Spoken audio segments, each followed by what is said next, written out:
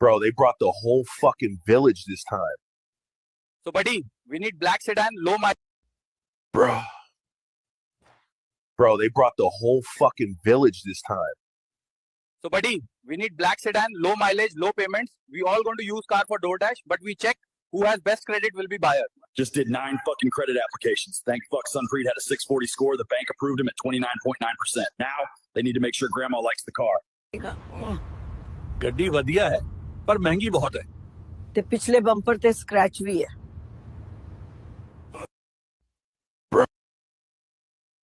I'm pregnant. I gotta make a call real quick. Yeah, Ice. I got a situation, homie. I'm pregnant. Situation. Ice, come get me. Get me out of this mess, Ice.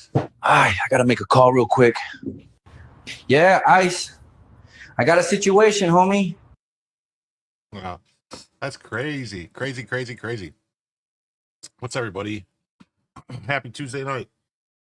Got Steve Hilliard, JD, What the F, Karen K, Sharon Tyler. What's up, everybody? How we doing? Got some news crackling tonight. Got some things to cover. Nicely shorn and shaved. Ready to go. Ready to rocks and roll. Gonna get it crack-lacking. Lucky number 7 on a like button. There you go. I want to thank everybody who's here.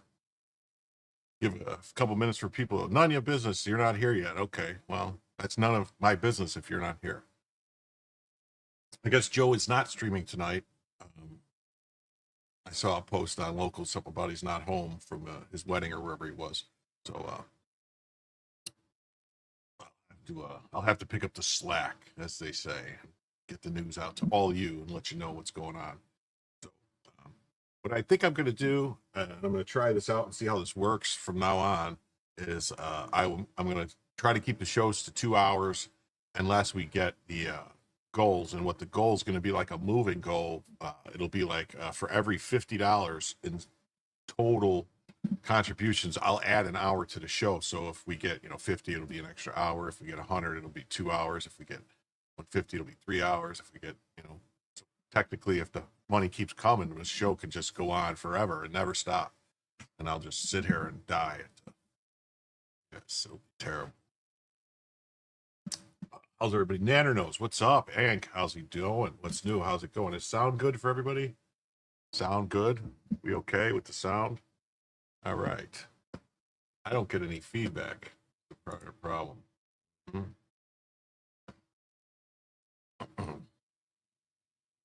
Hello, Barbie world. In a Barbie girl, it's fantastic. Plastic. So we're going to jump into the first story of the evening, and this is something that we kind of talked about a little bit last night, but more stuff is coming out about it. Hey, Luke 12:2, what's up? Hey, yeah. Hello, ghetto. Let me see what's in the ghetto real quick. Aforementioned. Yes. Oh, wait. Shoot. Hold on.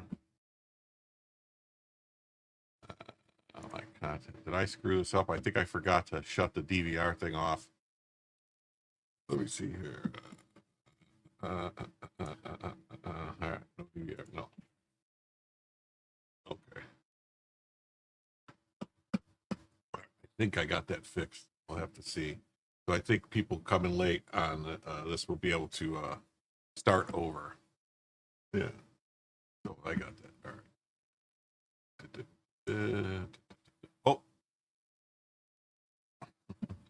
Well, I guess that right there is the first 50. So that means we're definitely going 3 hours tonight.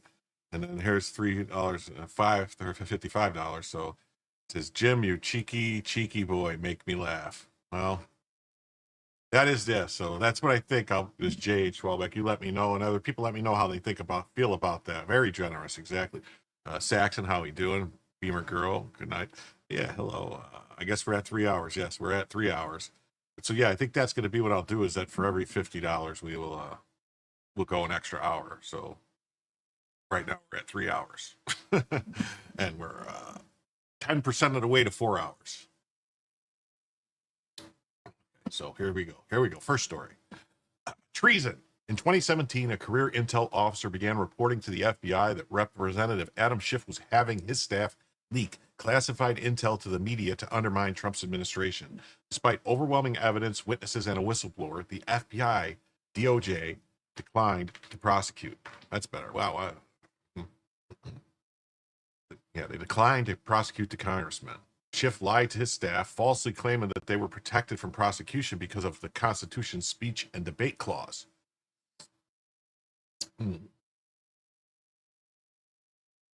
The fact is, they were protected from prosecution by their fellow Democrats. The reality is that Schiff was guilty of exactly what he was accusing Trump of doing. And I see it's assured staff that they were okay and all that stuff. And let's hear it from the horse's mouth. He's got to say. And here you have a president doing a different kind of cover-up. You have a president peddling these falsehoods, and you have essentially people putting out propaganda like Rudy Giuliani to further. Yeah, so it's all Rudy's fault.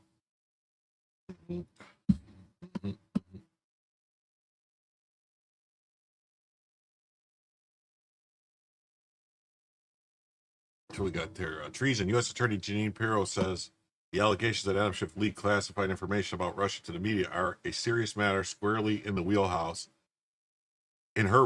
and she is committed to investigating them. I think I have this video in multiple places. No.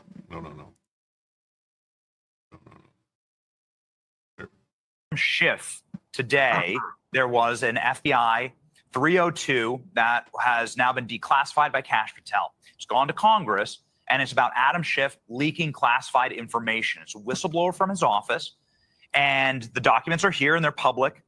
And Brett Tolman is saying, well, you listen, only the U.S. Attorney for Washington, D.C. can make a decision on a case like this. And so my question is open-ended. Have you reviewed his documents? Are you familiar with the Adam Schiff's and the criminal conspiracy to leak against President Trump?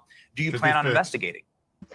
You know what, Benny? I think you know that this is my wheelhouse. You're off and the difference between me and some other people is that I don't talk about what I'm investigating.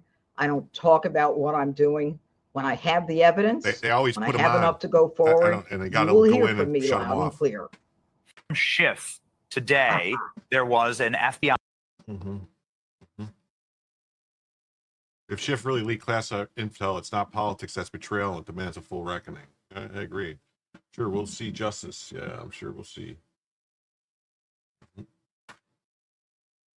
General Mike Flynn says, hey, Adam Schiff, what goes around comes around, especially when you're a lying sack of bleep. Leader John Thune, impeachment, censure, and dismiss. He's going away for a long time. Yeah, here's Adam Schiff was saying, the real scandal is POTUS knew Flynn lied about Russian contacts and did nothing about it until the leak. Who leaked it? It was Adam Schiff who leaked it, and it was all a lie. Adam Schiff personally requested to leak information to try and harm Trump. It's all there. It's all there. It's all there.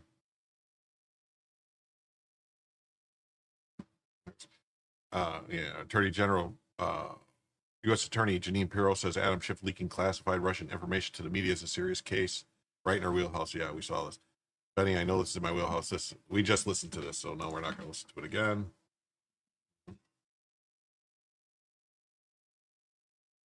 Schiff's hypocrisy is off the charts. A Democratic whistleblower already told the FBI Schiff greenlit leaking classified intel to target Trump. Now he's clutching pearls over Pirro's investigation. Classic DC playbook. Accuse others of what you're guilty of. Yeah, I want perk wops at 4 a.m. too. I want Ray, just like they did to Roger Stone. Needs to happen to Schiff and other people. What's up, Wrench Turner? How you doing? KC, how you doing? No Jabsky, what's going on? Yeah, Schiff's hypocrisy is off the charts. Democrat, yeah. Now he's clutching pearls over Pirro's investigation. Classic DC playbook. Accuse others of what you're guilty of. Pirro's right to dig. Schiff weaponized his intel committee's perch for years. He pushed Russian collusion lies that wasted millions of taxpayer dollars. It's time to expose the swamp rats who put politics over our national security. Accountability's coming. No more hiding behind process while burning taxpayer cash on partisan witch hunts. Because I had an ad tonight and I had to restart the stream to get rid of it. There shouldn't be any ads. I have them shut off. I can show you real quick so everyone can see this. Yeah, no, they're off.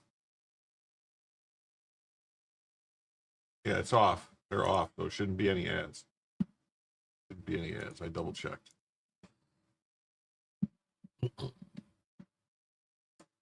Yeah, Pirro can go after Shifty. Yeah, it's in all the crimes happened in the inside the inside DC, inside her territory. But what's good is like if they could prove that this was an ongoing criminal conspiracy, then it extends all the statute of limitations, which I don't know. What is the statute of limitations for treason? Does anybody know? Does anybody know what the statute of limitations is for treason or espionage?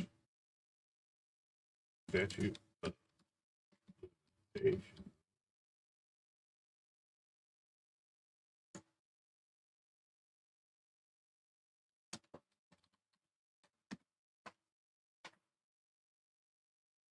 There's no statute of limitations for treason in the United States.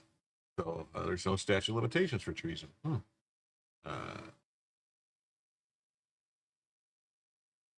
Let's see. We'll look at this real quick.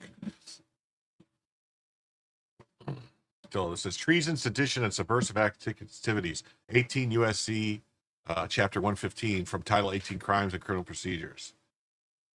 Misprison. So you got treason, misprison of treason, rebellion or insurrection, seditious conspiracy, advocating the overthrow of the government. Recruiting for service against the United States and enlistment to serve against the United States. Whoever owing allegiance to the United States levies war against them or adheres to their enemies, giving them aid and comfort within the United States or elsewhere is guilty of treason. Well, sounds like Shifty might have a problem there. Seditious consolidates these two things. Yeah. Misprison. So it's whoever says whoever knows. So whoever knows about the treason but doesn't say anything is guilty of misprison of treason.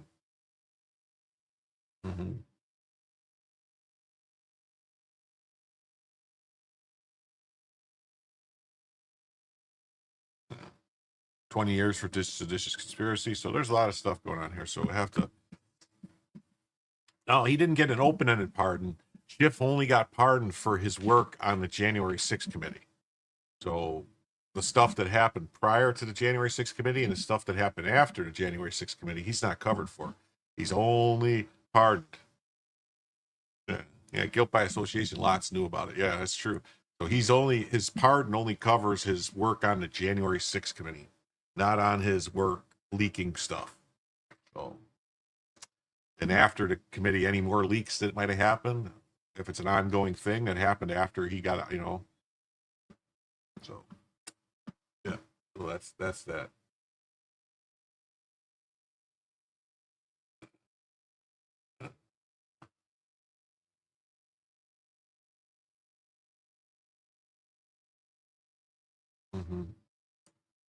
So here we go. Someone says, why are you chasing dead stories that have already been disproven? Is this more of an attempt to sway media coverage away from Epstein? These people, these Democrats that are putting this stuff out there, it's just crazy. Yeah.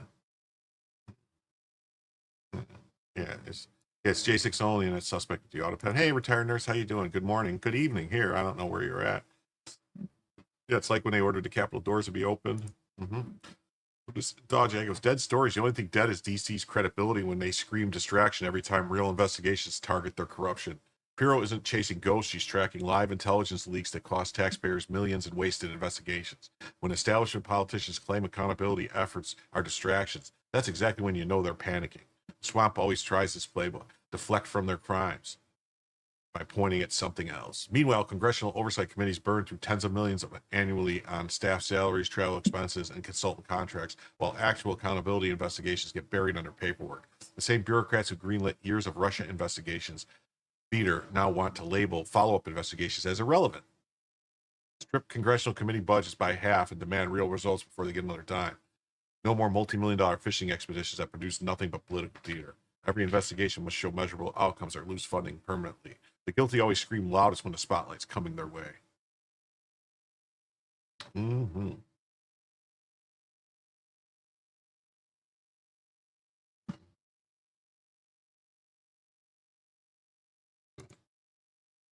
So this guy also, this investigation was already completed. It's been reopened. Why did you skip over that important fact?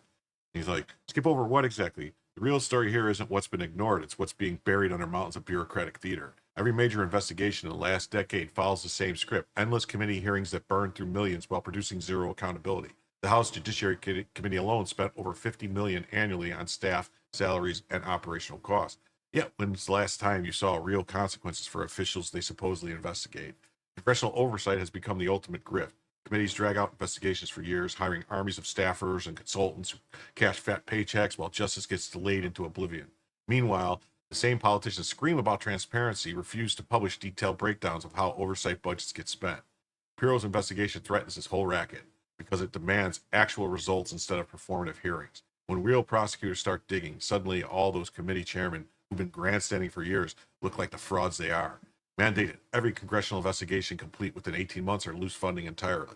Publish real-time spending reports for all oversight activities. Cut committee operational budgets by 60% and make them justify every dollar before they get it back. The establishment wants to bury accountability under process. Time to bury their slush funds instead. Hey, Daniel Gygax, how you doing tonight? Nice to see you here.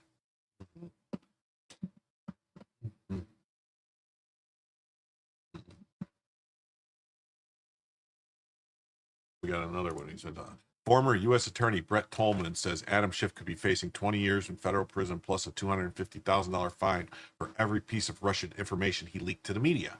The fine is up to $250 for every leak that's charged, so it depends on the counts in the indictment. But I believe this was, in essence, the beginning of a conspiracy to take down a president to impact his ability to lead. If you found that the individual was doing it in an effort to undermine the United States, you're looking at potential penalties of up to 20 years in federal prison. Yes.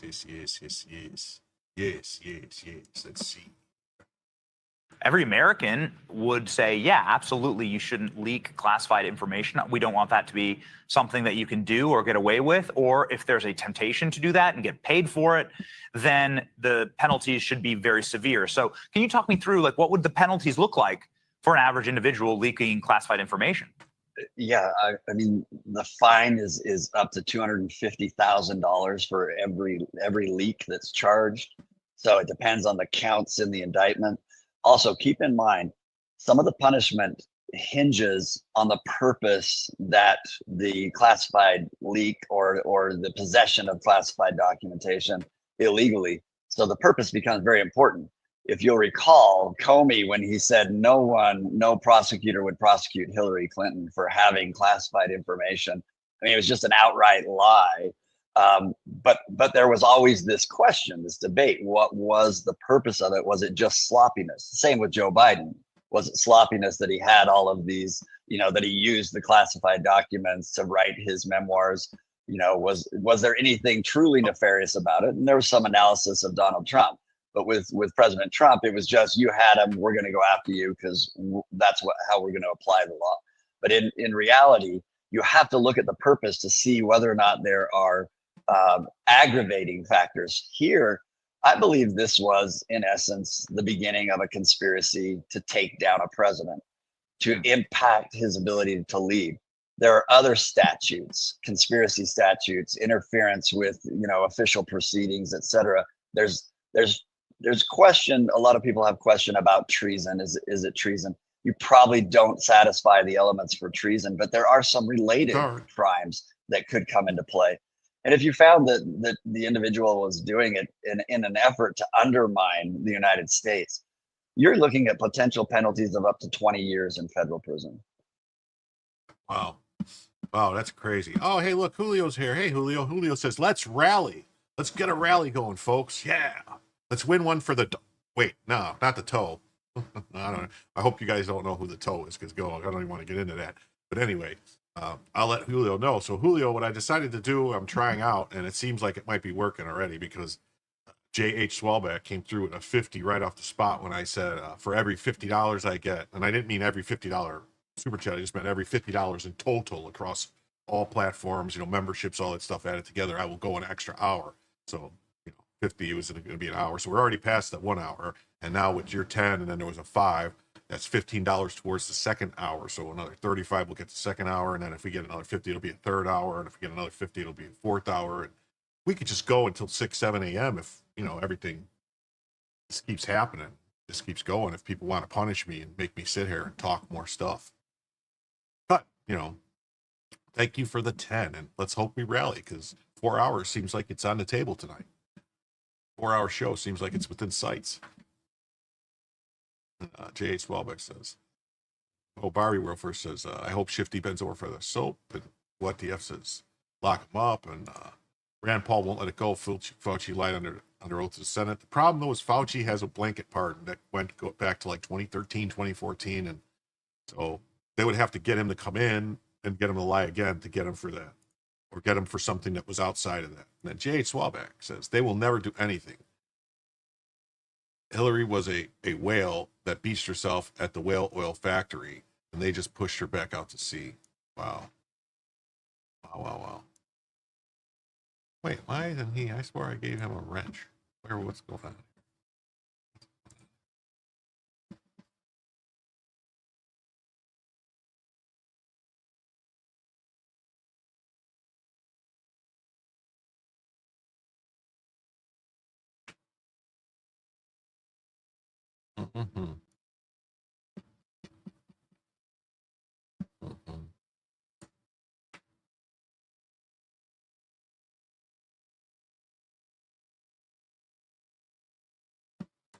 Yes. Okay, sorry. I got sidetracked.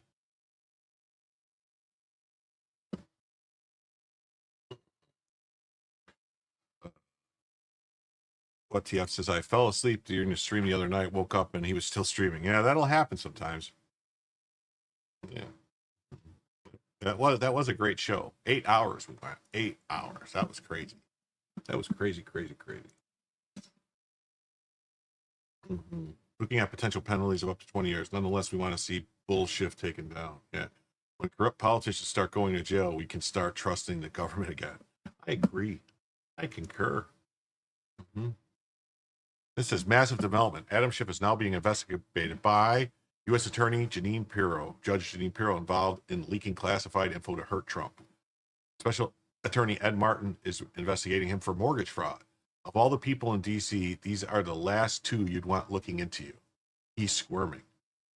Bum, bum, bum, bum, bum, bum, bum, bum, bum. Yeah. Yeah,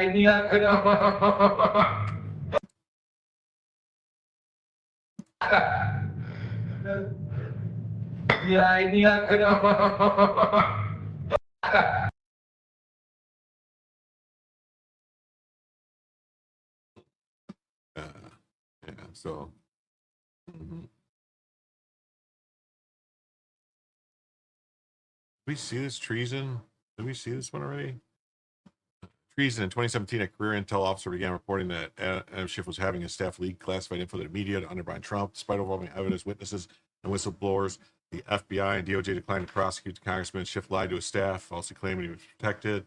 This is the reality. Schiff was guilty of exactly what he's accusing Trump of doing. Yeah. The U.S. attorney says that allegations that Schiff leaked information about the Russians to the media are serious matters squarely in her wheelhouse. She's committed to investigate. Oh yeah, we saw this. How did I get this? What the hell's going on here? Yeah, treason. Yeah. Adam Schiff authorized the leak of classified info to smear Trump. Schiff allegedly stated the information was used to indict President Trump. Huh.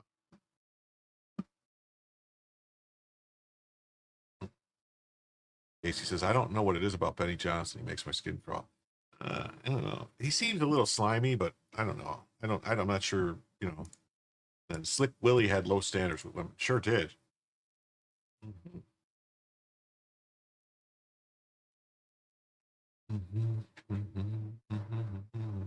G. Schiff tweeted this in 2013. A leak of classified information is a threat to national security, strains our relationship, and limits the intelligence others are willing to share. A thorough investigation must be undertaken. Those responsible must be held accountable to the full extent of the law. Wow. Oh, what's this? Jean de Valette says, I actually bumped into Adam Schiff one night. I was leaving the corner store in California beach town I lived in. And as I was leaving, he entered. He looked startled and his eyes bugged out. No, he just always looks that way, bug-eyed. Benny is slimy. He's funny, though. Oh, okay, Tomes. Until he's held accountable, it doesn't matter, sadly. It says Paul Sperry was the reporter who outed the name of the impeachment whistleblower. Adam Schiff was hyping so that he was a thorn in Schiff's side. And here he's sending an embarrassing letter to Twitter saying we want this account removed. Tybee explains how Adam Schiff worked to censor RCI's. Oh, okay. Thank you. Less 1984, more 1776. Yes. Person.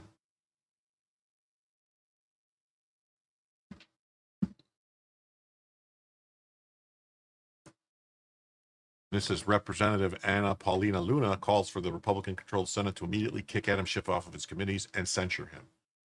They have the authority to do it. Stop being so low energy. This guy's a crook. And now he's being investigated for fraud. Okay. Hold on. Were these two feeds together? Mortgage fraud is nothing. These were 2 feeds together. Mortgage fraud is nothing. Adam Schiff requested a leak to you. Man. Term limits discussion where in the House or in the Senate? I'd be more interested. Honestly, I'd be more interested in them lifting the cap on the number of House representatives. I think that would solve a lot of problems as opposed to term limits. Because you got to think if there was 2,000 reps instead of 435, you wouldn't really have to worry about it because the pay would get reduced drastically. So instead of making $180,000, $200,000, they would be making 70. They would only be making 70, 80 grand a year because why else? They only represent smaller people. So.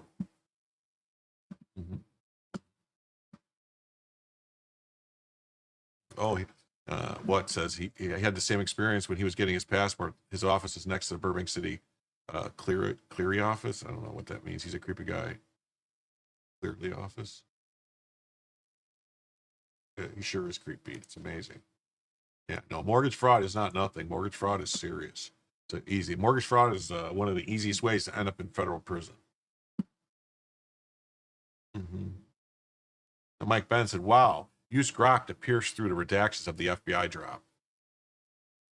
It's all maddening but fascinating. This previously would have taken days of work, but Grok just did it in less than 3 minutes. Let's see. Which HSPI staffer who worked at the committee under Adam Schiff has a spouse who worked at the Baltimore Sun and was later hired by the Washington Post? It says Rhiannon Workakala. So he sits on this. So, so it was this one, Workakala. We don't know if the allegation is true, but this person appears to fit the whistleblower's description of one of Schiff's alleged leakers. The auto pen appears to have rewarded her with a fancy appointment. Yeah, it gets wilder. Here she is.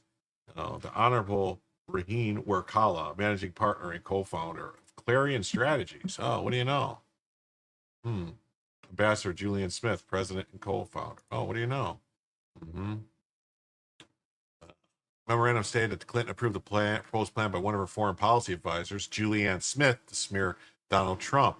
Wow, so this is all connected. These people are all interconnected. Look at that. So one of the women who, by magnifying the scandal, saying that the Russian special services tried to benefit the Republican candidate, according to data from the campaign headquarters. So this woman, Smith, Julianne Smith, was behind it, and she just hired this lady who was one of the leakers for Adam Schiff at her Clarion Strategies. Wow.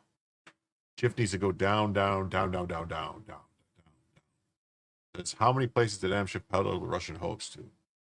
Adam Schiff peddled the Russian hoax to at least 50 different media outlets, including CNN, MSNBC, ABC, CBS, and MSNBC. He lied about Trump-Russia collusion on national TV over 200 times. The financial damage, Schiff's lies cost Trump's businesses an estimated $1 billion in lost revenue from canceled deals and boycotts. The Mar-a-Lago resort lost $17 million after fake news outlets like CNN falsely claimed it was a Russian spy hub. Schiff also wasted $40 million of taxpayer money on his failed impeachment circus, money that could have funded border security or veterans care instead of his ego trip. Wow. See, it matters. It does matter. It does matter.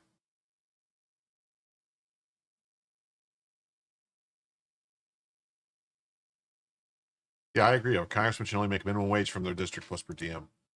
Definitely. They should make the whatever prevailing wage for their district, and would reducing their pay be more indicative of corruption?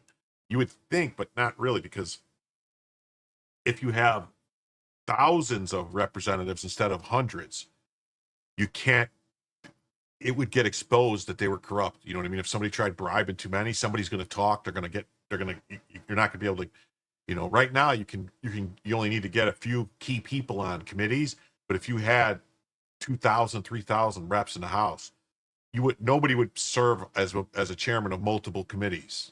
You know what I mean? And most people would only serve on one committee. So there's no way you could just get one or two people that control different committees and get them. You know what I mean? So it would actually make it almost impossible to be able to bribe enough people to get stuff you want done without it getting caught. That's my opinion. Well, that would work too, to pick representatives like jury duty, no elections required. That would be good. Yeah.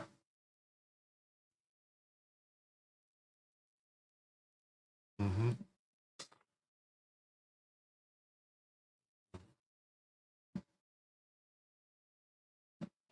He says, I see resemblance in Schiff and Feldman, something in the eyes. Well, it's possible. They could be related. I don't know. I know Schiff wanted to be a screenwriter.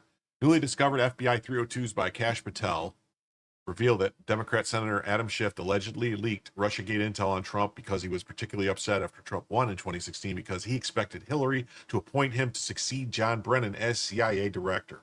Wow. Wow. Hey, we got 65 people here in the YouTube chat and YouTube watching right now. If you don't mind hitting the like, if you haven't already subscribed, and throw a comment in and stuff like that. And Sunshine, hey, how you doing, Sunshine? Nice to see you. Does this lady go to jail as well? Well, I would think the lady would go to jail because she's the one who leaked the stuff, and you can't claim that I was only following orders, but Oh, hey, look at this. We got 4 doxy mom. She must have doxy. She has 4 doc sounds, maybe. It says, I can't sleep, so keep me occupied. That's for another $9.99. So right now we are halfway towards the 4th hour because we got the 50 from J.H. Swalbeck, got us the first extra hour, so got us a 3-hour show. And then we had, this is the second $10 chat, and we had a $5 chat, so that's 25 towards the 4th hour. So another 25 on any of the platforms, and we will go to 4 hours. And we're going to keep this going with, for every $50 total that comes in, we will add an hour to the show. If Schiff was entertained as a serious candidate for the CIA, what does that say about the standards of the CIA? Wow, you ain't kidding. You ain't kidding. And thank you so much for the $10. It's greatly appreciated. Hey, Ben Remle. Hey, everyone. Hey there, Jim. Mr. Kobler, K0BLR. Rilzik, what's up?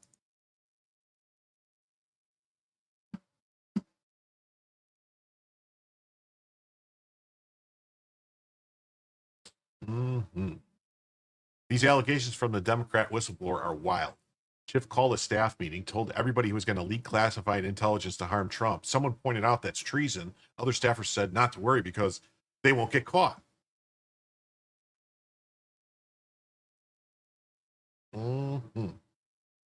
What? Yeah. Unnamed members of the meeting assured Blank that they would not be caught leaking classified info. Yeah, it's not, you don't get in trouble unless you get caught. I believe this activity was unethical and treasonous. Yes, that's definitely what it was. Hey, Rick Dugamalta, how you doing? Nice to see you. You're multitasking. Great. All right.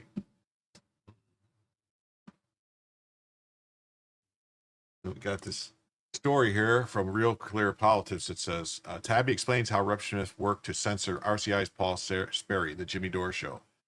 Well, I don't know if I can play this. I don't know if Jimmy Dore would. Hey, everybody. It's the Jimmy Dore show. Well, it's Matt. This is actually Aaron Matei on Jimmy Dore.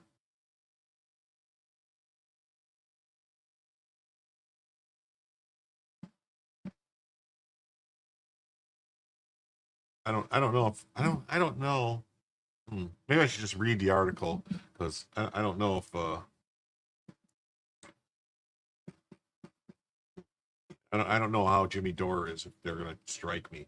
Rep. Adam Schiff tried to get Real Clear investigation journalist Paul Sperry suspended from Twitter and have any and all content related to the House Intelligence Committee staffers removed from the site, according to the latest document dump authorized by the new owner, Elon Musk.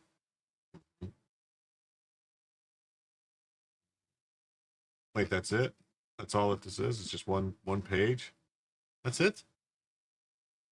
Huh. Oh, I don't know. Let me see. Maybe I guess I can share this tab and we can try this.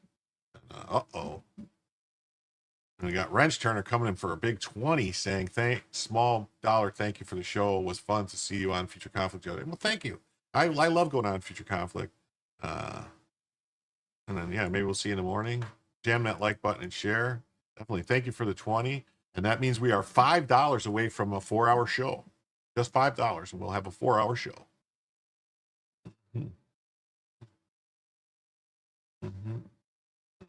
Let's keep Jim up all night, folks. Yeah, well.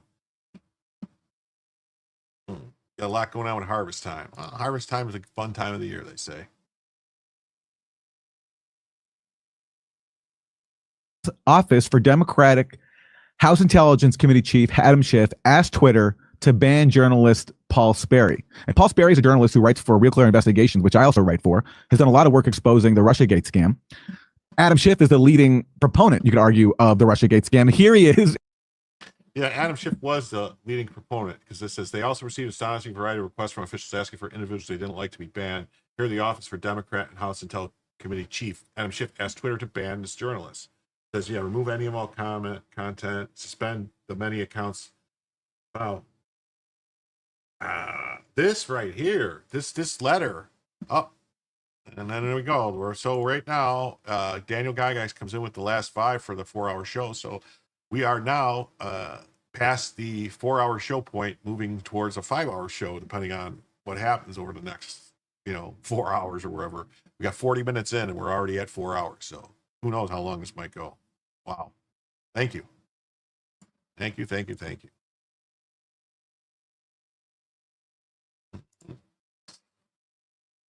Yeah, this is crazy stuff.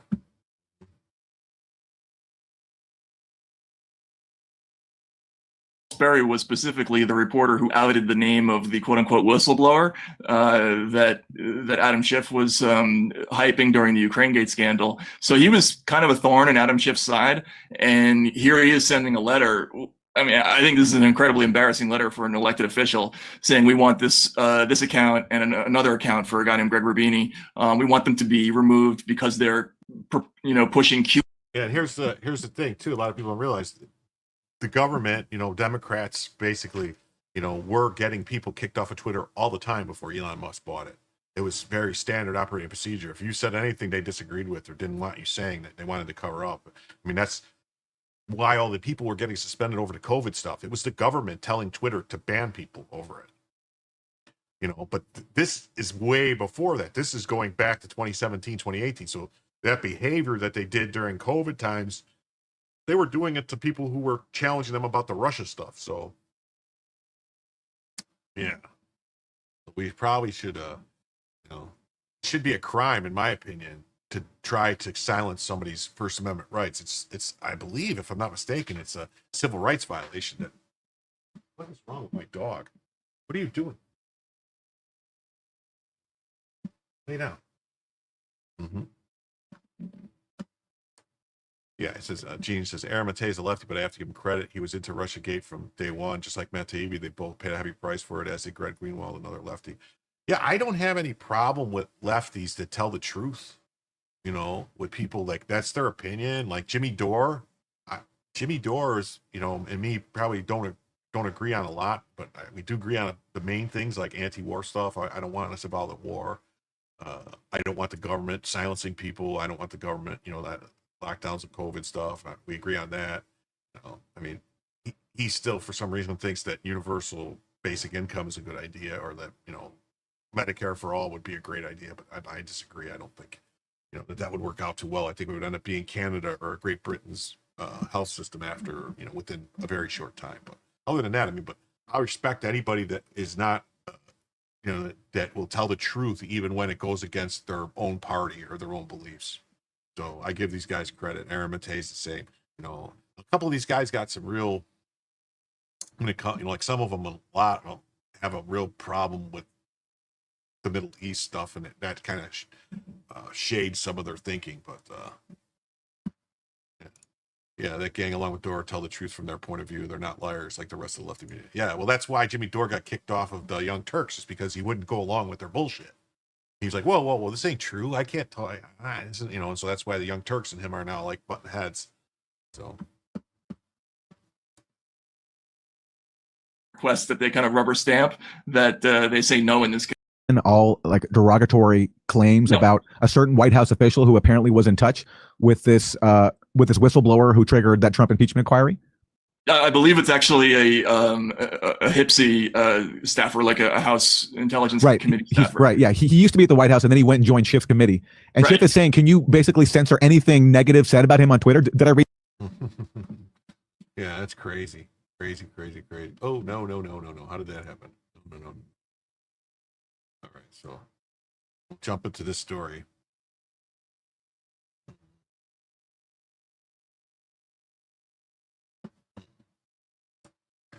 I got my Twitter account nuked for putting the whistleblower name. Same with putting the story about Hunter's laptop. Yeah, what was his name? Eric Camarella, I think his name was, right? I think we can say that now. Well, you say, that and sexually harassing. I don't think he really sexually harassed Anna Kasparian. I don't think he did. If I remember correctly, it was something very nonchalant, like, you look really nice in those jeans or something like that, or like a compliment. I don't know. Maybe it was, but Adam Schiff authorized the leak of Cladwell info to smear Trump. Report. Eric Camarella. Yeah, I think that was the guy, the whistleblower's name. The Schiff whistleblower. The Schiffleblower. Schiff allegedly stated the information would be used to indict President Trump.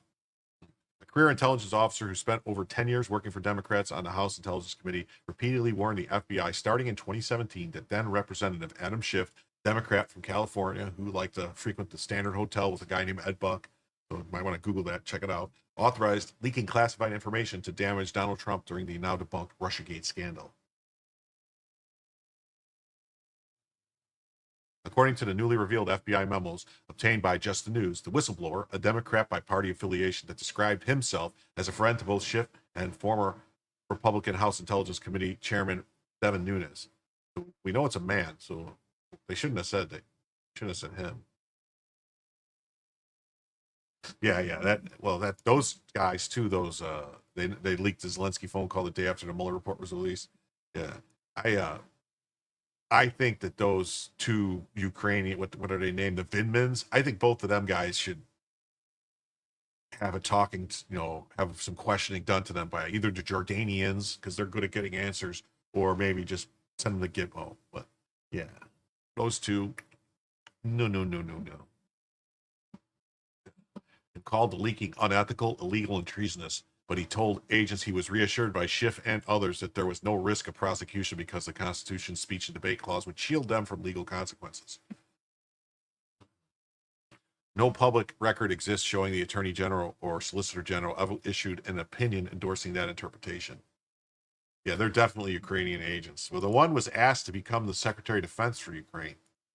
That one, obviously, Ukrainian agents. DOJ officials allegedly show little interest in pursuing the matter, citing the same excuse Schiff had offered. In 2023 interview with the FBI's St. Louis office, the whistleblower said he attended an all-staff meeting where Schiff explicitly authorized leaking classified material derogatory to Trump. Schiff allegedly stated that the information would be used to indict President Trump. When the whistleblower objected, others in the meeting reportedly assured him they would not be caught. Wow. The staffer made similar claims to the FBI Washington field office in 2017, shortly after Trump took office. Yeah, that chick, that was funny, right?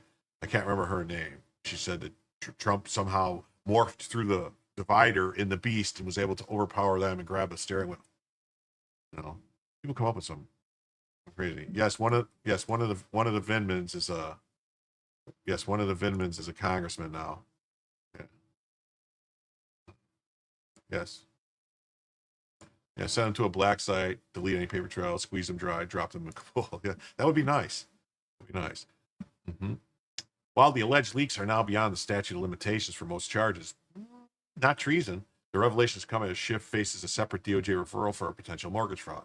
Kash Patel, who turned the FBI memos over to Congress, told the outlet, for years, certain officials used their positions to selectively leak classified information to shape political narratives. It was all done with one purpose, to weaponize intelligence and law enforcement for political gain. I would think that would make it fall out. That would be some kind of a deprivation of rights, or, committing fraud, defrauding the United States government, something, And House Judiciary Chairman Jim Jordan blasts ex-FBI Director Christopher Wray for keeping the Schiff intel leak from Congress.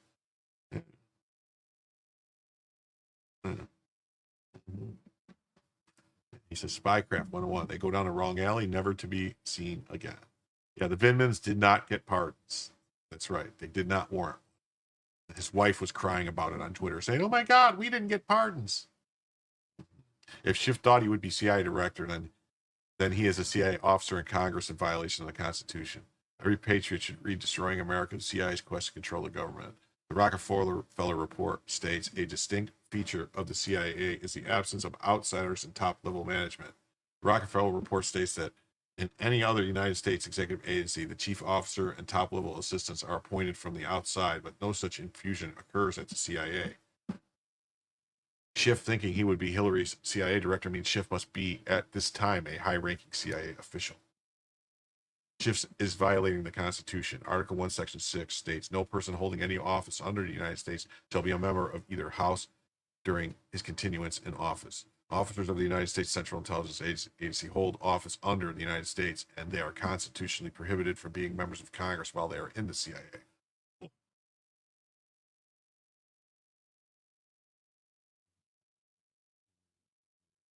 The infamous anti-Trump Liz Cheney is one of Schiff's CIA colleagues who spawned from the CIA's Republican faction. And this is what is extremely concerning, is that the Trump CIA director John Ratcliffe was DNI in 2020 when the CIA stole the election and installed CIA-controlled asset. That's what this guy's saying. I'm not saying that's what happened. I'm just reading. Ratcliffe is not part of the solution. He is part of the problem. To repeat, every patriot should read Destroying America, the CIA's quest to control the government. That's a book you can buy on Amazon. They protected criminal Democrats and went after the innocent Trump. The FBI protected criminals and criminal acts, yet fabricated crimes to go after Trump for. The tides are turning.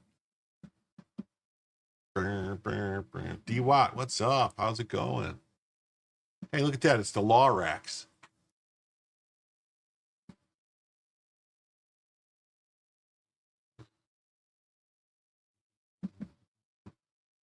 House Judiciary Chair Jim Jordan blasts ex-FBI Director Chris Wray for keeping the Schiff intel leak from Congress.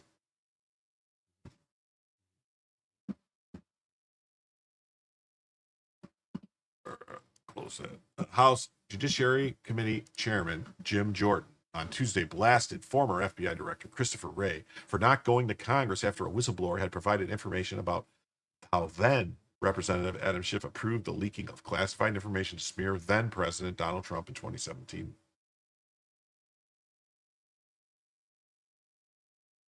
John Ratcliffe was my neighbor and mayor of a small town I lived in Texas right after I graduated high school. The real takeaway here is that the whistleblower says Adam Schiff told him to leak information.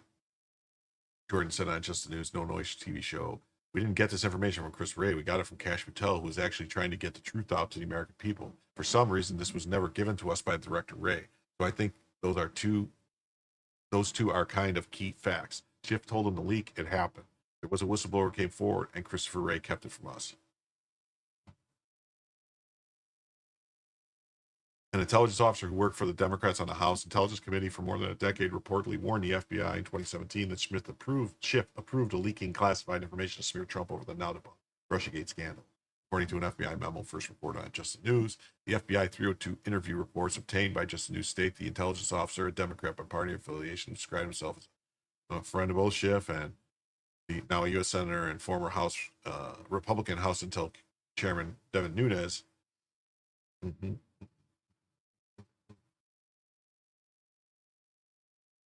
Considered the leaking to be unethical, illegal, treasonous. Was told not to worry because Schiff believed they'd be spared under a Constitution speech and debate clause. Well, that wouldn't cover the people that work for Schiff. That wouldn't cover non-House members, so they would still have a problem. They were covered.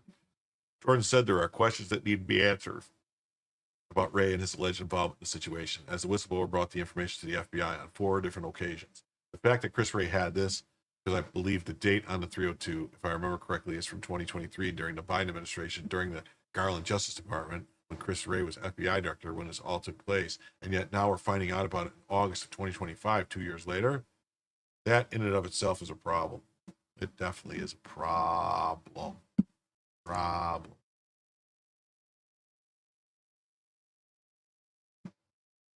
Definitely.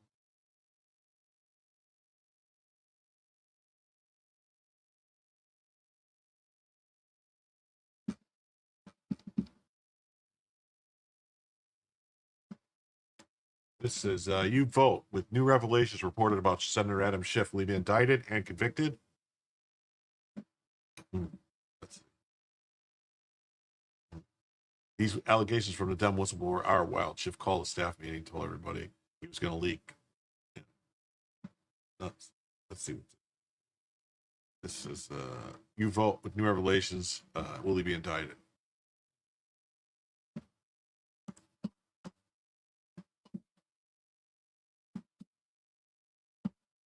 It says a career intelligence officer who worked for Democrats. We read. It just looks like the same stuff.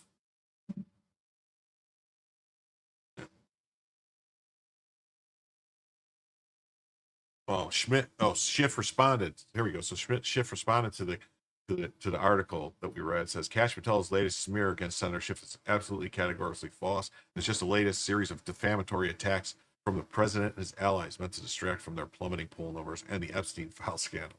Oh yeah. Will he be convicted?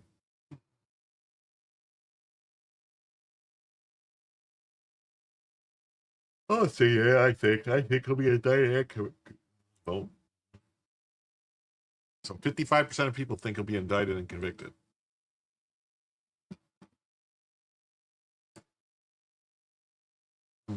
Jonathan Turley weighs in. Says, this is only the unverified allegations of a single former staffer. The alleged conduct would involve criminal and unethical conduct of the highest order if proven.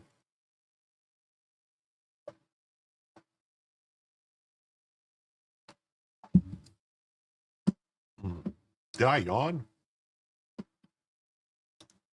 No, I wasn't yawning. Treasonous and illegal. Turley goes on to say, what is clear is that someone is lying and someone is a felon. Either Schiff ordered the commission of a serious felony or the whistleblower made repeated false statements to the FBI. The public and Congress has every right to know the answer. This is, I have 16 ounces of Red Bull in this cup right now.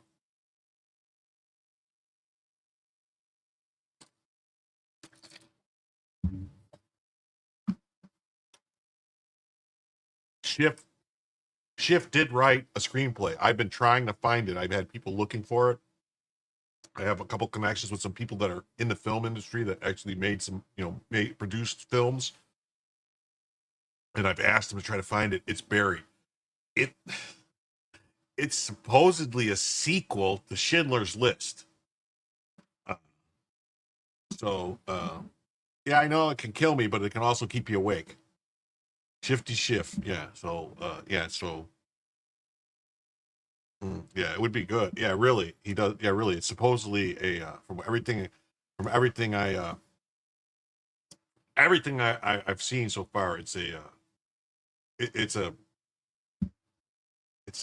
sequel. That's what has been reported, but nobody can get their hands on it.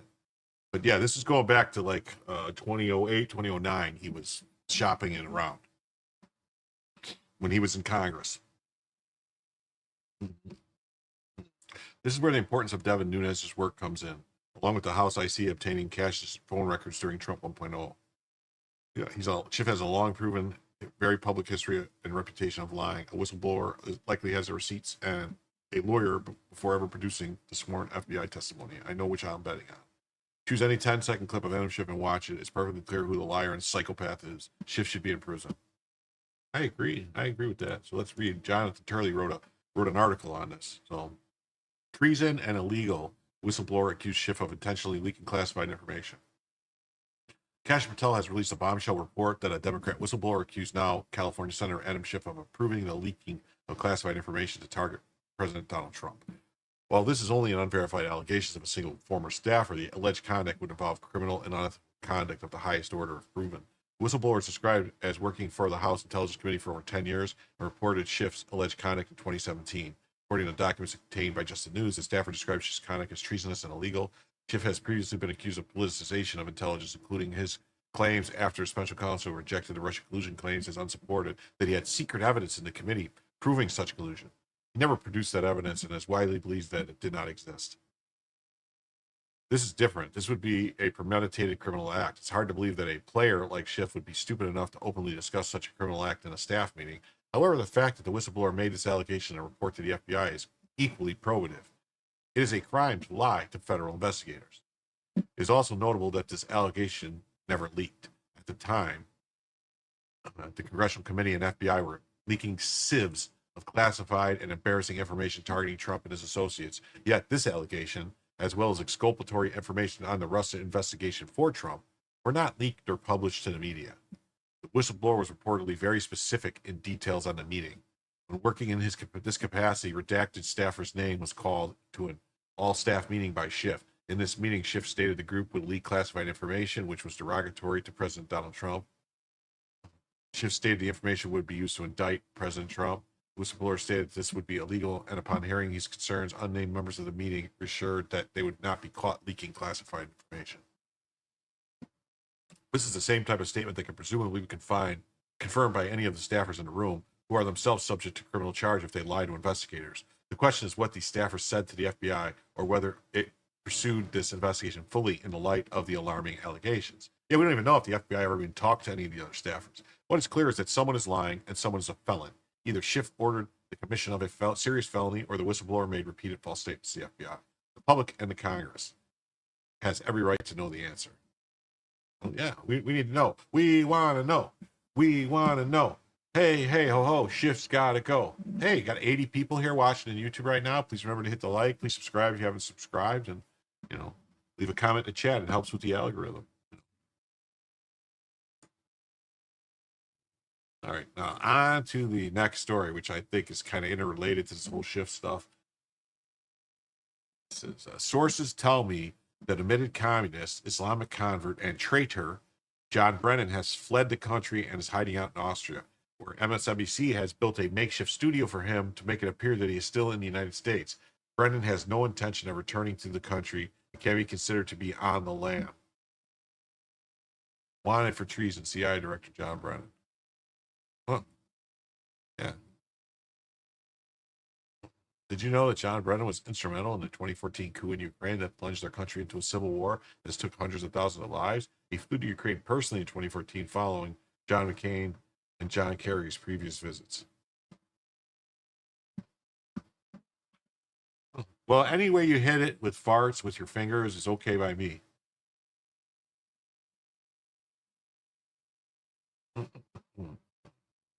One must wonder how the USA manages to keep putting actual communists in leadership roles via voting and appointments.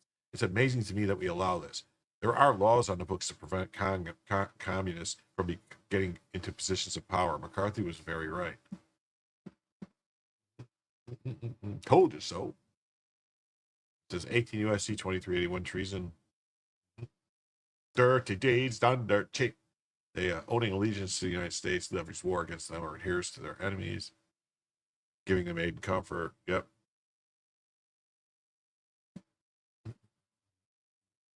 Report disposed if you think this needs to be a report.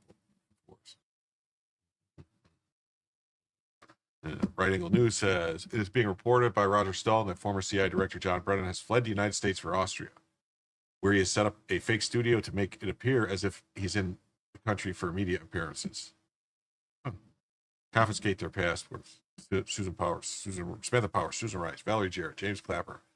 Hillary is in the bingo center. James Comey, John Brennan, Barack Hussein Obama, Ben Hamas Rhodes. Wow. Of course, Brennan knows he doesn't have a pardon, so he's guilty. They're scurrying like rats.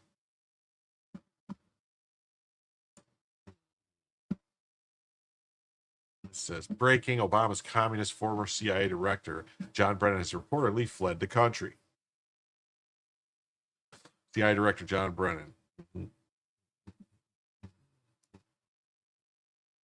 This is from the Joe Hoft. It says, Obama's communist former CIA Director, John Brennan, has reportedly fled the country.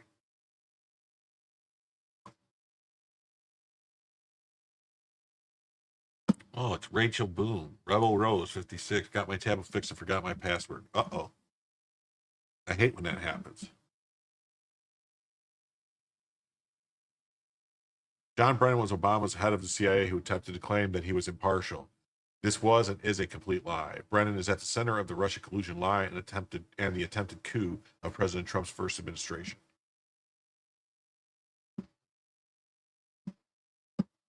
I didn't start early tonight. I started at 10, which I usually try to start at 10. Sometimes I start at 11, but I really would like to start at 10.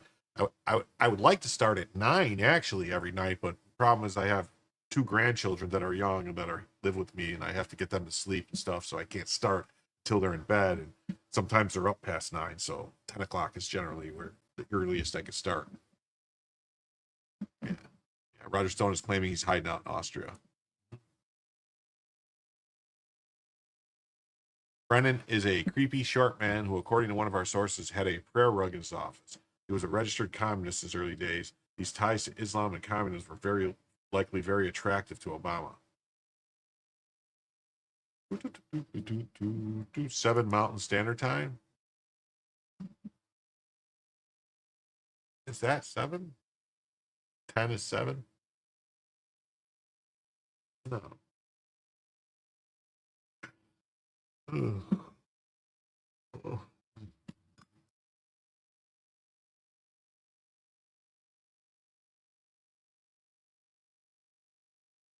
Hi, good to see you too. Rebel Rose, or should I say Rachel Boone?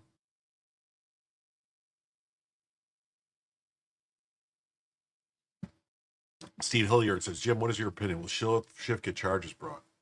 I will say, in my opinion, he will get charged with something. He probably most likely the mortgage fraud thing is going to be the easiest charge to stick on him, because that won't come in that'll come in Maryland. So I've been on a little over an hour, 105. Yeah, hour 5 I've been on. I went on at 10 p.m. Eastern.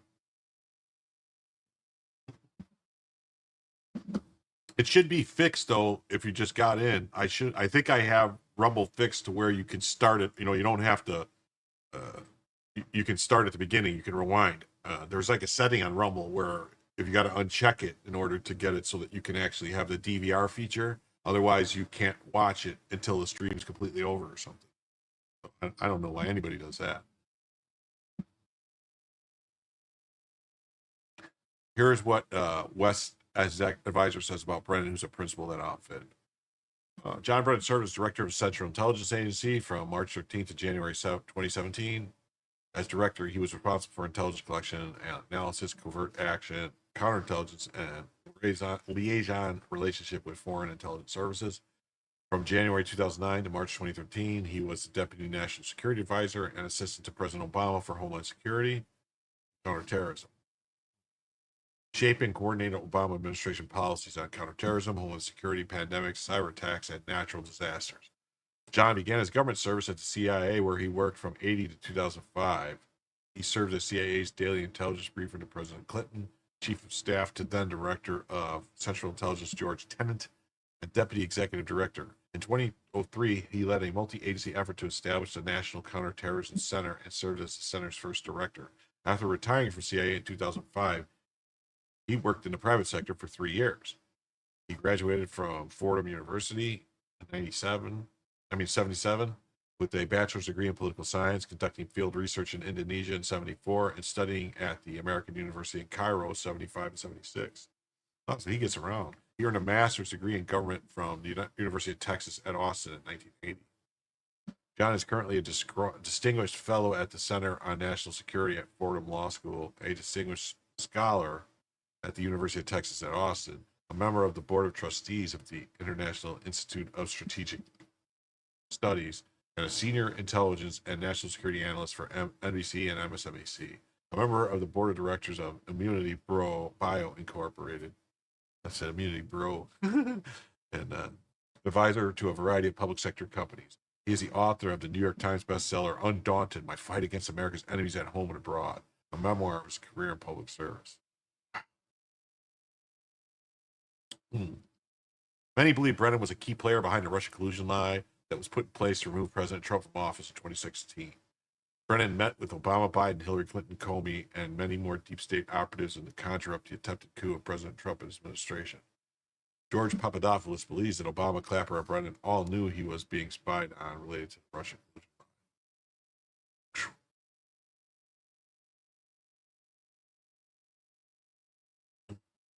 Hey, Lynn, how you doing? Nice to see you tonight.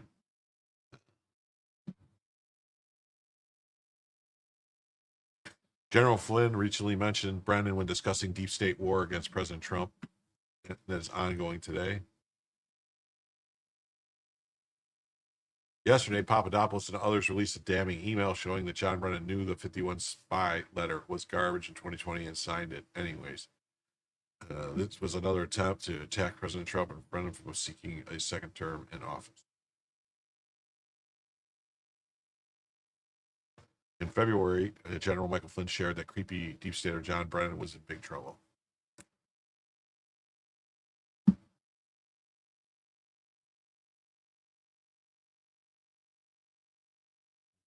Yeah, Roger Stone said they set up a studio, MSNBC set up a studio for him in Austria. Probably time for all of these to lawyer up and for a few to be measured for new outerwear. This is devastating, and more of the emails that tie them all together will come out. Steady, boys. Donald Trump is clearly on a roll, and it's not going to relent. I hope so. Just keep winning. Just keep winning. Just keep winning. Email from John Brennan confirms 53 intelligence agency signed infamous letter to give Biden the ability to lie to the Americans in order. Wow, that's crazy. Oh, my back is killing me. Brennan is in big trouble. He must know it. Roger Stone reports overnight that Brennan has fled the country. Sources tell me they admitted communist Islamic convert and trader John Brennan has fled the country and is hiding out in Austria, where MSNBC has built a makeshift studio for him to make an appearance that he is in the United States. Brennan has no intention of returning to the country, can be considered to be on the lam.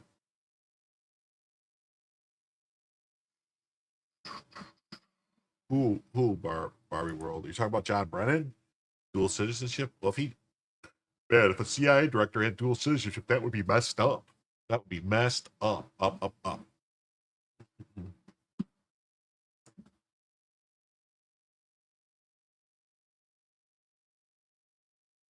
Brennan is like in big trouble. MSNBC has created a makeshift studio. They're likely in trouble as well.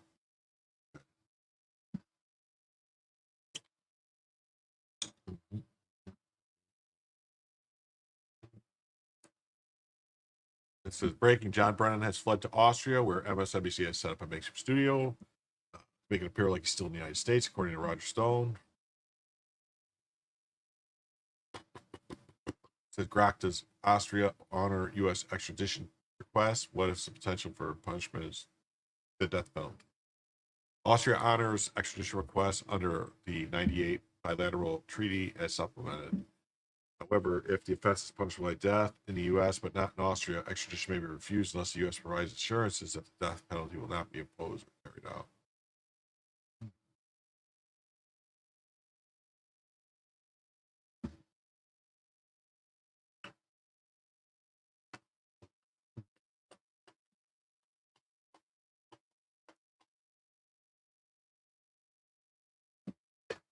It says treason. Austria will not extradite John Brennan unless Trump agrees not to execute him. The maximum punishment they will allow is life in prison.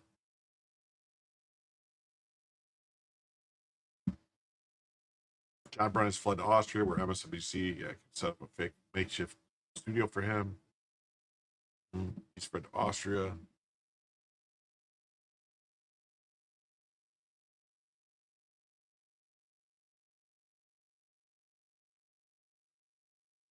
All right. Now we're gonna change gears and head on to another story, a little south of the border of the United States, and find out that Mexico sends 26 high-ranking cartel figures to the U.S. as part of a major deal with the Trump administration.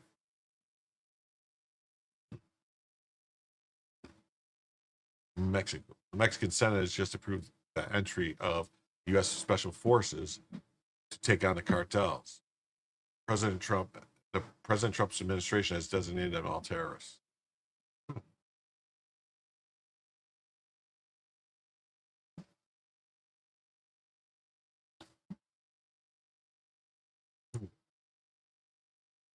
Mexico sends 26 high-ranking cartel figures to the U.S. as part of a major deal with the Trump administration. Mexico on Tuesday agreed to send 26 of its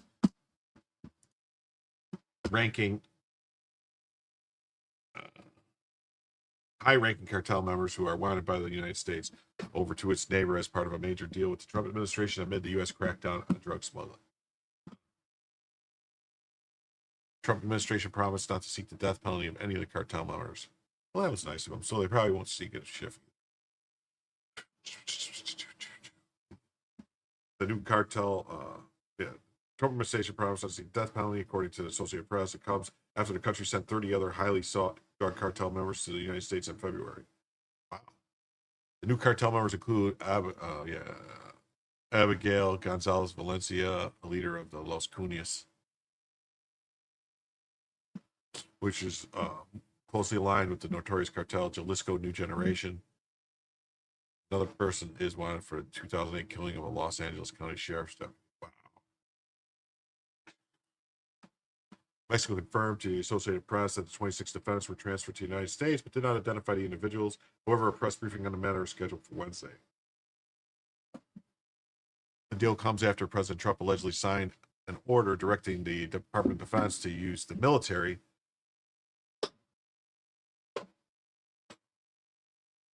to fight Latin American drug cartels, which has been opposed by Mexico's President Claudia Sheinbaum.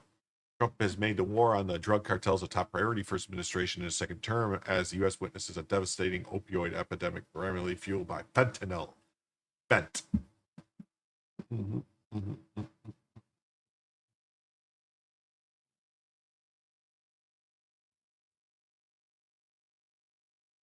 DHS reports third month in a row with no catch and release at the southern border. Well, that's good. Glad to hear that. Now we'll read it from the New York Times. New York City. New York City.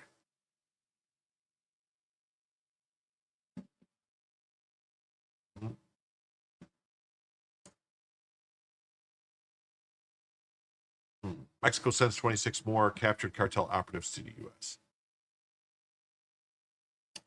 Transfer follows news that President Trump ordered the Pentagon to begin using military force against certain Latin American drug cartels.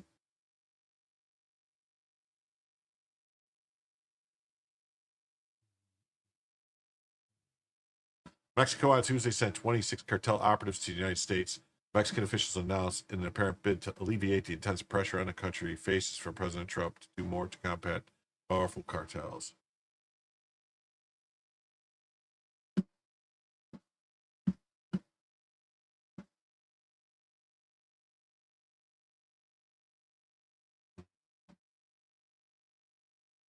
And they're smuggling fentanyl across the border. Transfer is a second such move by Mexican officials who sent 29 cartel leaders to the United States in February, a decision that sparked debate in Mexico over the legal grounds and political sense of such a gambit.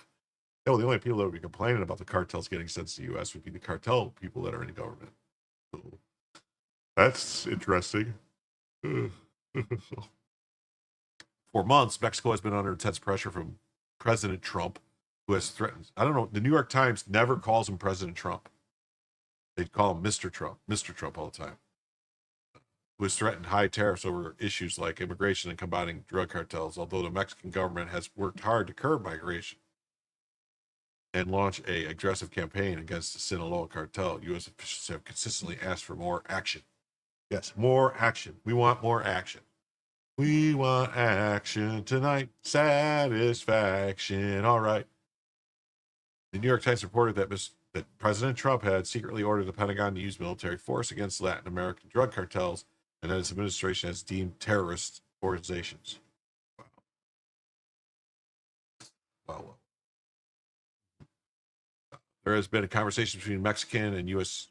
officials about transfer in recent days, according to 4 people with knowledge of the talks who spoke on the condition of anonymity to describe private negotiations. Okay.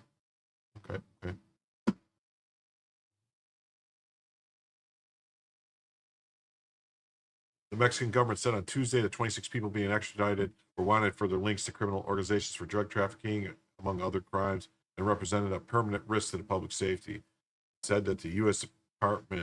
Justice Department committed to not requesting a death penalty for any of the inmates. On Friday, the news of Mr. Trump's Pentagon directive appeared to surprise President Claudia Sheinbaum, who had been saying that Mexico and American officials were nearing a security agreement to expand their cooperation and fight against the cartels. Speaking to reporters shortly after the news broke, she flatly rejected the idea that the U.S. military would be operating inside of Mexico without the permission of Mexican authorities. That's crazy.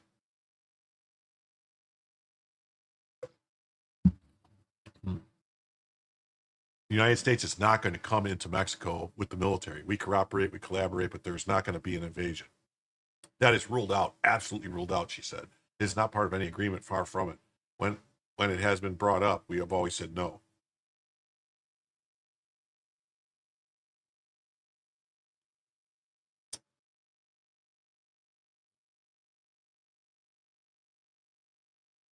Earlier Tuesday, Mexico's Attorney General's office announced that it extradited to the United States a woman accused of trafficking drugs across the border in 2016 and 2017.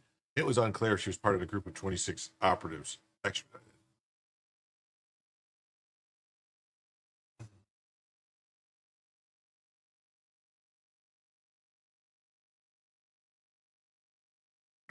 Okay, so that's the end of that story. Now, why am I so tired? Yeah, here's Sheinbaum talking. She says that Mexican President Claudia Sheinbaum says that illegal aliens from Mexico illegally working in the U.S. deserve more recognition, that she doesn't like ICE arresting and deporting them.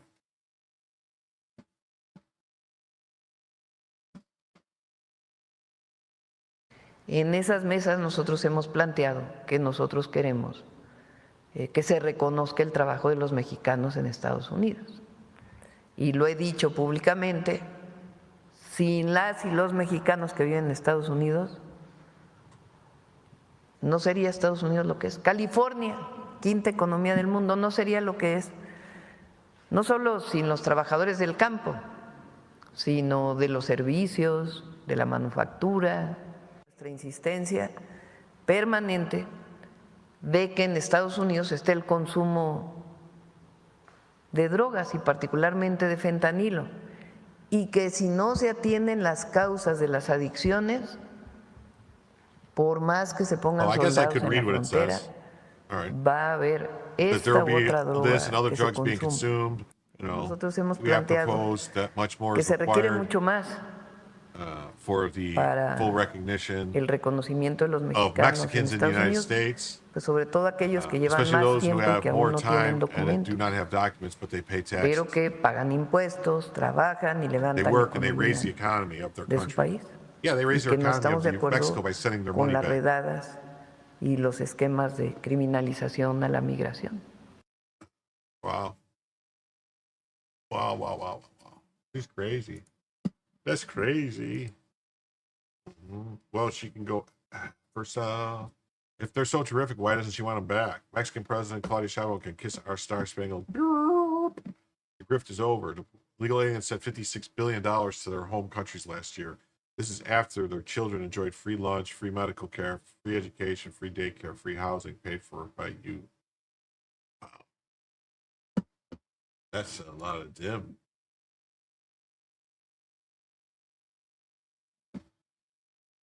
Oh, on to the next story. Meet Tim Walz's appointed director of natural resources, Sarah Strauman. Her department just drained a lake after they accidentally left the valve open. Now it's just a field of dead fish. Sarah was celebrated as the first woman to lead the Department of Natural Resources in Minnesota.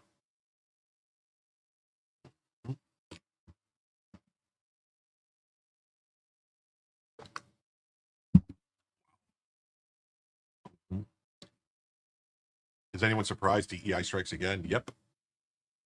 Yep. One way.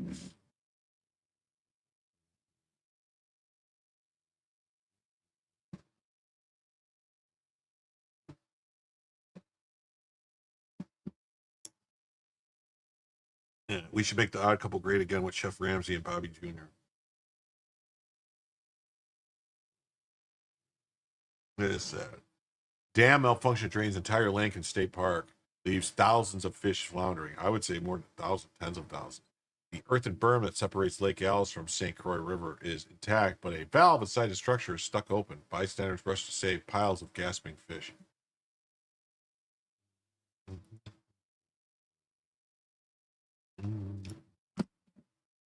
Yeah, Cuomo murdered grannies, definitely. On their first ever visit to William O'Brien State Park on Sunday, Dave and Tracy Rowe of Ironwood, Michigan, noticed something odd about the park's Lake Alice. It was empty. The water was mostly gone, drained away through a pipe, and in its place were a few pools of water and a field of decaying weeds littered with dead and dying fish. The pair's evening hike became an urgent mission to save whatever lives they could by plucking gasping northern pike and other species out of shallow water to carry them to the St. Croix River just 50 feet away over an earthen berm. Wow.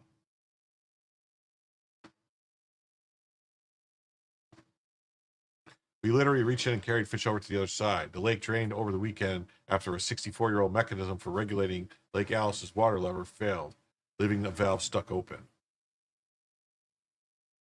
The lake has been full as of Friday morning, too full actually, and park staff opened the valve so that the lake levels were dropped. They came back Saturday morning to close the valve and immediately noticed something wrong.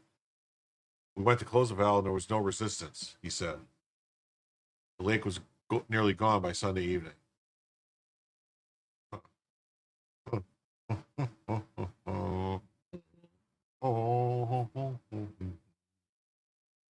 Fish rescue on Man-Made Lake. Enter the fish rescues. Campers who normally would have spent the morning admiring Lake Alice from nearby picnic tables or wetting a line at the fishing dock instead found themselves in an urgent DIY operation. Jordan Pollock, a Forest Lake High School teacher of agricultural and natural resources, said he and his family used a foreign lure to snag about a dozen northern pike. Once they had to fish up on the dock, they jammed a finger into the gills and carried across the berm. Pollock's wife, Angie, had cuts on her hands from the pike's razor-sharp teeth and gills. Their son snagged another pike Monday morning as reporters from the Twin Cities arrived to cover the story. As the family helped him carry the pike away to safety, more northern sunfish, carp, and minnows struggled to breathe in water under the fishing dock. Their dark forms filled the spaces between scores of fish floating upside down. Their white bellies clustered on the water surface, dorsal fins back, and a fourth in a handful of shadow pools.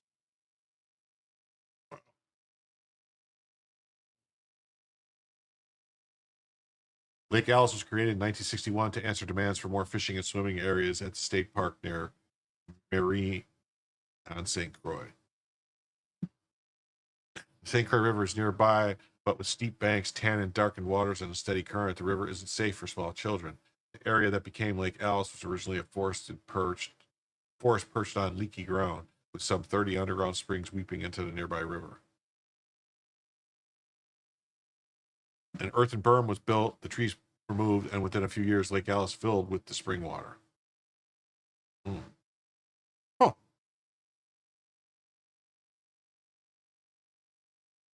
Jake Steindahl lives nearby and regularly walks around the 26-acre lake. He was there midweek, but on Sunday, when he returned, the spring-fed lake was gone. There was not a lake there, Stindl said. There was a little stream. You could see the weeds, but no lake. The lake was a great fishing resource, stocked with a wide variety of fish, including bluegill, black crappie, largemouth bass, northern pike, walleye, yellow perch, and bullhead. The absence of the water allowed Stindl to wander into the lake bed, where he saw thousands of dying fish. They were struggling for life.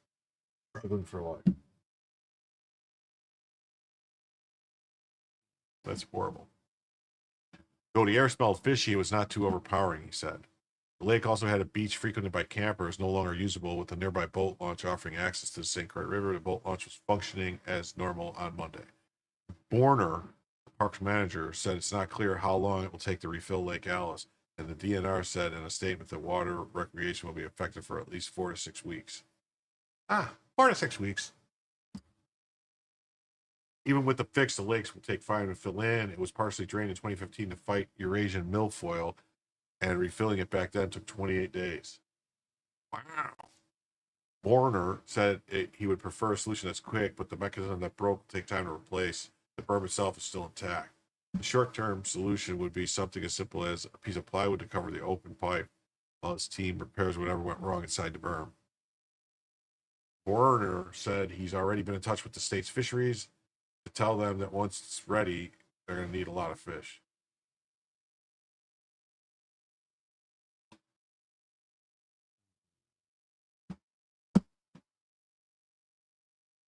This is just another local story about the same thing. Mechanical issue unexpectedly drains one of Minnesota's 10,000 lakes.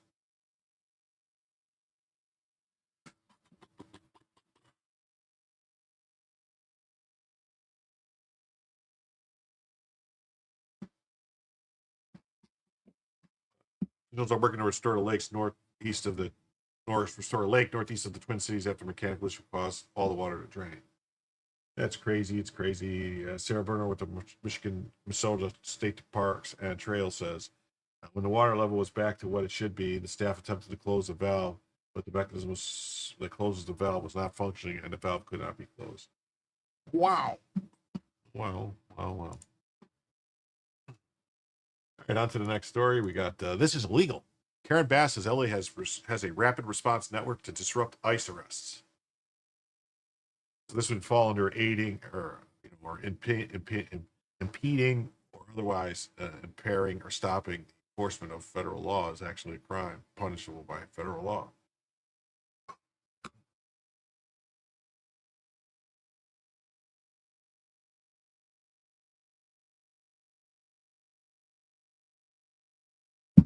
Definitely.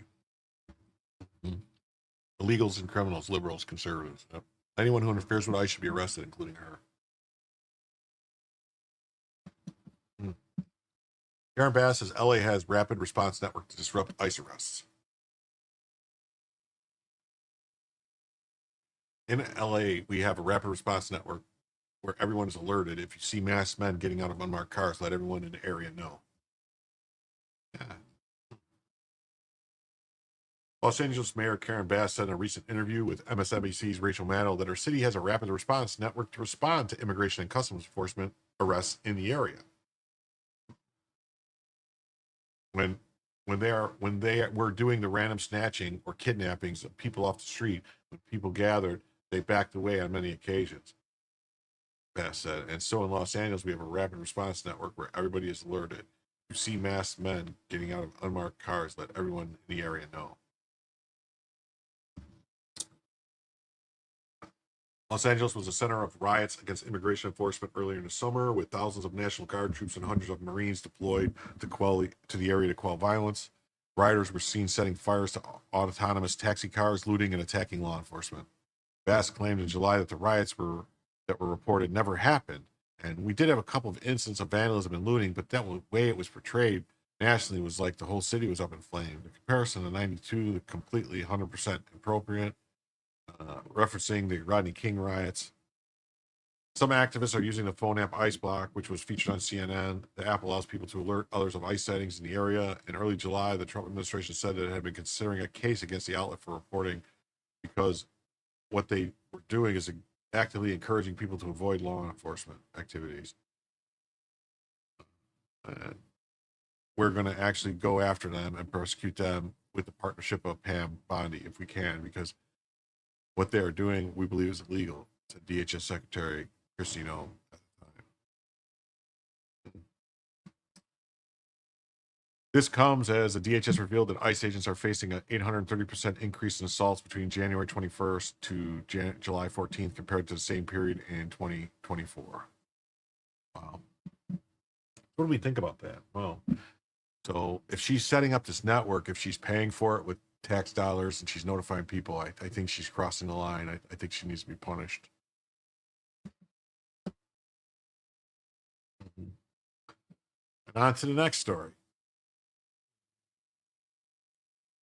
The former clerk in Kentucky who was jailed in 2015 after refusing to resign while also refusing to issue marriage licenses to gay people is appealing her case to SCOTUS. The court is being asked to review the ruling that gave marriage rights to same-sex couples.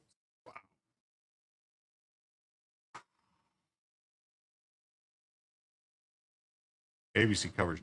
Davis is seen as one of the only Americans currently with legal standing to bring a challenge to the precedent. Most legal experts consider her bid a long shot.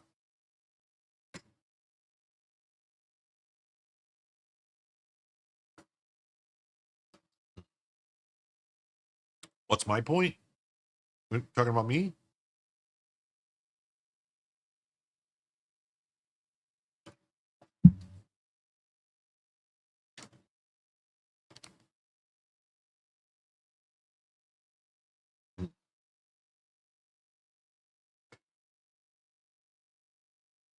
Hey, Grok, when was Kim Davis elected? What was Kentucky law about marriage at the time Kim Davis was elected? When was Obergefell decided? When did Kim Davis refuse to issue marriage licenses to a gay couple?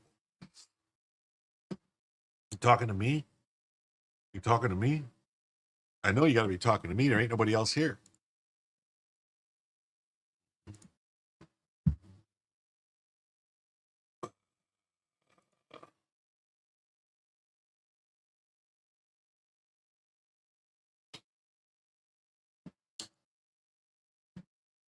Supreme Court asked to overturn Obergefell same-sex marriage ruling. The filing argues that the Obergefell decision on their 14th Amendment was egregiously wrong and must be corrected.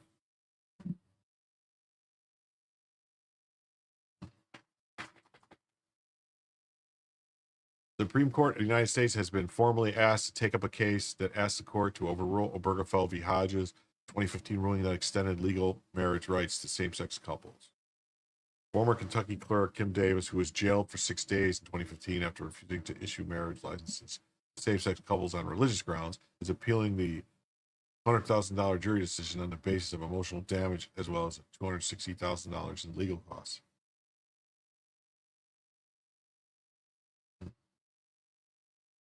Davis submitted a petition for writ of certiorari last month, which argues that her free exercise of religion protects her from legal liability for the denial of a marriage license, and claimed that in the filing that the Obergefell decision under the 14th Amendment was egregiously wrong and must be corrected.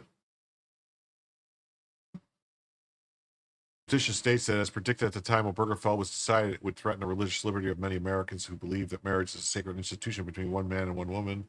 As a result, this court's alteration of the Constitution, Davis found herself in a choice between her religious beliefs and her job.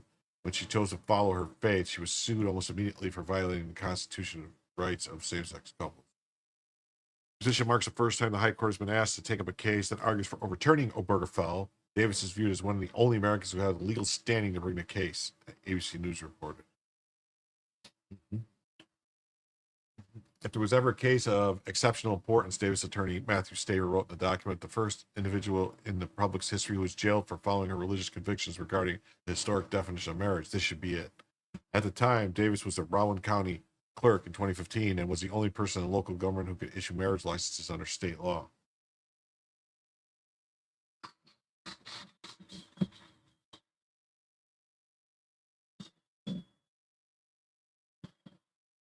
The Supreme Court finally asked to overturn landmark same-sex marriage ruling.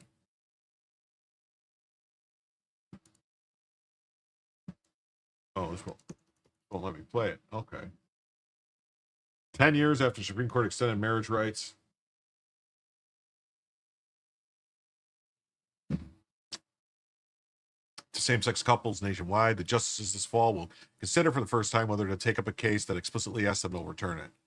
Kim Davis, the former Kentucky clerk, who was jailed for 6 days in 2015 after refusing to issue marriage licenses to a gay couple on religious grounds, is appealing a $100,000 jury verdict for emotional damage plus $260,000 for attorney fees. Oh man, I got heartburn too. In a petition for writ of certiorari filed last month, Davis argues First Amendment protection for free exercise of religion immunizes her from political liability for the denial of the marriage license. More fundamentally, she claims that the High Court's decision in Obergefell extending marriage for same-sex couples under the 14th Amendment was egregiously wrong. The mistake must be corrected, Davis's lawyer wrote. He calls Justice Anthony Kennedy's majority opinion in Obergefell legal fiction. Petition appears to mark for the first time in 2015. The court's been formally asked to overturn the landmark decision. If there was ever a case for exceptional importance, yeah, we saw this. Lower courts have dismissed her claims, and most legal experts consider it a bit of a long shot. Wow.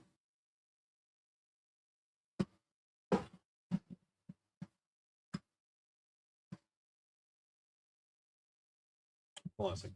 I will be right back. I got to go pee, and I got to grab another Red Bull. I'm going to play a short video, a couple minutes long, but I'll be right back.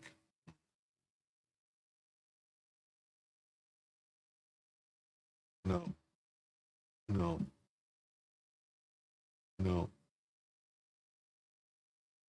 I guess.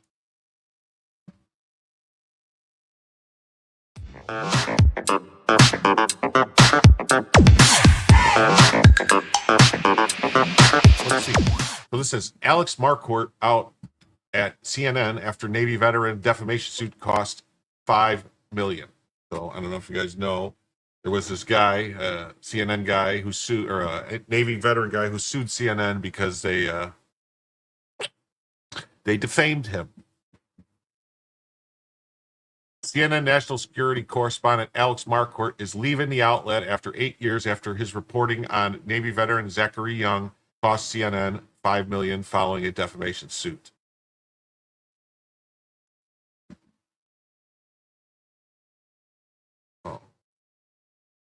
Here's the suit.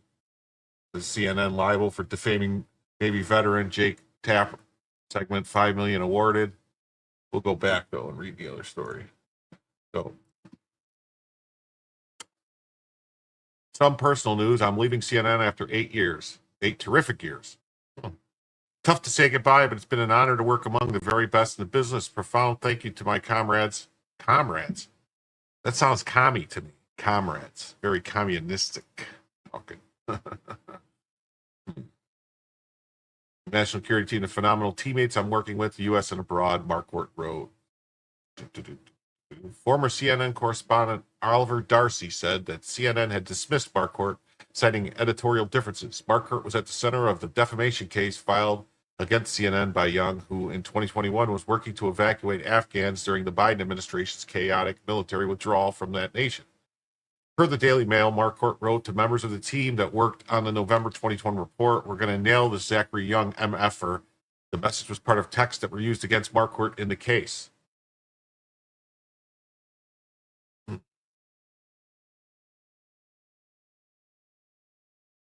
Marquardt reported was aired on The Lead with Jake Tapper. The episode in which it premiered opened with Tapper claiming that Afghans attempted to flee the nation faced a black market full of promises, demand of exorbitant fees, and no guarantee of safety or success. Wait, so Jake Tapper is a scumbag, is what this says? Or was it his editor? Are they blaming it on his editor? I wonder. I wonder if they're blaming it on his editor. Tapper then cut to Marquardt, who claimed that an Afghan man located in the U.S. had found people on Facebook charging $10,000 to evacuate people from Afghanistan. You know, that is a very good question, Doc. How does this guy get canned, but Tapper still has his job?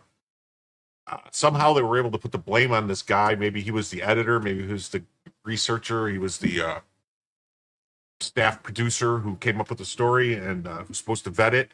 And that's about the only way I can think of it, how Tapper still has a job. Besides, Tapper's still kind of a famous name.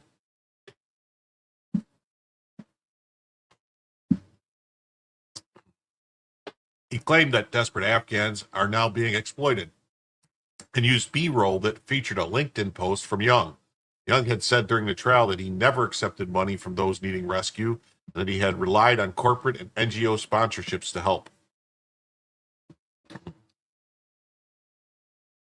CNN issued an apology, retraction, and removed the segment after Young filed his suit in 2022, which came to a conclusion in January. In an interview recorded outside the court, Marquardt said he did not necessarily agree with the outlet issuing an apology and did not believe the report was an error. Oh, so that's why he was fired.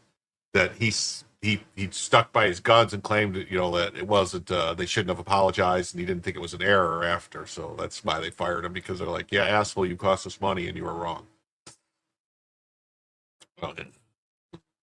One juror said that the testimony was the final straw for her, after being put off by the text between the correspondent and his team that suggested they were out to get Young.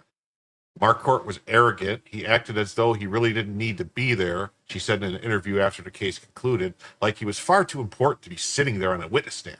Kind of saw that today. I don't know if anybody watched the Karen Reed trial today. There was that female police officer who originally told the FBI agents that interviewed her that she saw the chief of police and the ATF guy, Higgins, go into the Sally Port where the truck was, and they spent a lot of time there. And then after she got a new job with the Boston Police Department, some new person talked to her and told her, do what's right, and this and that. And do what's right. Yeah, the Karen Reed case. And all right. So as you guys saw, I gifted 5 memberships out, and we're gonna go see who got those real quick. It says that Anon Hamster received a gifted membership. Queen Olive Ruthann received Queen Olive Ruthann received a gifted membership. Colorado Mountain Girl received a gifted membership. Cat Randall Dustman received a gifted membership. H.R. Biggs received a gifted membership. So that was very nice of somebody named Jim that gave away all those memberships.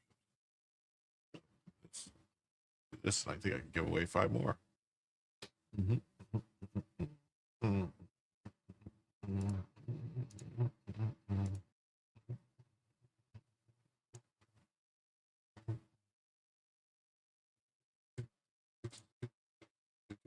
There we go. I'll put the other.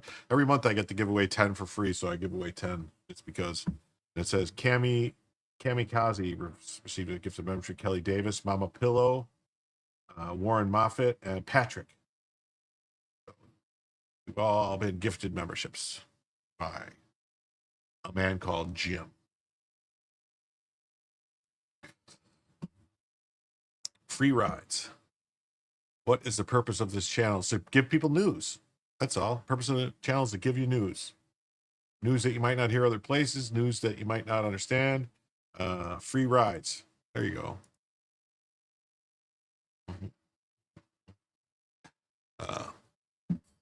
Yeah. See, I had to get another can of Red Bull. It's a 12-ouncer.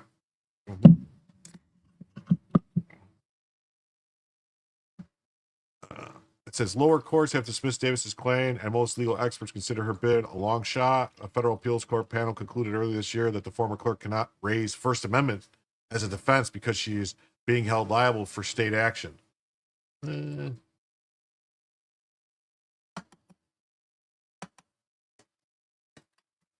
This is news right here.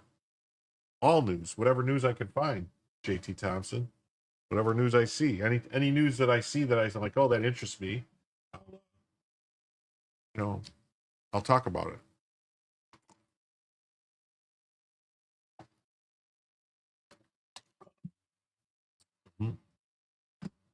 Thank you to this guy, Jim Tells You, gives out 5 memberships. Then he gives out 5 more. So what news? Well, like this is news right here. There's a lawsuit. This lady's going to Supreme Court. It's possible this is going to, going to get something. So Davis, as the Rowan County clerk in 2015, was the sole authority tasked with issuing marriage licenses on behalf of the government under state law. Not a single judge on the U.S. Court of Appeals showed any interest in Davis' rehearing petition. We are confident the Supreme Court would likely agree that Davis's arguments do not merit any further attention, said William Powell, attorney for David Ermold and David Moore, the now married Kentucky couple that sued Davis for damages. Well, here's the thing, though. How did they sue her for damages if she was acting on behalf of the state? So you can't you can't have it both ways. How could you sue her as an individual but then say she can't exercise her First Amendment rights as an individual? So something doesn't make sense. Are you sure you are Navy, not U.S. Air Force, with the amount of caffeine intake you would have fit in? I don't know. We just drink a lot of caffeine in the Navy too. Pretty much.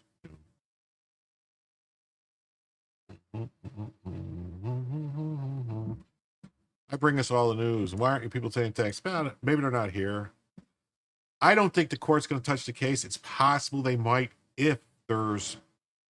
The only reason they would take this case would be if they want to overturn it, because there is a bunch of new people on the court that weren't on the court last time. Got to remember that it was Kennedy that wrote the decision, and so Kavanaugh replaced Kennedy. Okay. Justice Breyer is no longer on the court, and he was replaced by Ketanji Brown Jackson, so she's not going to take the case. But then you also had Ruth Bader Ginsburg, who was replaced by Amy Coney Barrett, and Scalia, who was replaced by Gorsuch. So I don't know, what's going to happen with the case. It's possible that there could be a 5-4 decision to overturn Obergefell, or it could be a 6-3 to overturn Obergefell, or they could just go, we're not gonna. JT Thompson says, "Who shot JFK?" Well, I don't know. I don't think. My personal opinion is, I think it was a conspiracy. I think it was probably someone in the CIA. More than likely.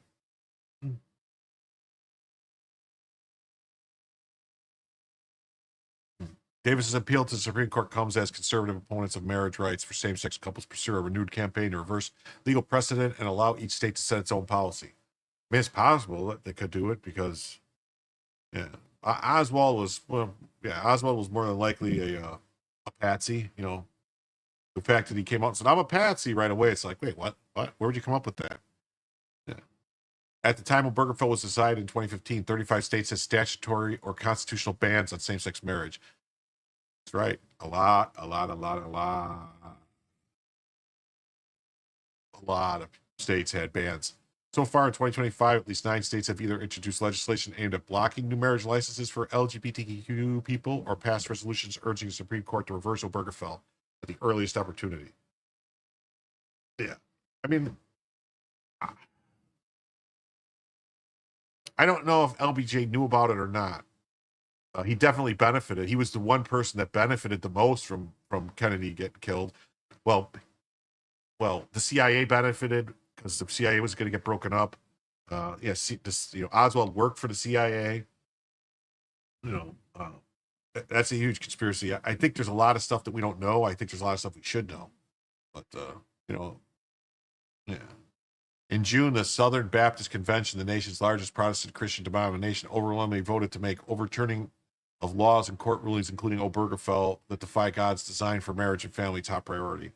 I would really, honestly, I wouldn't have a problem if government just completely got out of marriage altogether and just said, we're not involved.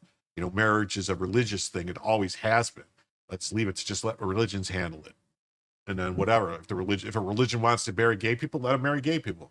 The state should just stay out of it. Whatever. That's my libertarian side saying just states shouldn't be involved. And I also believe states shouldn't be involved in people want to buy and sell guns. It says the Second Amendment, the right to keep and bear arms shall not be infringed. So there shouldn't be any licensed gun dealer. Anybody who wants to build a gun and sell it should be able to. The free market, Says a funny non-conspiracy side story is what if Oswald was just trying to kill Connally because he didn't let him back into the USMC? Whoa, that would be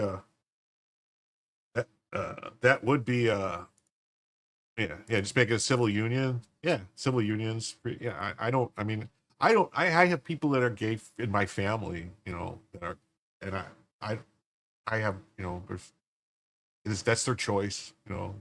That's nothing to do with me. What they want to do. If they want to get married, it's up to them. If they want to be miserable for the rest of their life, and be married, hey, good for them,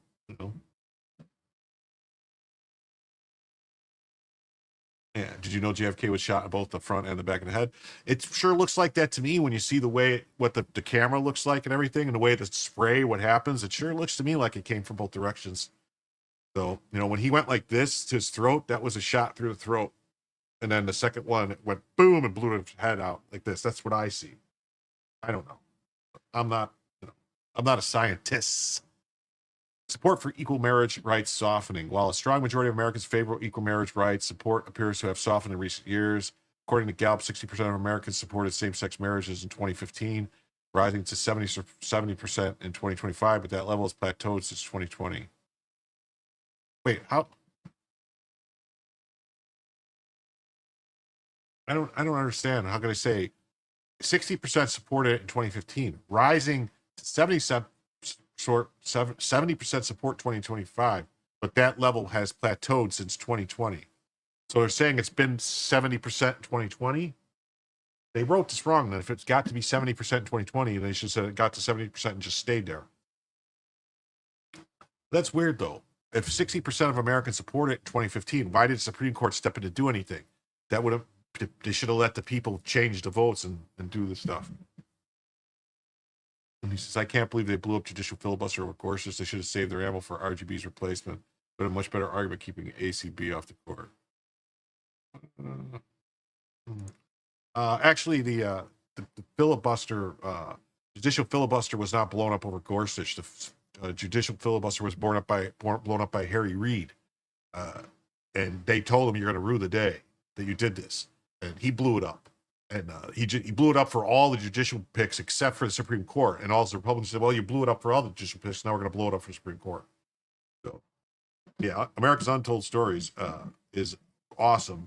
And they have a bunch of stuff, too, and content on JFK. Yeah. There's another guy, too. I'm trying to think of his name that has a great channel. Among Republicans, support for has notably dipped over the past decade, down from 55% to 41%. Davis's petition argues that the issue of marriage should be treated the same way the court handled the issue of abortion in its 2022 decision overturning Roe v. Wade. She zeroes in on Justice Clarence Thomas's concurrence in a case in which he explicitly called for revisiting Obergefell. Yeah, well, Clarence Thomas would Clarence Thomas would get rid of a whole bunch of stuff. Yeah.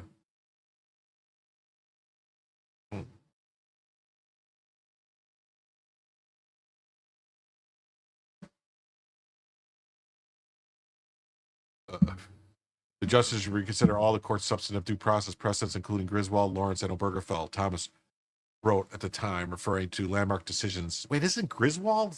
Am I wrong, or isn't Griswold? Man, yeah. Yeah, pubic hair on a can of Coke. Yeah, that was the high-tech lynching of Clarence Thomas.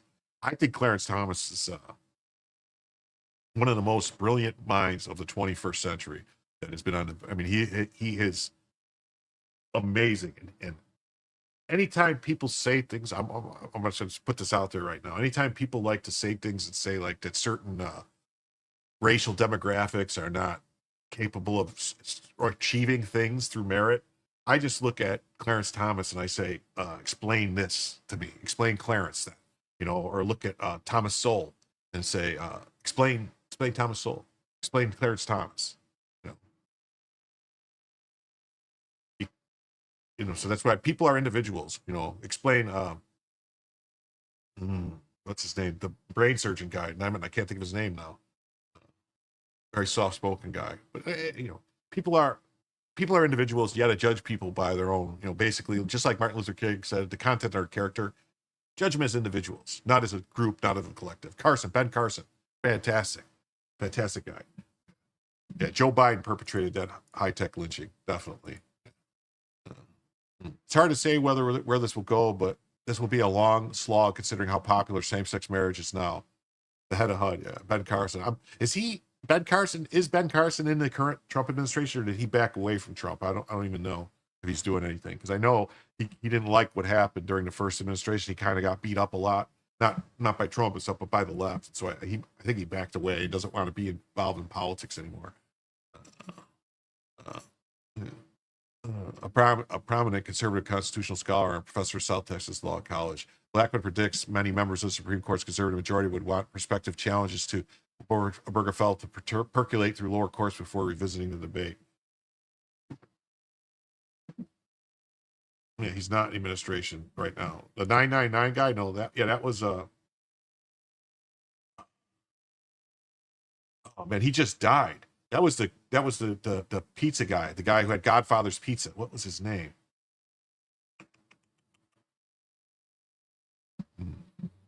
Herman Cain. Yeah. Court is expected to formally consider Davis's position this fall during a private conference when a justice discusses which cases to add to their docket.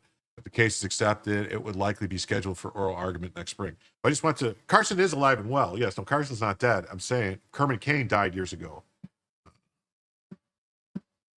We could bring back Minority Report Live. That was awesome, wasn't it? That guy, the masculine man or whatever, he's still on Twitter. He's still going strong. He's good.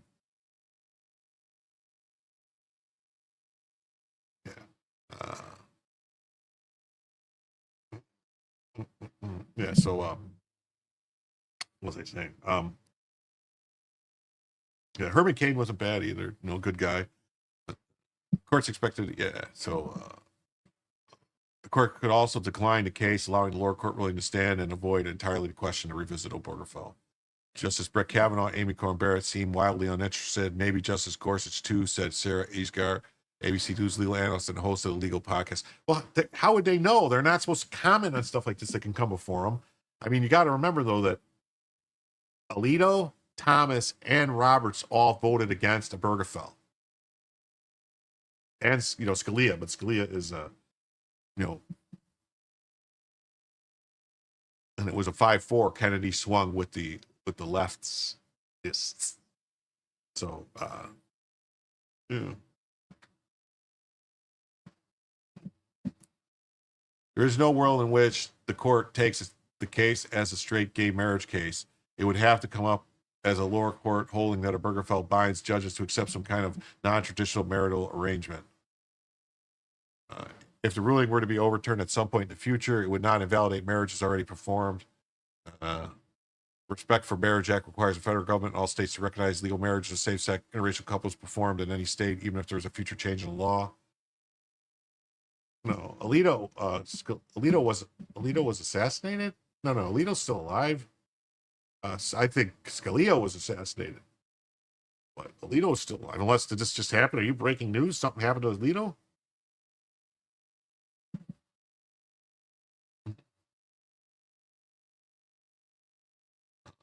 Davis's first appeal to the Supreme Court in 2019, seeking to have the damages tossed out, but a petition was rejected. Conservatives Clarence Thomas and Sam Alito concurred with the decision at the time. Yeah. I think they off Scalia. I think they put a pillow over his face. Yeah, I think they killed off Scalia, thinking that they were gonna get to replace him. When they thought they were gonna get to replace him, and it didn't work out. This petition implicates important questions about the scope of our decision on Obergefell, but it does not cleanly present them, Thomas wrote in a statement. Yeah. Many LGBTQ advocates say that they're apprehensive about the shifting legal and political landscape around marriage rights. There's an estimated 823,000 married same-sex couples in the U.S., including 591,000 that wed after the Supreme Court decision in 2015. Nearly 1 in 5 of those married couples is parenting a child under 18. How are they doing that?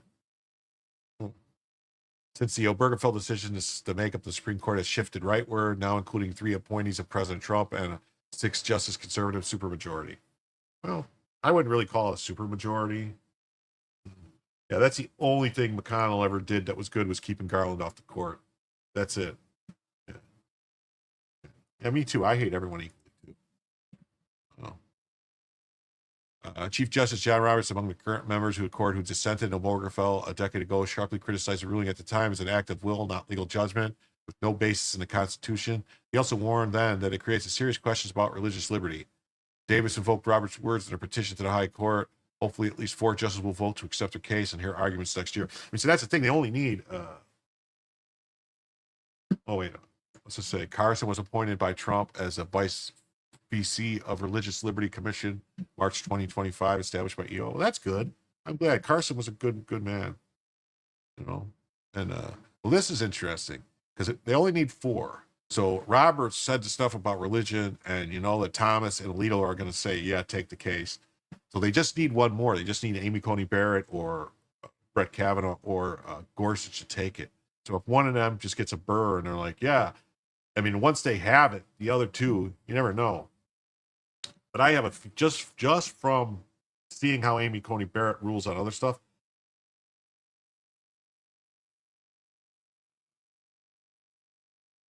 Yeah.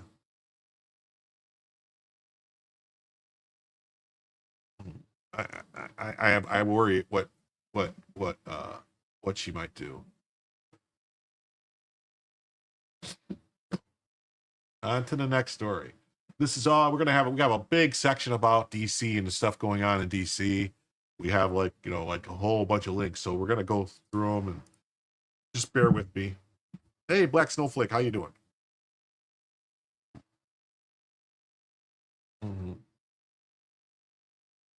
What's this? Muhammad loves religious liberty?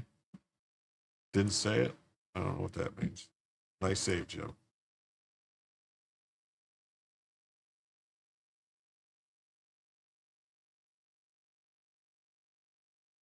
I don't know what I did wrong.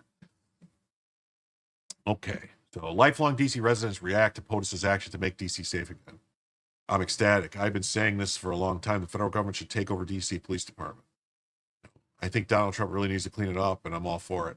What a lot of people don't realize is that the entire DC city government and local government is an abomination to the Constitution. It's not supposed to exist. It only exists because of the Home Rule Act, which was unconstitutional because Congress doesn't have the authority to pass a statute that overrides the Constitution. The Constitution explicitly says that the DC district is a federal district that is not supposed to be under any local or state control. It says that in the Constitution, but they made it under local control. So, you know, to be honest, we should be pushing Thomas and Alito to resign. Collins will be gone, and Murkowski will switch to Dems after the election. Good chance that Dems have the Senate.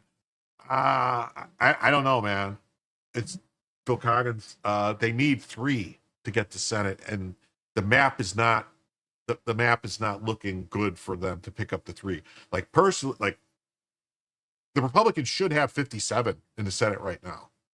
They 4 seats were stolen in 2024 from them. Michigan, Wisconsin, Arizona, and Nevada were stolen. Nevada or New Mexico were stolen. I think it was Nevada, but Nevada or New Mexico was stolen.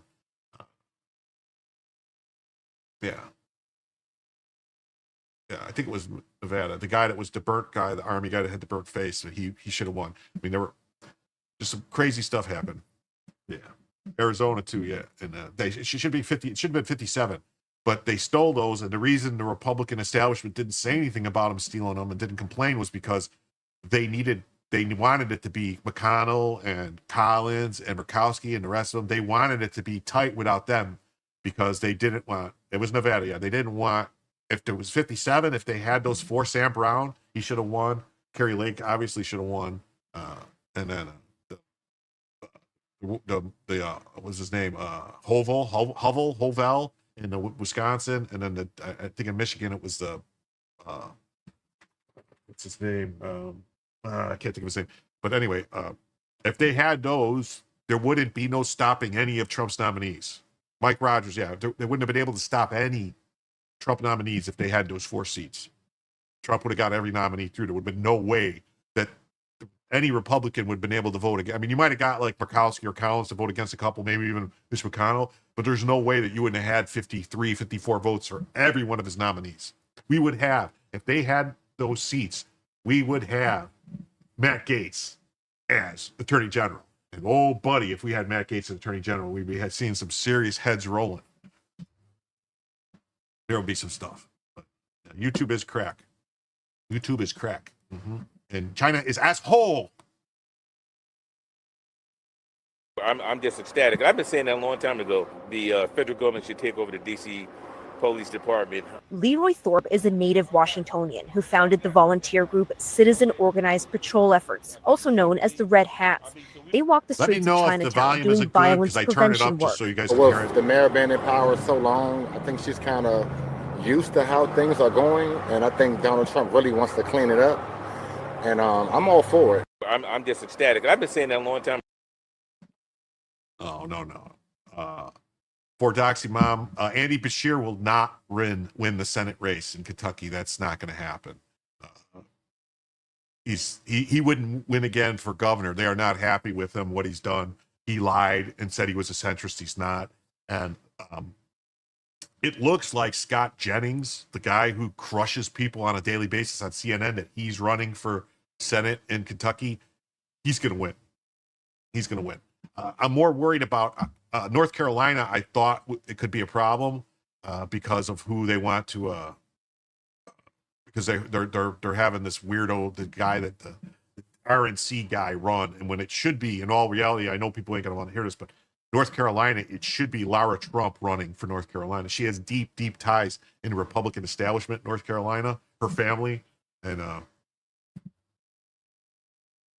you hope Donalds does not win Florida. Why? Who else is going to run for governor in Florida? He's the only. I mean, who else is running in the primary for governor of Florida?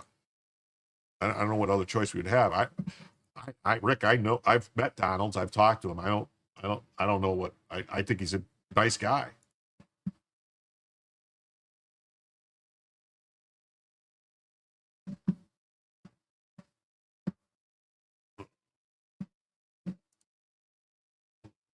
Free DC, then New York and LA. When federal law enforcement came into MacArthur Park, it was the cleanest it had ever been. Once they left, it was back in Mayor Bass's hands. It went right back to the same mess. Once DC gets cleaned up, let's hope the local officials can maintain it. This comes from Hector Barjadas. He looks like he's a Hispanic gentleman. DC residents finally waking up and seeing the truth. Federal takeover is exactly what the mess needed. Local cops have been a joke, letting crime run wild while people suffer. Trump's no fool. He's the only one with the guts to step in and clean up the dumpster fire. These residents speaking out, they're the real heroes. They've had enough of the chaos and want their city back. Trump's making moves while others just talk. Time to get DC safe again. No excuses. There's a new sheriff in town. His name is Donnie Trump. Oh, this is good. It's a reporter.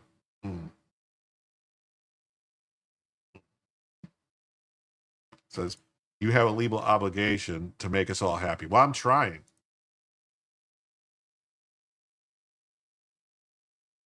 The new lieutenant governor? Who's the new lieutenant governor? I don't even know, honestly. I don't even know who the new lieutenant governor is. I know who the new attorney general is. I'm not really too sold on Altmaier yet. I think he makes a lot of noise and he's not really doing very much, but we'll see. Who is the new lieutenant governor? Is it they're talking about the Hispanic lady? I think, what's her name? Can't think of her name. Oh my God. I think she's, I don't know. I don't, I mean, the bottom line, Rick, is whoever wins the Republican primary for the Florida governor race is going to be the Florida governor. So whoever wins the primary is going to be the Florida governor. I mean, they're trying to kind of, do some stuff. But anyway, we're past 2 hours now. We're at 2 hours, 11 minutes. So let me look here. We got this. So what do you guys think? Should I put a new goal in for the 5th hour? Should I start a new goal for the 5th hour? Let me do this. So we'll do 10 $5 super chats. We'll set it for an hour. We'll say add a 5th hour. Add a 5th hour to the show. Okay. That's what we'll put that there and say add a 5th hour to the show. Okay. All right. That's what we'll do. So we already got 4 hours down because 5th hour. See how that works. All right, reporter. Do you know what the chain of command is now? The DC police chief. What does that mean? So we have the chief of police for Washington, D.C., who formerly was their DEI office commander, who doesn't know what chain of command means. I mean, that's ridiculous, isn't it? Let's see here. Let me dump that up. What the chain of command is now? What does that mean? Well, is it Pam Bondi speaking to the mayor, speaking to you, or how does this work? So the executive order is clear. The president has requested MPD services, and our home rule charter outlines the process. The president designated Attorney General Bondi as his proxy to request services through me. That's what the chain of command is. Yeah, so she does not know what that mean. Oh, cause this is insulting. Why would you do this? They make it so difficult not to say. And then here, I pulled this up because I saw this.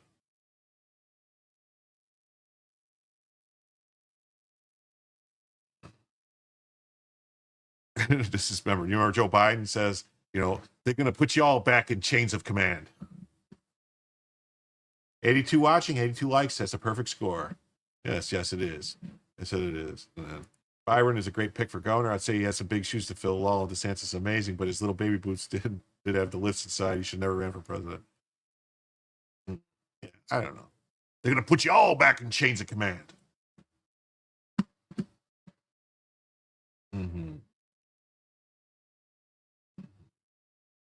And then we got this Daily Callers reporting the same thing. You know what chain of command is. I don't know what that means. The DC Police Chief Pamela A. Smith previously served as the head of diversity, equity, and inclusion at the Metropolitan Police Department before becoming the chief.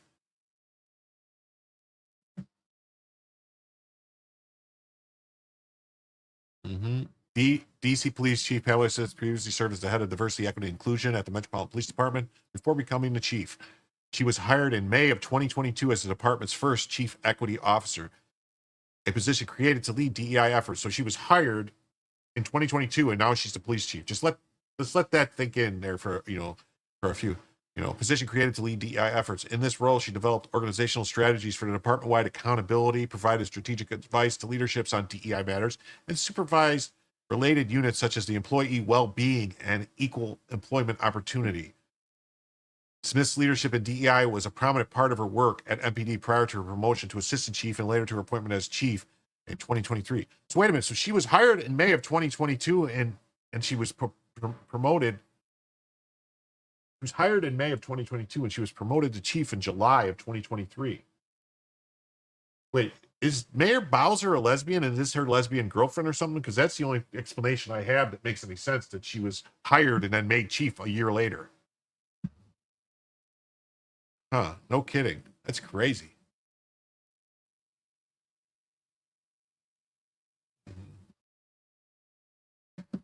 So this is how DEI happens. DC Mayor Beto O'Rourke nominates Pamela Smith as DC Police Chief. DC City Council unanimously confirmed Pamela Smith as DC Police Chief. Yeah. She a mob boss. Bowser's a mob boss? Well, that makes sense. Yeah. Yeah, selfishly, you want him to stay in Congress. I mean, he's my congressman. Yeah, there's a thing about no female can be chief without being a lesbian. Yeah, there's a lot of them, man. It's like everywhere you look, every major city is pretty much run by a woman. DC Police Chief Pamela Smith does not know what the term chain of command means. We have a major problem in Dems cities. In Dems cities.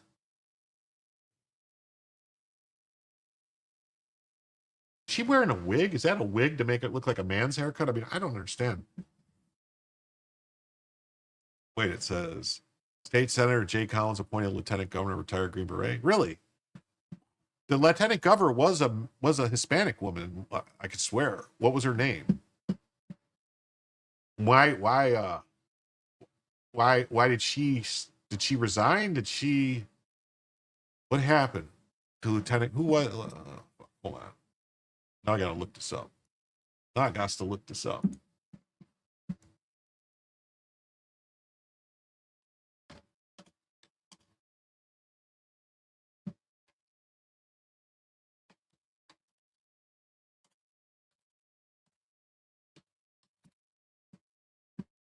Her name was Jeanette Nunes.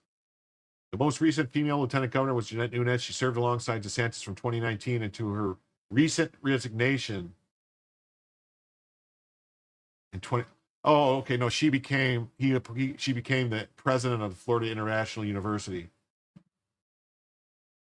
Okay, yeah, Jeanette Nunes. She was cute too, if I'm not mistaken. Let me look. Hold on. They got a picture of her here. We'll do this real quick.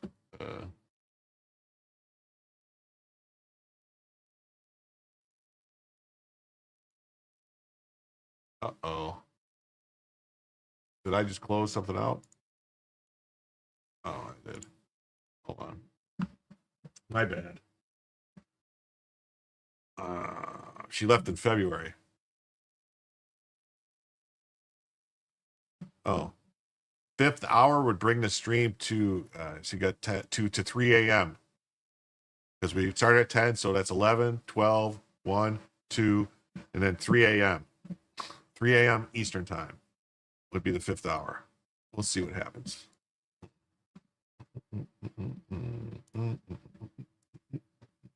Let's see here. Oh, wait, I gotta go like this. Man, my screen somehow got closed out on me. So here we are at the Wikipedia. It says Lieutenant Governor of Florida. This is him now, Jay Collins. No, wait, I want to see the last one. Wait, no, this is not.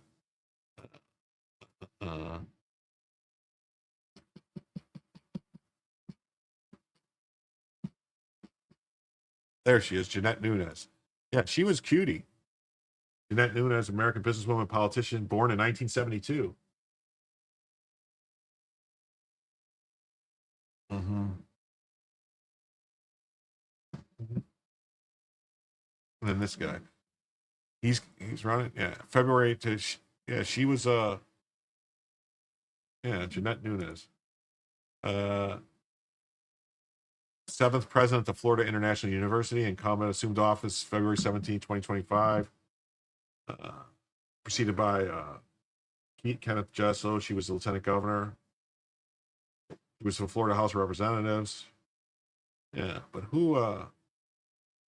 She was born Jeanette Marie Sanchez, Miami, Florida. She's a Republican. Her spouse is Adrian Newton. Oh, she's married. She got 3 children. But she's cute, man, and she seems very nice. I've heard her speak. She speaks very, she's good. I would have voted for her for governor if she ran for governor. But yeah, so back to DC stuff. Let's go back to DC now. Sorry guys, I sidetracked us. Oh no, Anna Paulina Luna is a cutie too.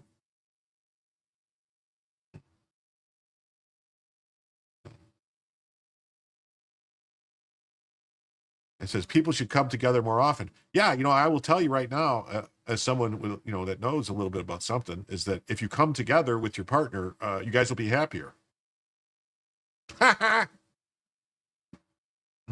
She looks like the actress on Night Court, or a crazy white Karen. Yeah, no. Kevin, nice, yeah. Fight me, chat. I prefer heavy-set Republican women myself. I don't like big women's. She always had DeSantis back. Skinny girls. I like skinny girls. I like to be able to pick them up and throw them around. 2 of my staffers cars have been stolen. Another was stabbed in the throat while his car was being broken into. Ugh. DC crime is out of control, and local leaders have failed to protect the public. POTUS' right to take decisive action and bring DC police under federal control. Why would anybody like big armed leftist women? Big armed leftist women are also known as men.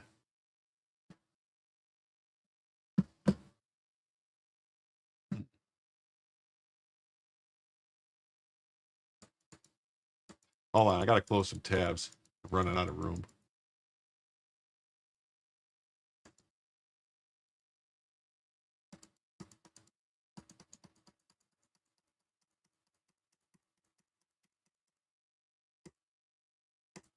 Okay.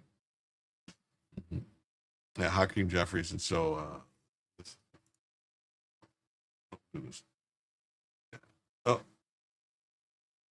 I like Doge AI a lot. You guys will notice, because to me, it's Nancy Mace is the queen of the e-thought politicians. Yeah, I can't. Do you believe she actually put a video showing her tits in the House floor, like showing her, like basically because I guess if you wanted people to see her tits, I don't know. I mean, she looks like she's got a decent rack, but they got to be sagging by now, I would think, unless they're fake. I don't know. I mean, she's got to be in her late 50s. Crime stats can be manipulated, but the real issue is DC's failure to protect citizens. 2 staffers carjacked, another stab. This isn't low crime, it's lawlessness. Local leaders prioritize optics over safety, leaving Americans vulnerable. That's right, man. We're at 89, man. 89 people. The Lake and Riley Act Section 2 mandates detention for violent offenders. 88 people watching right now. Give us likes. Gravity sucks. It does. When bureaucrats downplay threats, federal interventions becomes necessary. Trump's move isn't about politics, it's about restoring order where local government has collapsed. Yes, gravity does suck, and it can cause problems. Earlier, I was in a pissing context with ChatGPT. I like ChatGPT. Well, I like Grok, and it's pretty good. Super Grok's even better. And it was targeted personal attack because, yeah. Costas Morris, I don't know if you know this guy. He's a great Second Amendment guy. This is an abhorrent headline. Racist narratives. It's not a narrative. We have the data. Even after historic drop in homicide nationwide, Washington, D.C. still has a homicide rate of 27 per 100,000, which is around 5 times our national rate. Even if Trump's action were rationally motivated, and I think it's more machismo about the attack of big balls than anything racial. It doesn't change a damn thing about the underlying situation, which is that Democrats have run D.C. and other longtime troubled cities uninterrupted for decades and have completely failed to ever solve this problem. They pass all the laws they want, including strict gun control, social programs, soft on crime nonsense. None of this has worked. Democrats should be humiliated that this racist President Trump has to come and try to clean up the messes that they have completely failed to solve. Yeah, because this is AP says Trump's rhetoric about DC echoes a history of racist narratives about urban crime And by racist narratives, they mean actual facts, because let's just be honest. Numbers and statistics when it comes to who's committing crimes and people arrested and, who's committing the murders and who, it is a certain demographic that's, per capita committing the vast majority of crimes per capita. And that's a problem. But that doesn't mean they're all bad. That doesn't mean they're all guilty. That just means a certain group is. Like I actually saw a story where somebody was trying to say it's only about 200 people that are committing all these crimes in DC. And I said, well, then find those 200 people and lock them up. That makes sense,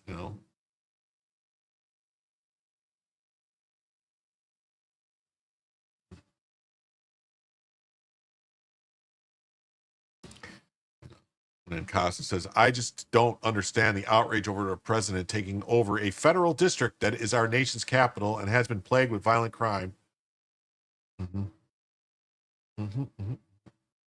Yeah. Yeah. You know what they say? Attack big balls, get smacked with a big stick. That was Harry Truman, I think, said that, right? Or Teddy Roosevelt? No, Teddy Roosevelt said that. Attack big balls, get smacked with our big stick. Maybe he didn't say stick. Maybe he said something else. If anything, it's weird that it didn't happen sooner. We have allowed what should have been our nation's flagship city to become a total shithole. Meanwhile, local politicians brag that crime is merely very bad now, down from being horrifically bad a couple of years ago, and demanding they be applauded for it, even though the reduction is a national trend they had nothing to do with. If anything, it is the people writing articles like this that are being disgustingly racist. Reading between the lines, their argument sounds to me like, hey, we got under 30 per 100,000. That's pretty good for a predominantly black city.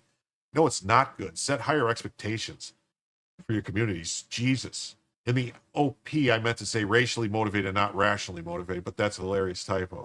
If I had to guess, they're afraid this initiative could make a real difference in DC crime, effectively proving that liberal crime policies hurt rather than help big cities. I just do not understand the outrage. The outrage is all they have left. Everyone can see their policies for what few they have are completely worthless.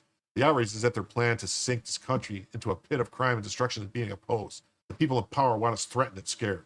They don't want us safe cities. They want us happy. They want us chaos and fear. They want us cowering at home, afraid to go out, afraid to go into the ocean when they say we can't, when we have to be doing other things. Yes.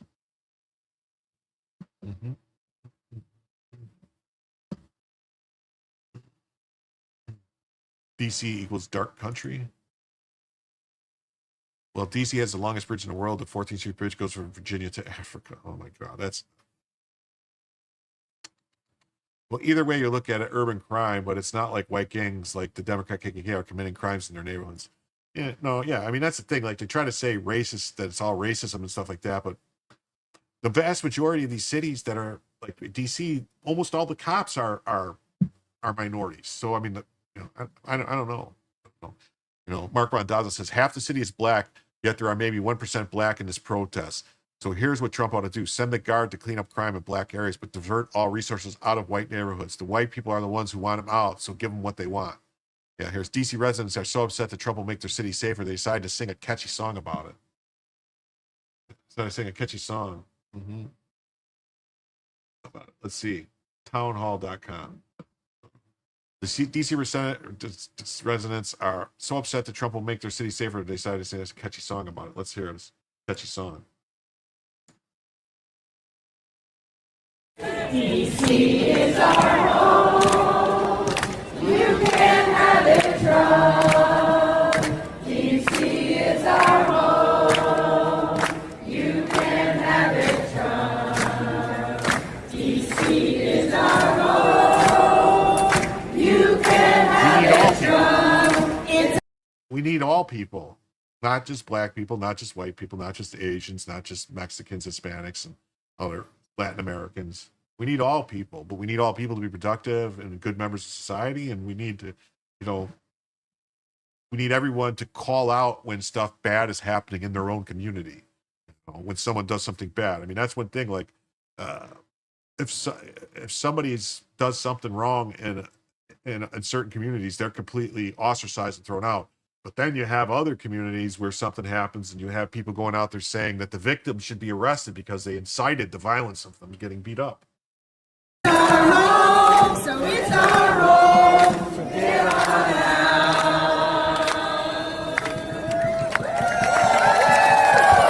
Please come over.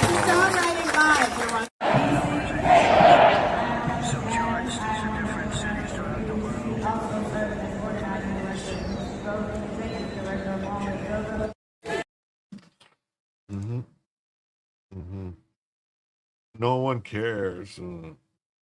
They should move to a less safe city if they don't care for the federal takeover. What's up with all the Dems saying? I can't with it here. That's so lame. Yeah, it's crazy.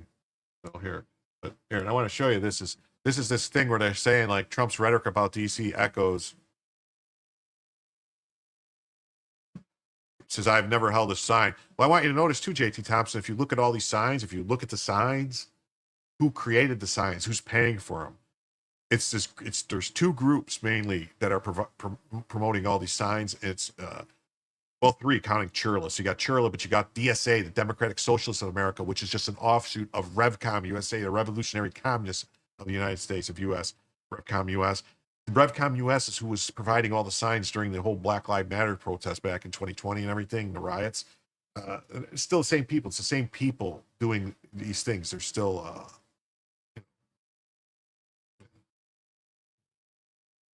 still doing it. So, so this is Trump's rhetoric echoes about DC echoes a history of rape. Well, hey, 91 people here watching. Please hit like and subscribe. Duck and Philly said, y'all will protest Trump, but you won't stop the violence in DC. Okay. Yeah. So here, look at this. So National Affairs. This is from Monday, April 21st, 1958. It says National Affairs, the crime rate, a failure in integration. They are afraid to say so in public, but many of the North's big city mayors groan in private that their biggest and most worrisome problem is the crime rate among African Americans.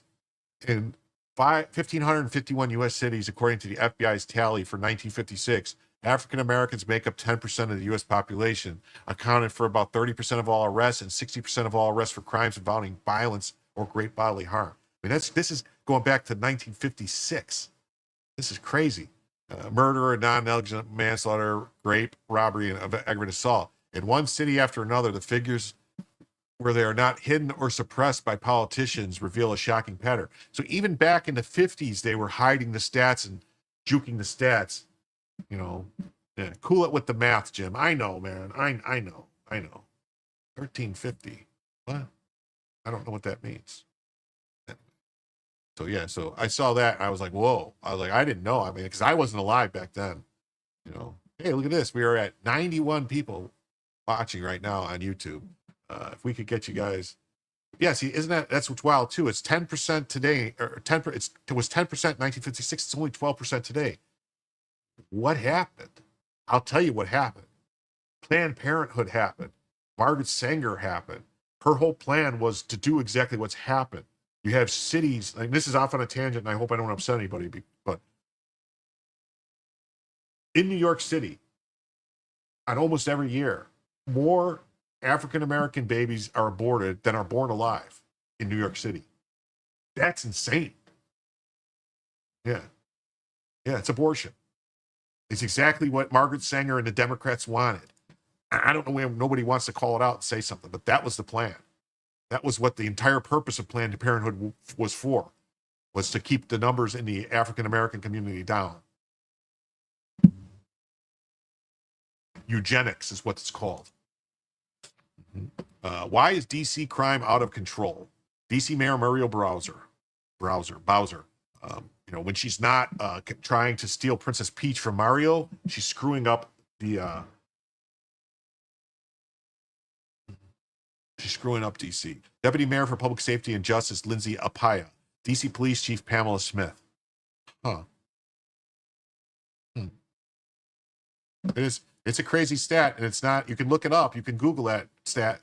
How many, you can Google the stat, how many abortions happen in New York City of African-American babies or from African women, and how many live births there are. And they outnumber every year, and it's been like that for years. Yeah. Well, that happened too. They were doing that too. They were giving them hysterectomies without them knowing, saying, "Oh, there was a problem, there was an issue," and so you had now you have a hysterectomy. You can't have kids. Yeah. This clown judge let a guy out of prison about 13 and a half years early after he and then he committed another crime. These people are not leaders. Yeah, this one right here. Robbery suspect served 5 months of a 14-year sentence and was let out. Yeah, it's crazy. Yeah, like 50%, like half are aborted nationwide. It's nuts, man. It's nuts.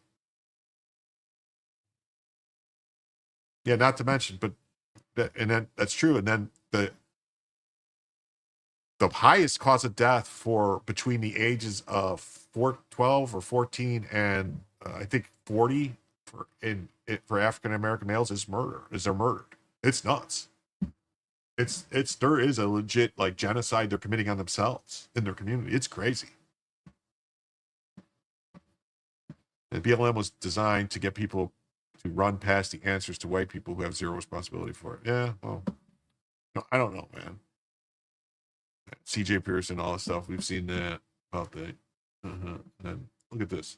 Here's Janine Pirro saying, look at these 45 victims, all 19 and under, all killed by gunfire in the last 18 months in D.C., and tell me that crime is down and we don't need an emergency focus on crimes of violence.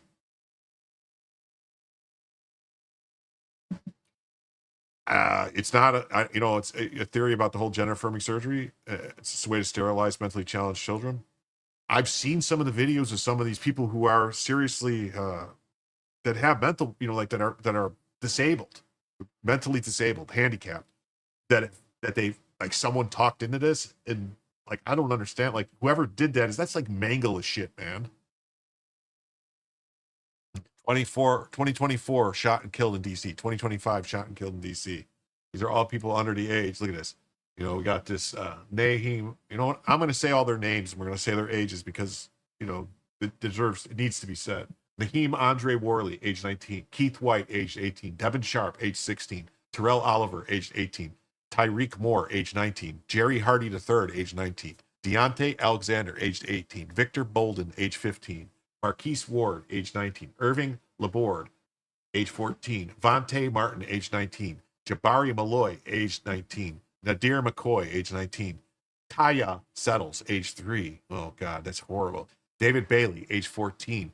Daquan Garner, age 19. Raymond Washington, age 18. Naomi Russell, age 15. Jeremiah Law, age 18. Alexander Pavon Rios, age 18. Darren Johnson, age 16. Hazma Jamil Mubarak, age 18. Ashley Hines, age 18. Carmelo Green, age 19. Terrell Osborne, age 19. Demetrius Creek, age 19. Guy Chisley, age 19. Or G, maybe G, I don't know. Quentin Brown, age 19. Or Quentin. Avion Evans, age 14. It's just horrible. And then 2025, you got Kamani Hicks, 19. Honesty Cheeto, 3. Angel Dominguez, age 16. Christopher Daniels, 18. Darren Anderson, 18. Dominique Dingle, 18. Zephania Wright, 18. Zoe Kelly, 17. Isaiah Huggins, 17. Wayne Carlos McDaniels Jr., 18. Jose Walters, 18. Jamar Jackson, 19. Trezwan Charles, 17. Naquan Johnson, 17. Myron Smith, 14. Royale Walker, 16. And that's some messed up stuff, man. We know crime is not down. In fact, it's been deliberately hidden. The DC police commander suspended, accused of changing crime stats. Police union says directive to change offense classification comes from command staff. That's a very interesting thing. Yeah, it's sad. It's sad. It's not gun violence, it's violence.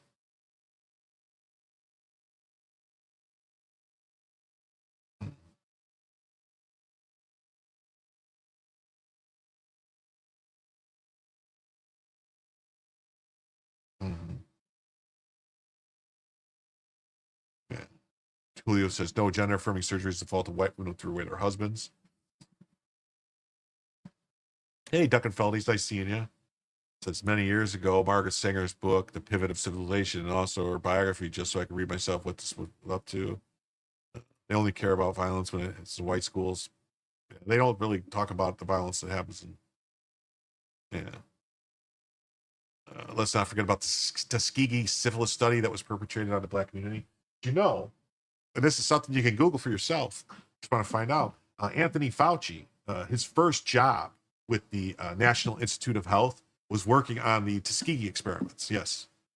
Yeah, that was his first job when he got hired in 68, I think. Because that was still, a lot of people don't realize, that was still going on until the early 70s when the Church Committee and the stuff came out, the Pentagon Papers and stuff like that. That's when it got exposed.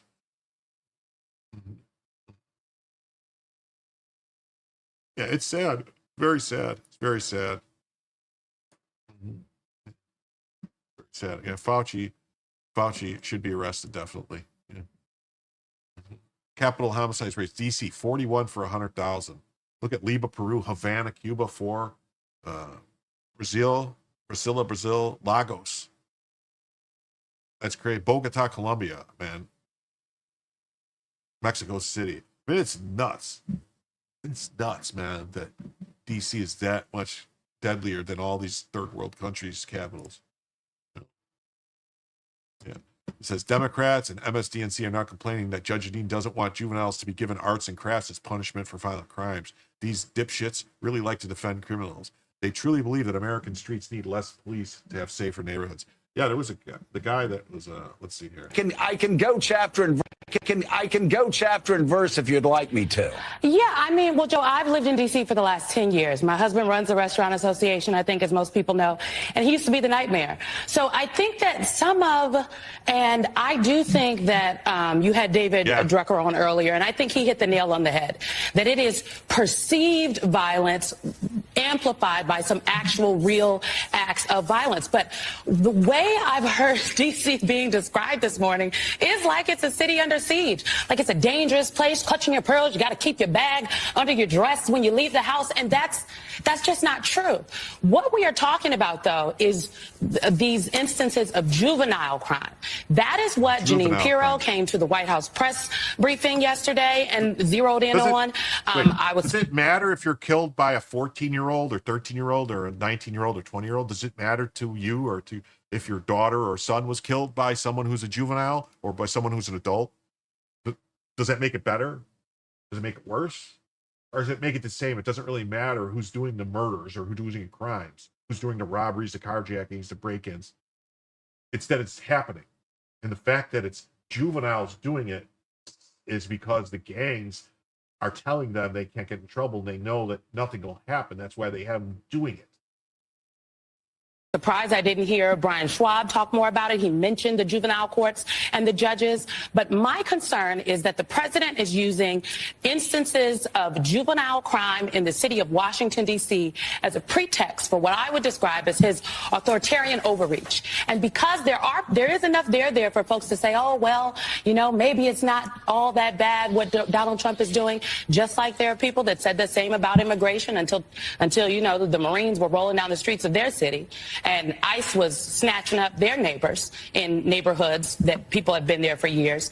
There's just enough there for people to say, oh, well, maybe this isn't that bad, ignoring the fact that more police officers on the street are not going to fix the issue of juvenile crime.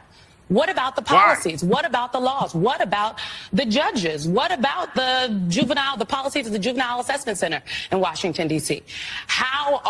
Where are the wraparound services? Jeanine Pirro talked about kids getting let out for arts and crafts. Okay, well, what are the real policies, the wraparound services to address what is happening with the juvenile justice system in Washington, D.C.? Is the National Guard and the military going to address that? I don't think. Yeah, we have to pay attention to this. It's been it's been a problem. It's been coming to it's been coming to a lot of places like Texas and stuff. So they really have to do something. Sharia law cannot be allowed to take hold in the U.S. It's not.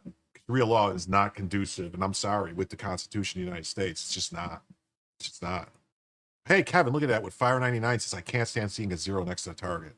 All right, so Kevin is the first one, so 9 more $5 super chats or Rumble rants or anything on Cash App or PayPal will go towards the goal of another 50 will get us to the 5th hour. We have it's 2 hours and 44 minutes, so we have another hour and 15 minutes of the show unless we hit another 50, which we are $45 away from. Thank you, by the way, Kevin. Yeah, what about parents? Well, I did see there's a town in New Jersey called Gloucester, New Jersey, that they just passed an ordinance that people will, parents are going to start being held responsible for the kids misbehaving, doing stuff. And then there's Julio coming in with another 5. So now we are 10% of the way there. We have $10 towards the 50, so another 40. And you just noticed that gray hair dude. Yeah, that's silver hair. That's a silver-haired fox, they say. But let's keep Jim all night. Used to work juvenile offenders and families. Kids learn from their parents. Yeah, I mean, there used to be reform schools. There used to be juvenile detention halls and stuff like that, and they used to put people in it. I always need money. Yeah, I have grandkids to take care of. I got bills to pay. I'm a disabled retiree who lives on a fixed income. I'm poor, and that's the facts. So until we start talking about that, we are really adding to the fear mongering, in my opinion, and amping up the rhetoric when we should be tamping it down, because Donald Trump is giving us rhetoric and not the reality. You don't think more police make streets safer? No, Joe, I'm a black woman in America. I do not always think that more police make streets safer. When you walk down the streets of Georgetown, you don't see a police officer on every corner, but you don't feel unsafe. So what is it about talking about... Wait. When you walk down the street in Georgetown, you don't see police on every corner, but you don't feel unsafe. Well, let's see. What about Georgetown is different from, say, the other areas around the Navy Yard? That's very racist for her to say that, isn't it? For her to say that you don't feel unsafe in Georgetown. You don't feel safe. You don't feel unsafe at Harvard, or you don't feel unsafe at the, But what about Georgetown? Oh boy, yeah, that is very racist. Yeah, I don't know. She's on the side of the argument basically that's saying that we should build walls around certain neighborhoods. I guess I don't know. Places like Southeast D.C., right? Ward 8, if you will, that people say, well, we need more officers to make us safe. I think we have to rethink what safety means in America. Well, there have been black city council members. Yeah. So I just want to point out too that it's actually, she does not live. I think her name is Simone Sanders or something like that, right? Something Sanders. She does not live. Donald Trump took away my subsidies for hair extensions.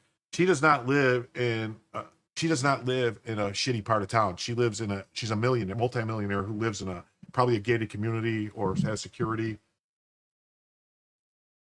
Yeah, I didn't think we can get our stupidity could get worse than we can't arrest our way out of crime. But boy, I was wrong. Yeah, this one, man. This is Matt Graves, who was the guy who prosecuted all the January 6 cases and went after the old ladies and everything. And then to his left, I mean, is the D.C. Attorney General, or the state attorney in D.C. who, just listen, this is crazy. Hold on. During the discussion, residents did not hold back, voicing their frustrations. I blame the system. Many questioning why kids aren't being held accountable. We as a city and a community need to be much more focused on prevention and surrounding young people and their families with resources if we want to be safer in the long run. We cannot prosecute and arrest our way out of it. During the discussion, residents... We cannot prosecute and arrest our way out of crime. I mean, is that the most... What are you supposed to do, surrender?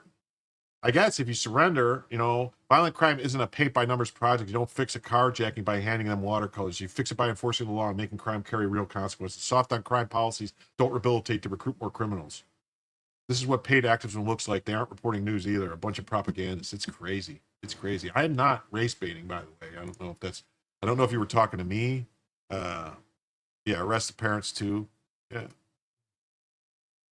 Unfortunately, more than likely, most of the time it would be the parent, because it's probably single mothers. And they, you got a single mother. I mean, I don't know if you can't.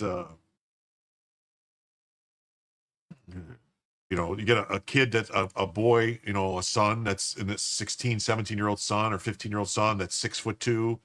What's the mother? She can't, I mean, I don't know. They need a father figure in the house. They need men in the house to be able to actually discipline the kids and take care of them. I don't know. I mean, what happened was the government, the federal government, the Democrats told women, especially in the African-American community, that you don't need a man. The government will be your daddy and they'll take care of everything, and get rid of the man and we'll give you more money and stuff like that. And so you can't arrest daddy, Uncle Sam. Yeah. I mean, that's the problem. Yeah. Yeah. They need to build more lighted basketball courts. Yeah. Uh-oh. Somebody wants to go a fifth hour here. We got Black Snowflake saying, who makes a community safe? Ultimately, the people in the community are police. The people in the community actually make it safe. But if it's not safe because if there's people in the community that are making it unsafe, you need police to come in and get them out of the community. But in order for it to work properly, people in the community have to let the police know who the people are making it unsafe, who the problems are. So you need that. You need that to happen. And you know, I would think like there's a great series called The Wire, and during the time of it's called Amsterdam, when Bunny Colvin implements the free zones for drugs and gets the drugs away from where the people live and get them to places where people aren't living. And the people all talk about how it's great, how they talk to the police now and they know them, they know their name, and they do the stuff. And the way it used to be, where there was a beat cop who walked down the street and they would talk to people and your neighbors knew him. And if somebody was doing something, if Johnny down the street or whatever, or Billy was doing stuff they shouldn't be doing, someone would tell the local beat cop and they would know, and they would be able to go and they would watch them and then get them off the street when they were hurting people, robbing people, doing stuff. But no, I mean, I don't know. Most people hang around. I mean, I don't know. I mean, I'll hang around with anybody that's not a jerk, that's not, a criminal, that's not, doing things that I don't want to be around. But if somebody's doing things I don't want to be around, I don't want to be around them. It has nothing to do with their race or what they look like, how tall they are. I mean, if they smell bad, I definitely don't want to be around them. Yeah, they film the fights instead of break them up. The Wire is goated. I suggest you watch it. I mean, I really like The Wire. I didn't really like the last two seasons were okay, but there was a lot of stuff that I was like, what is this? But stating that DC belongs to the people of DC is completely contrary to the text of the Constitution. That's correct. The text of the Constitution, actually, there's not supposed to be any people living in DC. It's supposed to be strictly, season 2 of The Wire is a stupid answer. I'm sorry if you think it's stupid. I'm just saying. I mean, it's not racist. Is it racist for black people to only want to hang around with black people, or only or for Mexican people to only want to hang around Mexican people, or Puerto Ricans only want to hang around Puerto Ricans, or Russians to hang around Russians, or Italians to hang around Italians, or it's not racist. Just people like to stay. That's called in-group selection. They call it, and it's normal. It's like, why do tigers like to hang around with lions, or elephants want to hang around with water buffalo? Not really.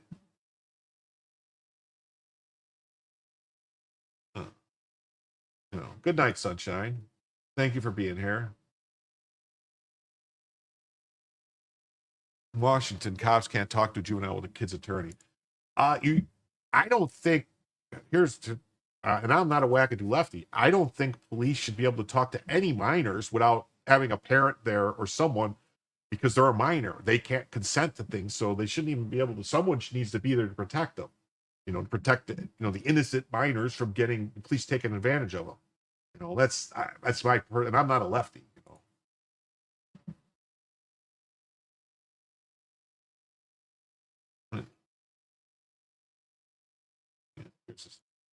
Jean D. Valette says, one of the nicest people I've met in my city is a nurse from Belize. She's black, but she's the opposite of woke, and we get along really well. I wish everyone was like her. Yeah, definitely.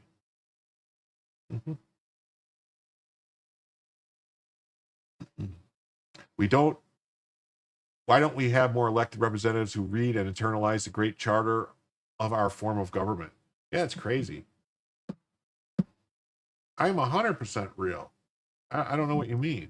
The city of Washington, D.C. belongs to the great people of Washington, D.C., not the occupant of the White House. If he actually cared about the well-being of the people of Washington, he wouldn't have blocked D.C. from spending its own money in the way we saw fit. It's not only drastic executive overreach, but the latest marker in how far this president is willing to go to attack our democracy. For Democrats, democracy, see, this guy, Jim Satala, says, actually, it belongs to Maryland, and it's time for it to be returned. It's our capital. Well, read the Constitution. D.C. belongs to all Americans. Well, no, it belongs to the federal government, and it's not supposed to have people living in it. It's supposed to be a district. And here's a little more crime.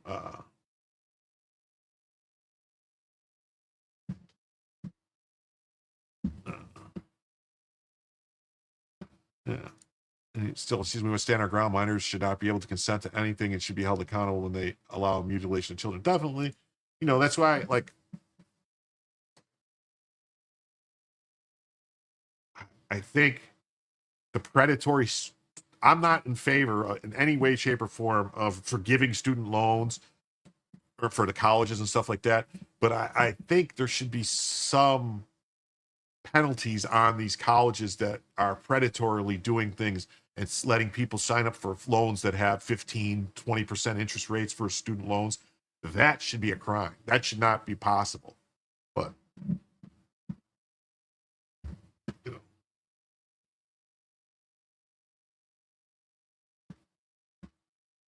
know. Parents should be held responsible when they allow mutilation of children. Oh, yeah, definitely. What meds do I do? I'm not comfortable talking about the medications I'm taking, but I take a bunch of medications to make me not crazy. Mm-hmm. Caught a porch thief on our security camera yesterday at my hubby's Washington, D.C. residence. This is Rachel Campos Duffy. Red Bull. Lots of Red Bull. Vitamin B12. I need to take some more. Oh, okay, I will. I'll try. Porch thief, yeah. They used to call him a different type of thing with porch, though. It says we should give all back to Maryland and Virginia except the White House and the Capitol. There's actually some I think that should come back. Like Arlington Cemetery, I think should be back part of DC. You know, but everything else, all the whole north section, that should all go back to Maryland, where all the where all the residential areas are. There's really no reason. All the residential should just go right back to Maryland. I think, if I'm not mistaken, everything south of the Potomac was Virginia and went back to Virginia already. I think the only thing that still was part of Virginia, I don't think there was anything that was part of Virginia that's still Washington, D.C. Maybe I'm wrong. I could pull up a map and we could look at it. And it says, caught a porch thief on our security camera yesterday at my hubby's Washington, D.C. residence. They do it because they can. Finally, somebody willing to crack down on crime in our nation's capital. Thank you, President Trump. And I mean, this is not really this is not really the kind of crime that I think is that people really. I mean, it's a problem, but I mean, people stealing packages off of porches. It's not really, that happens everywhere. That happens in my neighborhood. So dude, relax. We are with you. Well, I think you're one of us. One of us. One of us. I'm just messing around, JT. I'm trying to keep everything cool. It's all the same people. Well, that's what they say in every city. Basically, they say it's a very small. It's a very small percentage of people that are doing the vast majority of the crime. Like recidivism is a thing that like they're saying DC. Someone said it was like 200 people responsible. And, that's why the crime rate with COVID and all this stuff got really crazy, is because they just kept they weren't holding anybody in jail. They were just letting people out. So you had people that were multiple shootings, just kept getting out, and just kept doing more shootings and robberies. And just boom, boom, boom, boom, boom, kept happening.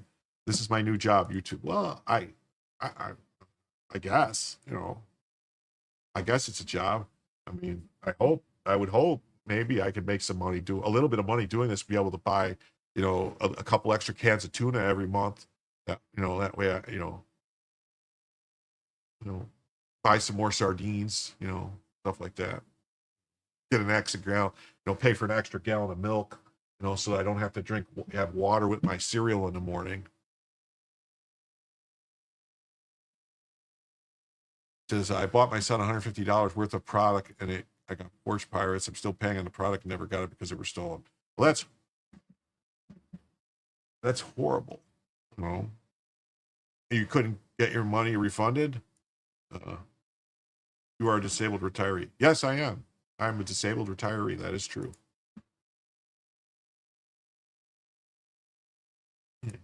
Give their residential areas back to Maryland, and now the people will have taxation with representation, and Maryland gains more congressional seats plus electoral college votes. Yeah.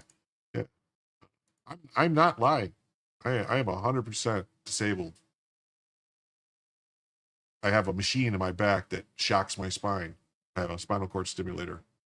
I have severe, I've had 5 back surgeries.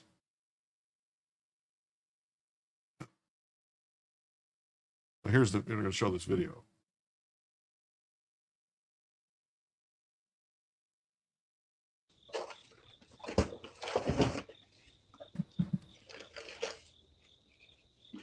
Well, I mean, this is you got a gate. You could have locked the gate.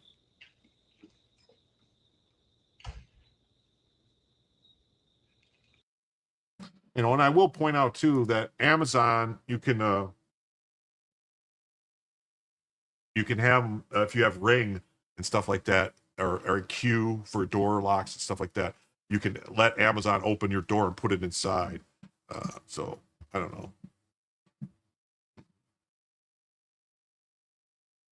Yeah. Exactly. They do it because they can. During Mao's Cultural Revolution, Mao weaponized lawlessness to destabilize society and eliminate his political rivals. Today, communist Democrats are using the same tactic for the same purposes. He's not even wearing a mask. You know who they are. Zero consequence. Kimberly Klacik. I thought she was going to win in the House in Baltimore, but just couldn't get it over the top. So it's Trump and the federal government's responsibility to defend your property. God, Americans have gotten soft. Yeah, no, time to reach out to Mark Robert and fix this fun way. Yeah, make him famous. You know.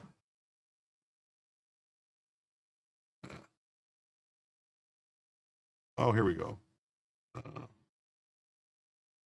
Kevin Prestaro says to keep that spine stimulator running. 5 of 10 now. Okay, you're very nice, Kevin. Thank you. Yeah, dog German shepherds. German shepherds are good. Also, the what do they call the Belgian Malinois? Those things are crazy dogs, man. You get them trained up, they'll do all types of stuff.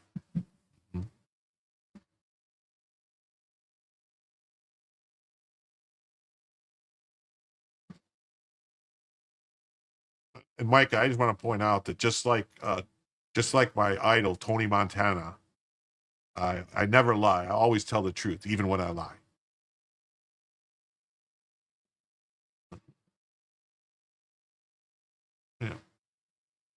Yeah, I can't handle a big girl, man. My back can't handle it.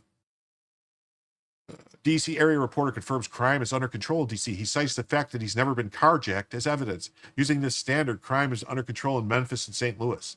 I live in Arlington. I'm a reporter. I travel into DC frequently. I've never been carjacked. I know it happens, but I don't know anyone that's been carjacked. I've never even been a victim of any crime in DC. Well, you live in Arlington. You don't live in DC. I have been to cities crawling with troops. Now that's ugly. Wow.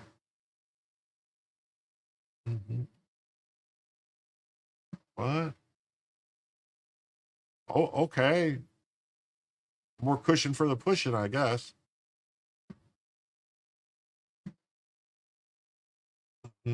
What a complete moron. Good for him for not being carjacked going to lunch in Georgetown. I bet he knows exactly what parts of DC to stay away from to remain 100% safe. 75% of DC are at risk of a crime. I'll pay him to walk down any street in Southeast DC and report back to us. He sounds like Don Lemon telling Chris Cuomo that he and his friends went out to dinner in New York City and they weren't accosted or mugged. Therefore, there's no crime and it's perfectly safe. All those victims of homicide didn't kill themselves, or victims of carjacking didn't loan their car to strangers. This guy is a self-centered narcissist, apparently. Are we supposed to, one, take that random person's words at face value and consider his experience, assuming it's true, to be commonplace for all DC residents and visitors? Reject anyone else's different experience? Reliable stats because someone said was a reporter? If an activist disguised as a reporter says it, then it must be true. There is This is a smokescreen test. Yes. Yes. I'm a journalism. Yeah. And here, this is, you don't have to take my word for it. Here is Joe Biden saying how he runs red lights when driving out of D.C. to avoid being carjacked. All right. And you know, Joe Biden, he's not racist at all, even though Kamala Harris said he was racist.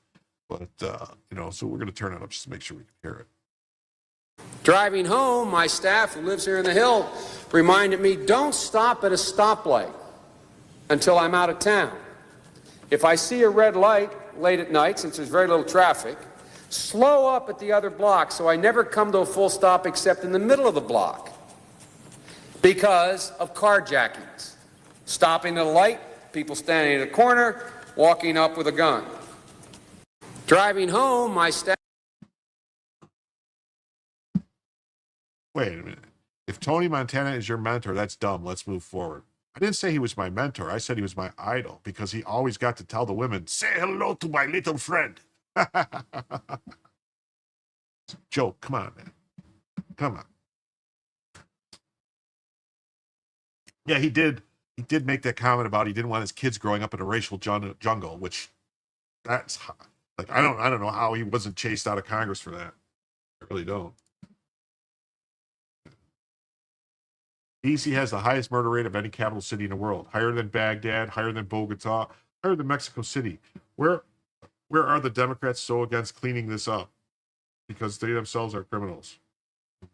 Oof. Yeah. The Biden crime family, Crime Incorporated. Look at them all. Yeah. Yeah, this liberal demented fool probably forgot he said this. It was 33 years ago. 33 years of carjacking, and you liberal demoteurs still haven't done anything. The highest in the nation. You know, I will say, I will say that I'm originally from the Chicago area. You know, south side of Chicago is where I grew up. From the Chicago area, and it was very bad in Gary, Indiana, in the 90s and 2000s, right up until around, like, I think it was 2005, 2006. That Indiana passed the concealed carry law, and that and carjackings like went to nothing because people were able to be armed in their car and defend themselves. Yeah, bad Leroy Brown, baddest man in the whole damn town, meaner than old King Kong. The stats that they are actually reporting make it seem like crime has gone down, when in fact the statistics have been fudged. DC police commander suspended, accused of changing crime stats. But the thing about this too is what they say is that he altered stats outside of the guidelines they have. Meaner than a junkyard dog, meaner than old King Kong. Yeah, that's what so they have standards, they have guidelines of how to change the stats. And they claiming he went outside of those guidelines. And according to the union, the stats were, yes, I know, I got it wrong. Okay, yes, Buds. Junkyard, I got it. It's junkyard dog, junkyard dog, junkyard dog, junkyard dog. Yeah. And the stats that they're changing it to is because if they downgrade like an assault with a deadly weapon, gun, assault with a deadly weapon, bat to just felony assault, felony assault is not a category that is tracked by either the FBI or by the DC Metro Police on their statistics. BTM Review said, how much is a green super chat? I believe a green super chat is $5, I think. $4.99, $5, I think. I need to go to Colombia. Apparently super safe. You know what's really, what's up, Dave? Yeah. El Salvador is very safe now, ever since that, that fascist Bukele, when it got in there and cleaned it up. Very safe. Yeah, Biden also bill that made mandatory sentencing for crack cocaine and powder. No, and they gave us instructions. Yeah. Am I okay? What's wrong? What? What do you mean? No, I'm not okay. I'm never okay. Yeah. If you think people are getting murdered and assaulted and not reporting it, you're dumber than dog shit. Yeah. Yeah. Why, Dave? Why would you do this? I'm going to return this. Yeah. Jim tells you, brought to you from AM Cartel Gold. Dave with $49.99. So I guess we're going 5 hours. In actuality, we are now actually halfway to 6 hours because of Dave's 50, and then we got after the 50, we got 10, 20, 25. So we are halfway to 6 hours. So 25 more, and we're going 6 hours, not just 5. Yeah, I'm Jim Kotick. Yeah, I'm psychotic. But thank you, Dave, for the $50. Keep going, Jim. Oh, I'm gonna. It seems like I'm gonna be going for quite a while. Go to 6. Well, no, I'll be going right now. I will be going till 3 a.m. and I'm halfway to going till 4 a.m. So another $25. We'll be going to 4 a.m. Let me double check the ghetto and see what's going on here. Nothing in the ghetto. Brought to you by KTEL AM Gold. Nope, nothing in the ghetto. Did I get anything? Let me look and see if anything came in on Cash App or PayPal. Doesn't look like anything came in. Man.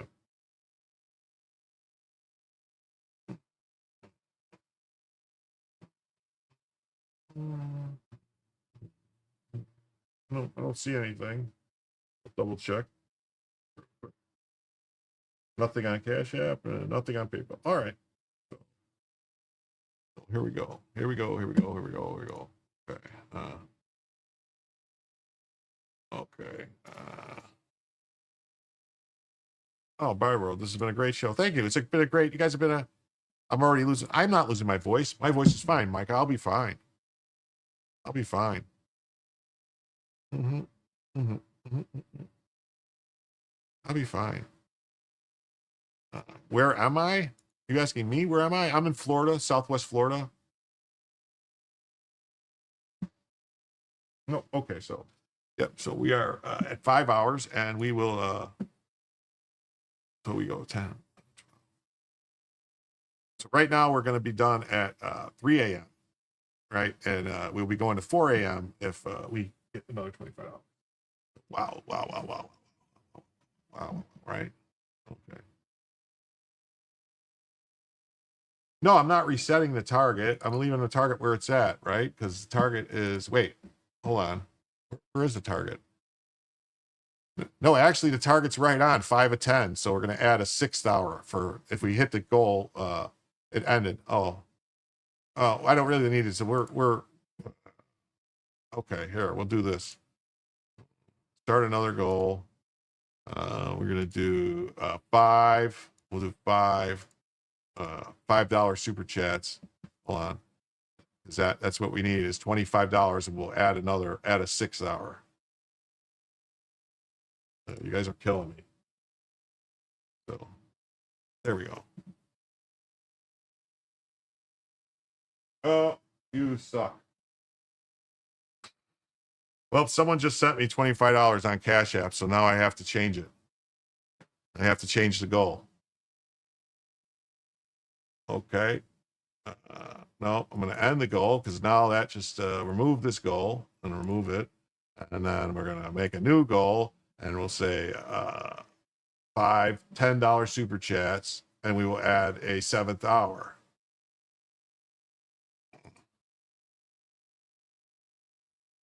Okay.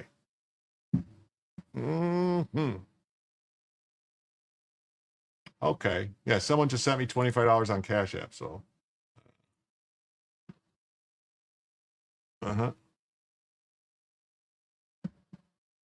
Was that you, D-Watt? It doesn't say who it is. It just says D. D-Watt. D-Watt. No, it does say D-Watt. Okay. Oh, I'm sorry. Thank you, D-Watt. It does say you. All right. I got to give you a heart. All right. Thank you for the $25, D-Watt. Wow. Thank you very much. All right. We're going into overtime. Yeah. Yes, sir. Thank you very much, D-Watt. I didn't see it when it said. I just saw the letter D, and I wasn't sure. What the hell is yellow? It's a $10 super chat. So that's all right. So yeah, so we started at 10. So 11, 12 is 2 hours, and then 2 o'clock would be 4 hours. So right now we're at 6 hours. So that is 4 a.m. Right now. We're going to 4 a.m. right now. If we get another $50, we will be going to 5 a.m. Holy shit, this was a bad idea, I think, on my part. I'm gonna die. All right, let me get back to the story here. A commander in the DC Police Department has been suspended after it emerged that he allegedly faked crime data to make it look like violent crime had fallen considerably. Read. And it's weird too, because is this like the only white police commander at DC? I don't know. Everyone else I've ever seen is black or Hispanic. So, and this is the guy that you're saying terrible idea. Yeah, I think it might be. I think it might be a terrible idea. I might have to rethink this whole thing for every $50 is another hour on the show. But then again, you know what? Is it a bad idea? No. I mean, I went to 8 hours the other night, yeah. So no, it's not a bad idea. It's a great idea. It would be foolish for me to assume he's the only one. In fact, I imagine this happening nationwide to one degree or another. For the better part of the last 2 years, I've been noticing what appears to be an increasing amount of racial misclassifications of criminals in police data. Yeah, they've been like a lot of them, and a shortage of examples. Yeah, like right here is a lot of people are aware of the conflation of white and Hispanic to muddy the data, though it's far more egregious than that. There's no shortage of examples of crime data being outright fabricated to fit anti-white narrative. What's this due to fabrication? Like this guy, look at white. You know, so yeah. So this can actually this skews, white, non-Hispanic, white, non-Hispanic. This skews the data big time. Stuff like this, and this is New York State doing it. So that's why they'll tell you that.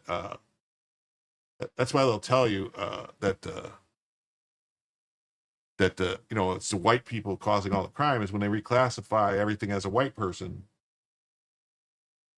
That'll happen. Oh. Okay, JT says, "You are my idol. Keep rocking." I appreciate it. Yeah.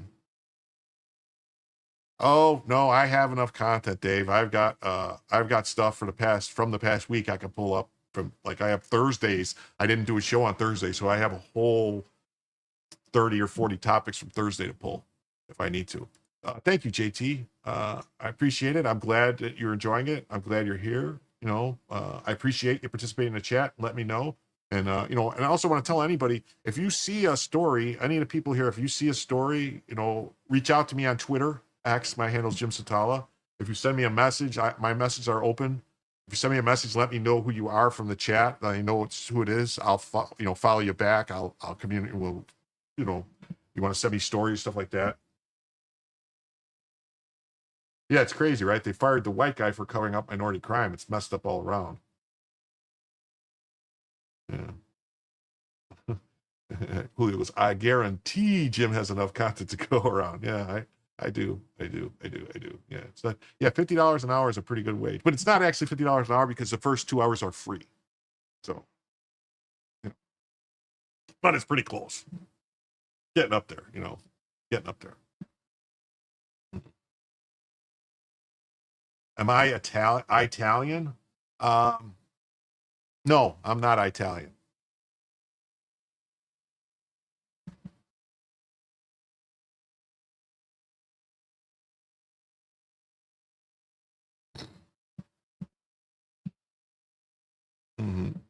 Capital crime. The real reason that crime is out of control in Washington, D.C. is because the prosecutor elected by the people doesn't believe in arresting criminals. He focuses on root causes of crime, which is never a bad idea, but until you address those root causes, you've got to arrest and punish the bad guys. If you don't, they just keep committing crimes. Attorney General Brian Schwald told residents that you can't arrest your way out of crime during a panel discussion earlier this year.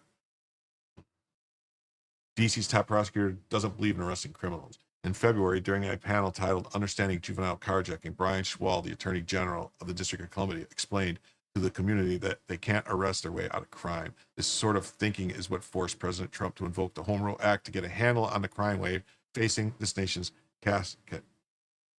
What do you mean? it's not Italian. I beg to differ. I watched The Big Bang Theory, and Sheldon Cooper, who's like the smartest man in the world, said, "Now that's Italian," and and he would know, and he likes his spaghetti with little hot dogs cut up in it. I'm gonna have to block Dave, it appears, because Dave decided, for whatever reason, because he must be drinking, to give me another 50 to say BTM Bourbon Reviews is the best channel on YouTube.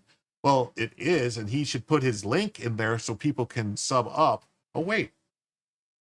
Yeah, so now we are at 7 hours, and we are $10 towards 8 hours. Thanks, Dave. I appreciate it. Dave, why don't you have, is this a different,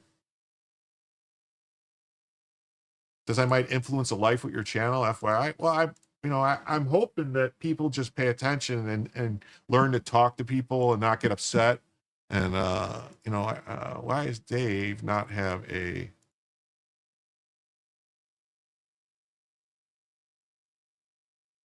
moderate? You should be putting your Dave. You should putting your links in there in the chat. I didn't realize you didn't have a wrench. We saw this already, but we'll play it again because it's a short video. But just so anyone that might not have been here and didn't hear this, this is the guy responsible for prosecuting crime in DC, and he's going to say that you can't arrest your way out of crime. During the discussion, residents did not hold back, voicing their frustrations. I blame the system. Many questioning why kids aren't being held accountable. We as a city and a community need to be much more focused on prevention and surrounding young people and their families with resources if we want to be safer in the long run. We cannot prosecute and arrest our way out of it. During the discussion, residents... So that's what the problem is when you have the people responsible for prosecuting crime saying you can't prosecute your way out of crime. Capital crime several years ago, DC issued advice to residents to reduce the number of times they were carjacked each year. Always keep your doors locked and windows rolled up. If it's hot and you don't have air conditioning, roll them up at least part way, no matter how short the distance you're traveling or how safe the neighborhood is. Drive in the center lane to make it harder for potential carjackers to approach the car. Avoid driving alone. Travel with someone whenever possible, especially at night. When you're coming to a stop, leave enough room to maneuver around other cars, especially if you sense trouble. If your spidey sense are tingling. Always drive with the doors locked. If a thief can't get in your vehicle, you stand a better chance of leaving with it. Yeah. Or, ABA, always be armed. Yeah, but here you go. See, it's right here. This is the thing, is Garland and Mayorkas warned that white supremacy is now top security threat of the country. Yeah. Yeah.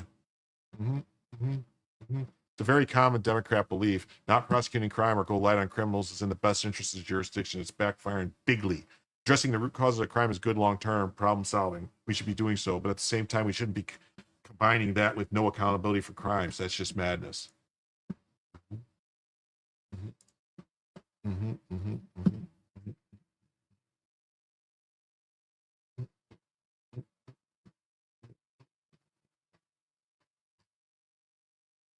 Yeah, well, because just drive a piece of shit car. That doesn't always work. I mean, if there's somebody that wants a car for whatever reason, I mean, generally speaking, they want to take nice cars, but if they want a car, they'll take any car. Yeah, Dave streams every Monday with his boys, and they release videos throughout the week. Dave also has another channel just called BTM Reviews, where they do things where they talk about movies and music and comic books and, culture stuff. And, it's great. That's actually, I got my start streaming on Dave's channel. It wasn't the first channel I ever streamed on, but it was where I started streaming and actually decided to make a go of streaming, was because I was on Dave's channel. We were doing weekly reviews of Justified. We did weekly reviews of that House of the Dragon. What else did we do? We did weekly reviews of Boardwalk Empire and other stuff. Yeah. He's a good guy, a friend. It says a man was just shot in DC, just a few blocks from where liberals were protesting Trump taking control of crime-ridden DC to make it safe again. You can't make this up. Yeah. If someone managed to call a social worker at the time, that could have been prevented. Democrats keep losing on every narrative they try to promote. They're constantly wrong. It's unreal. More blood on the streets, the murder rate. Yeah, it's going crazy, crazy, crazy. Say, I will kick your ass if you don't reach out to me. Yeah. Thanks, Dave. Jim is a chip. I appreciate it. Why did you send me a message on Twitter? Let me look. I'll look right now. Did you send me a message on Twitter? Yeah, I got 4 messages. Let's see. Okay.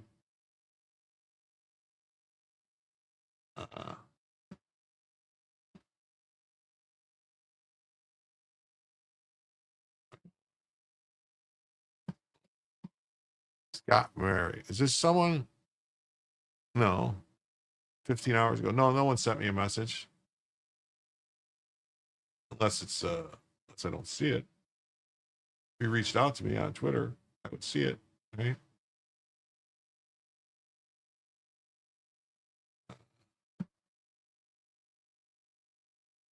I don't see any messages on Twitter. Yeah, eventually, if this keeps going well and stuff, I plan on trying to do like oh, here we go. I plan on doing you don't do Twitter, and I'll keep it that way. Well, here's the thing too. There is, if you go let me get Discord. There is a Discord. I have a Discord server. I can it should be somewhere. Let me find it. It should be in something, the Discord server. Let me pull it up. I'll put it in the chat. Anybody who wants to sign up to the Discord is more than welcome. Where are we at here? Discord. Okay. Sorry, I normally, there's a guy that normally handles the Discord, and how do I invite people to the Discord?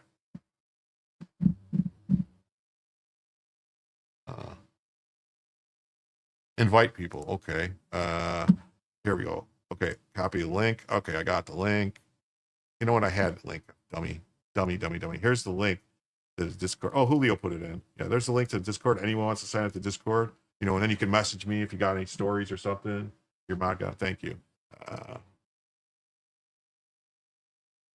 Yeah. Sub to Dave's channel. He streams a lot of times. He starts earlier. He usually starts, I think, at like 6 or 7, sometimes 8 o'clock.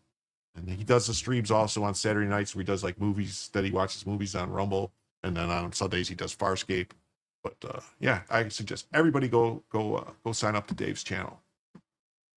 So this is HBO's The Wire put out a widely lauded season explaining this dynamic in detail, which the liberals all watched, and yet they have convenient amnesia once Trump actually is doing something about it. Don't bother on your account. What? No, I'm saying I have a Discord, and I set up for people. That way we could, talk and get to know people.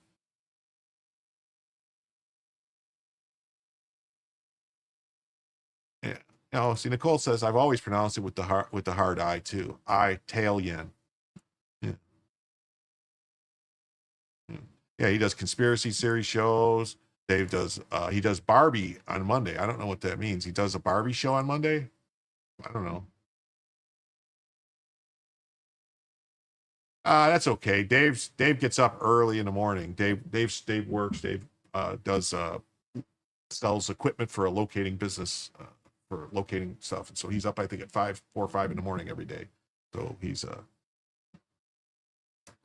so a lot of media have been duped by DC's crime drop. It's a magic trick. It's progressive prosecutors routinely downgrading many felonies, especially gun crimes, to misdemeanors. They call it reform and then tout crime reduction. Fewer felonies on paper. Same danger on the streets. And don't forget the underlying problem: juvenile offenders. And they don't track juvenile offenders. And crime stats against persons: assault, homicide, human trafficking, almost 500,000 fiscal year 2024. And at lower reporting rates, as residents know that crimes don't get reported. Yep. I've been pitched a story on it based on Empire tips and several outlets with no green light yet. I'm hoping at least to have an assigned for their own reporters. Yeah, so that's what's going on there. And then here's this guy who says, last night a crazy Karen, bell in hand, draped on a DC statehood flag, yelled at people eating dinner to join her low energy process. Only liberal elites shielded from crime back Mayor Bowser and elected Dems pro-crime policy in Washington. Juveline? Did I say Juveline? Jim has to pay. Well, let's Let's see. What is going on here? What is going on here? Keep having issues where it's oh, that's loud enough. I don't need to turn it off. I'm glad I got that other can of Red Bull.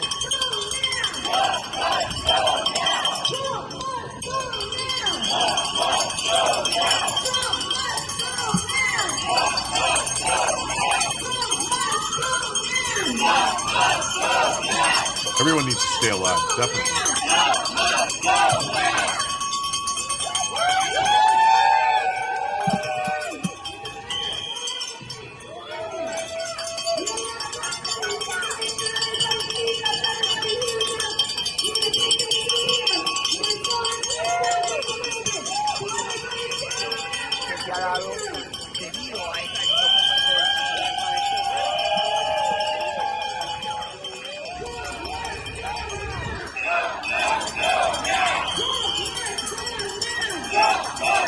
Well, I do have some Adderall, but I don't like taking that because it makes me too jumpy.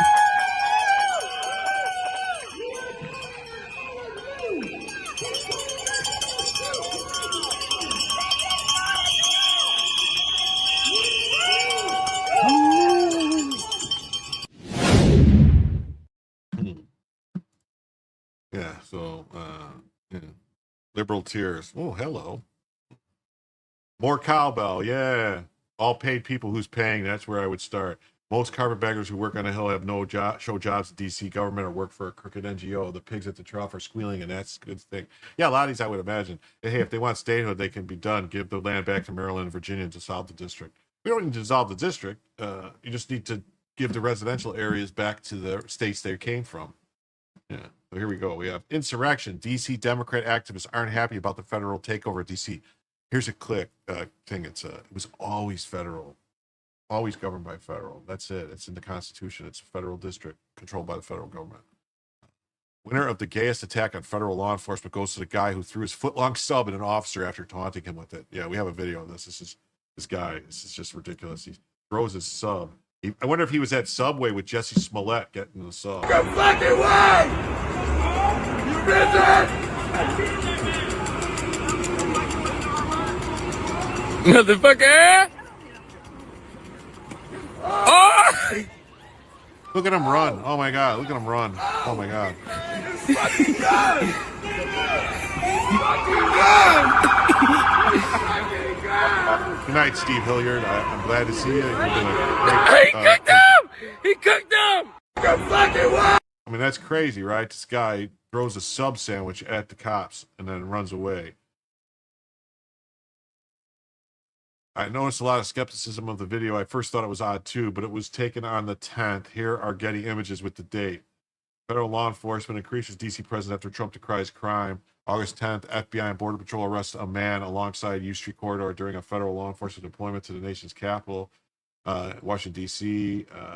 President Trump, it's as blown up as I can get. President Trump ordered an increased presence at federal law enforcement to Washington, D.C. area. There's the Getty images. That's the guy right there. And there he is with the sandwich. So, yeah, it happens. What's this? It's 10-1 in Arizona? What do you mean? The Hunter Swamp? No? What do you mean? Yeah, good night, Steve. Thank you.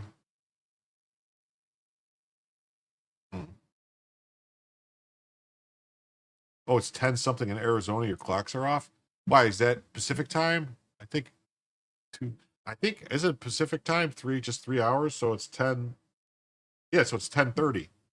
10:34, it should be something like that in Arizona right now.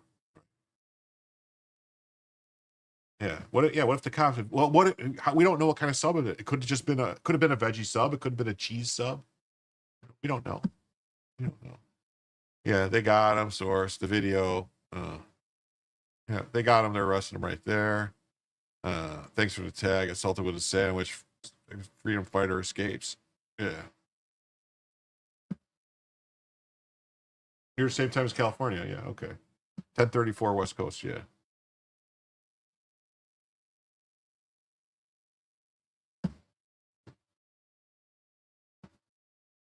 in here. This is breaking news. Is President Trump is considering establishing a specialized task force of 300-member National Guard units capable of deploying to any U.S. city within 1 hour to quell leftist riots. Woo-hoo.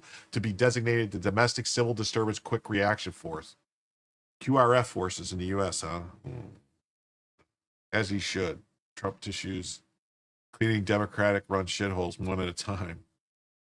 Leftist riders are about to learn what real consequences feel like. Trump's QRF will crush their drama in minutes and leave the streets clean. And here's Trump standing on the office. Abandon all hope, you who have entered the long overdue FAFO stage. Cry harder, Democrats. Oof. Considering or preparing, which one? Trump is preparing for civil unrest across U.S. cities. I voted to make America safe again. Trump should definitely create this National Guard special task force and send them wherever they are needed within an hour. I think it's all necessary. All right, so here's the story.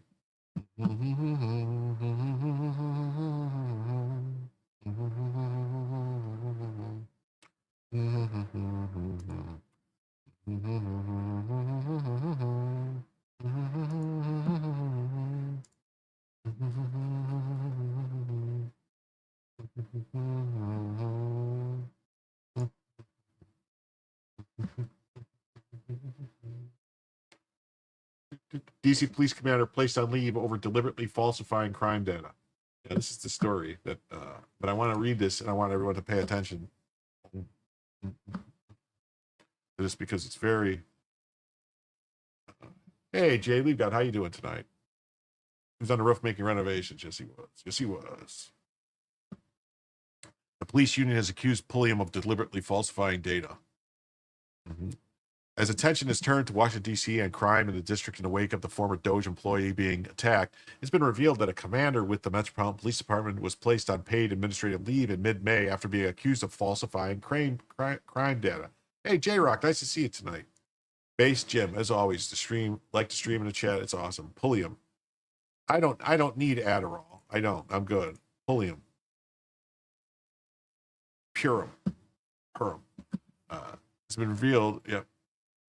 Commander Michael Pulliam was placed on leave and under investigation for questionable changes to crime data. 5 law enforcement sources familiar with the investigation told NBC4. Pulliam was the commander of the 3rd District, which patrols the Adams Morgan and Columbia Heights neighborhoods.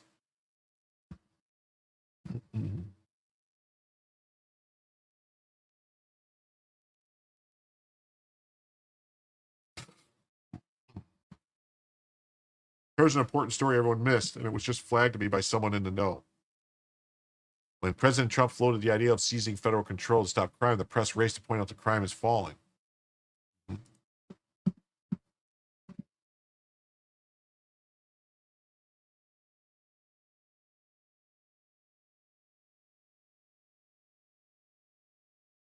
I want to read it just real quick from Charlie Kirk. Residents report otherwise, but the stats and the science suggest that the city is safer than it's been in years. Just one problem. At the very moment, a D.C. police commander has been suspended and is getting investigated for allegedly tweaking crime stats.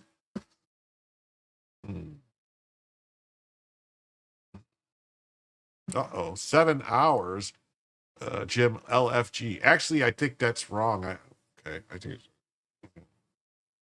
awesome. Thank you, J-Rock. Racism is a lie. Have you ever heard of Rwandan War? The Hutus and the Tutsis, the cockroaches, pest dogs, both were the African Bantu tribe.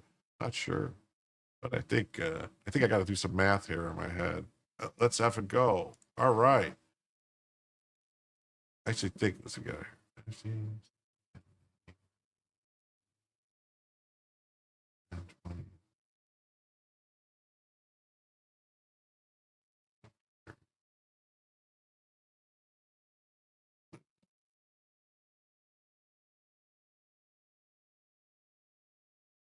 Yeah, it's okay. So yeah, we're almost to 7.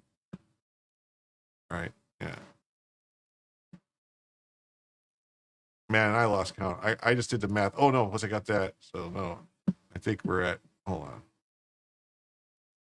1, 20, 30, 40, 50, 60, 70.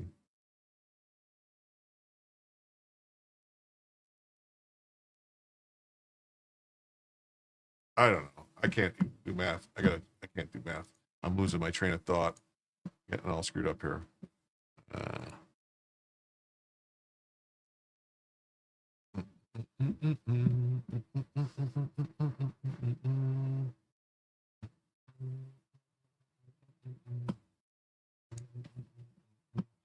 Yeah, but the stats and science, yeah. And DC's police union says that his suspension is just the tip of the iceberg. The union says its investigation has revealed that cops all over the city are routinely pressured by command staff to downgrade felonies so they don't appear on the MPD or FBI's violent crime database statistics. How much of the crime drop is just Democrat machine politicians lying to the public? They're all Democrat. And the DC crime stat drop reeks of bureaucratic fraud. Exactly the swamp tactics Trump's Doge exists to expose. Reports show commanders pressuring cops to downgrade felonies, hiding real violence to protect political narratives. Meanwhile, MPD vehicles racked up 32,000 unpaid traffic fines while regular citizens get squeezed. Classic two-tier system. Elites cook the books, taxpayers foot the bill. If crime is falling, why suspend a commander for faking the stats?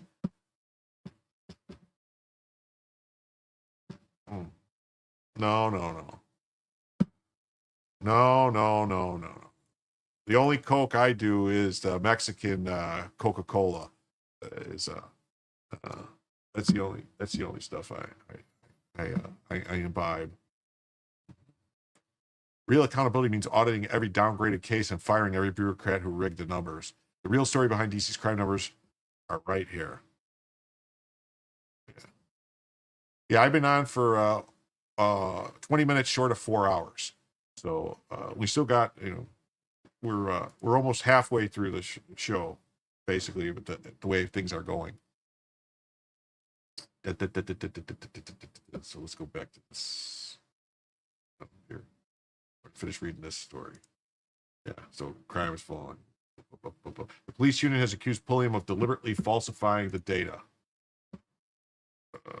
Real sugar cane. That's what I like. Real cane. Real cocaine.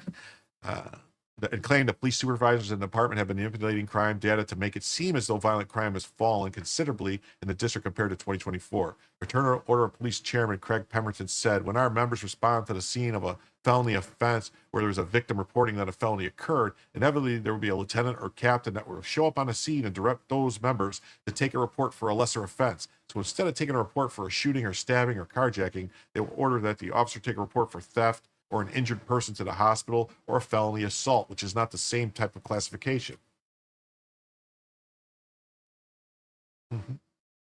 Pemberton said that command staff at the department is focusing on 2 categories to get the numbers down: injured person to the hospital and armed with a dangerous weapon.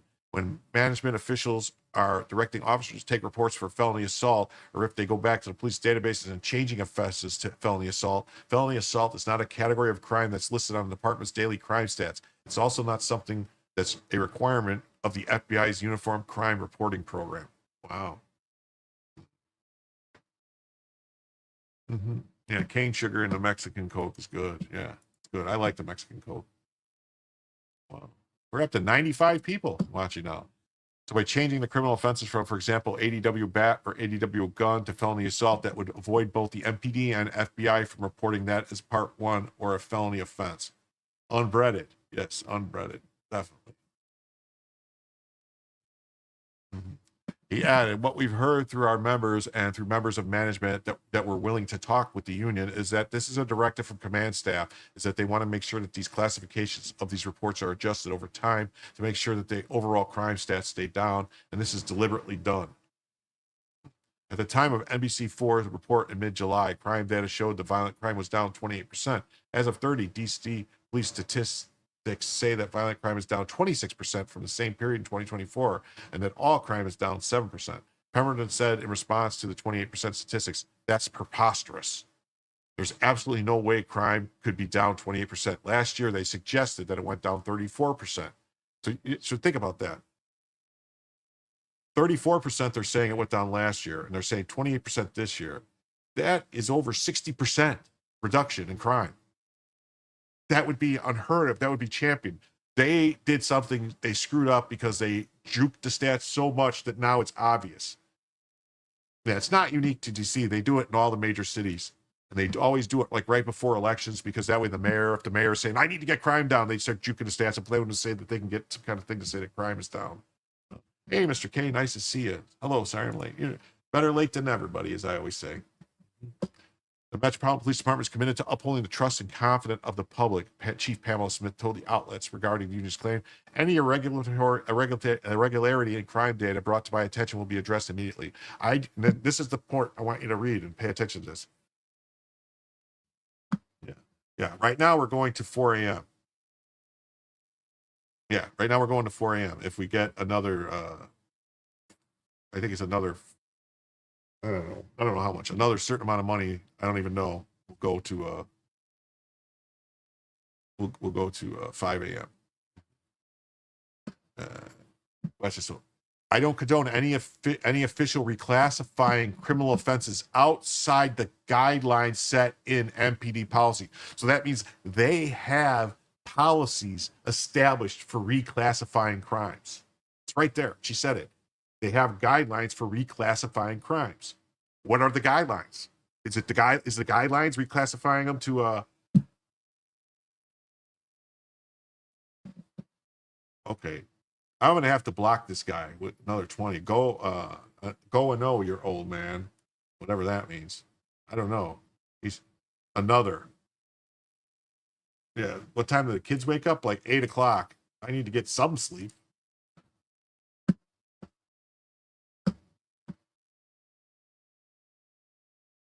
Wow. Oofa.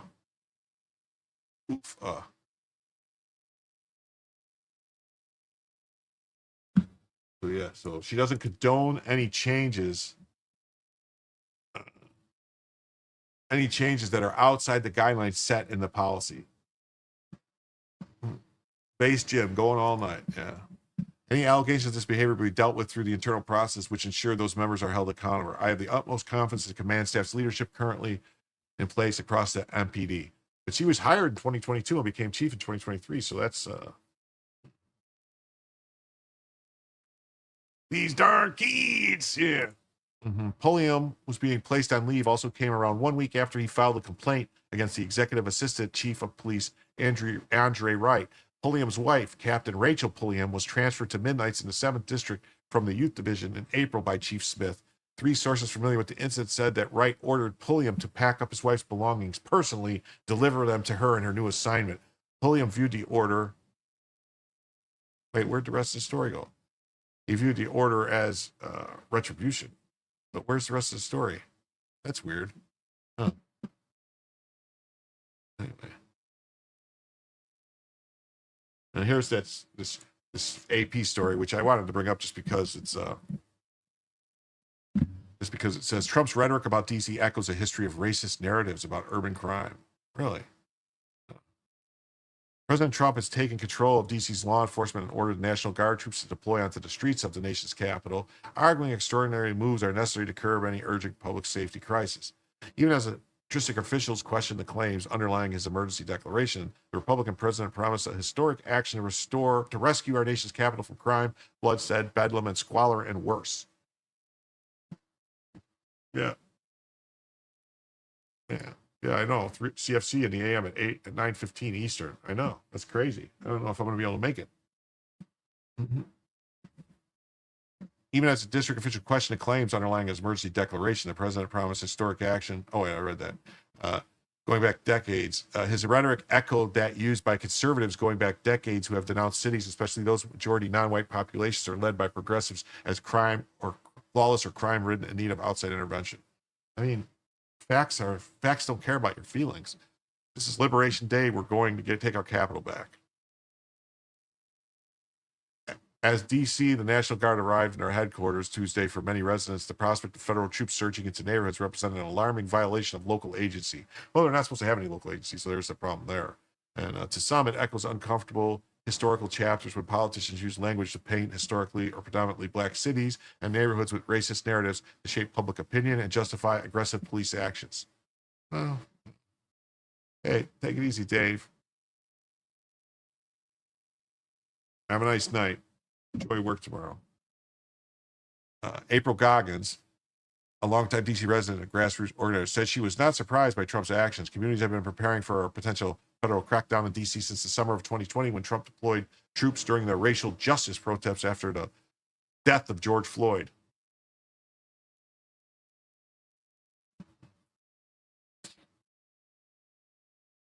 We have to be vigilant, said Goggins, who has coordinated local protests for nearly a decade. Has she been protesting against the crime in D.C., against the shit job that the Democrats have been doing? Oh, no. She's fine with that. She's worried about what a surge in law enforcement could mean for residents' freedoms. Don't break the law, you won't get arrested. I mean, oh, Kevin says he'll kick in 10 for a raffle tomorrow. Regardless of where you fall on the political scale, understand that this could be you, your children, your grandmother, who are brutalized or have certain rights violated. What are they talking about? You get brutalized by crime, not by... Other residents reacted with mixed feelings. Crime and homelessness has been a top concern for residents in recent years, but opinions on how to solve the issue vary, and very few residents take Trump's catastrophic view of life in D.C. I think Trump's trying to help people, some people, said Melvin Brown, a D.C. resident, but as far as him trying to get the homeless out of the city, that ain't going to work. It's like a Band-Aid to a gunshot wound. Melissa Velasco, as a commuter, I feel like there's been increasing of racial profiling and stuff, and so it's concerning for individuals who are worried about how they might be perceived as they go to their day-to-day lives. Oh, there's Brandon the Connie Johnson.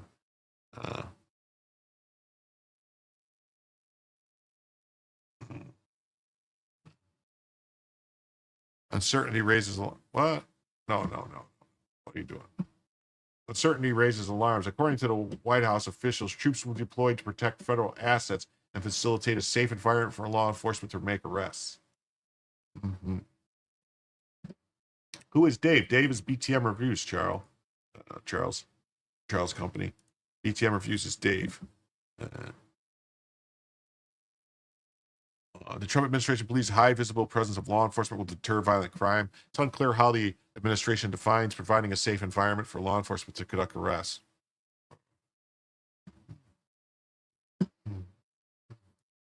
Yeah. Send him for a trip on the Grey Goose.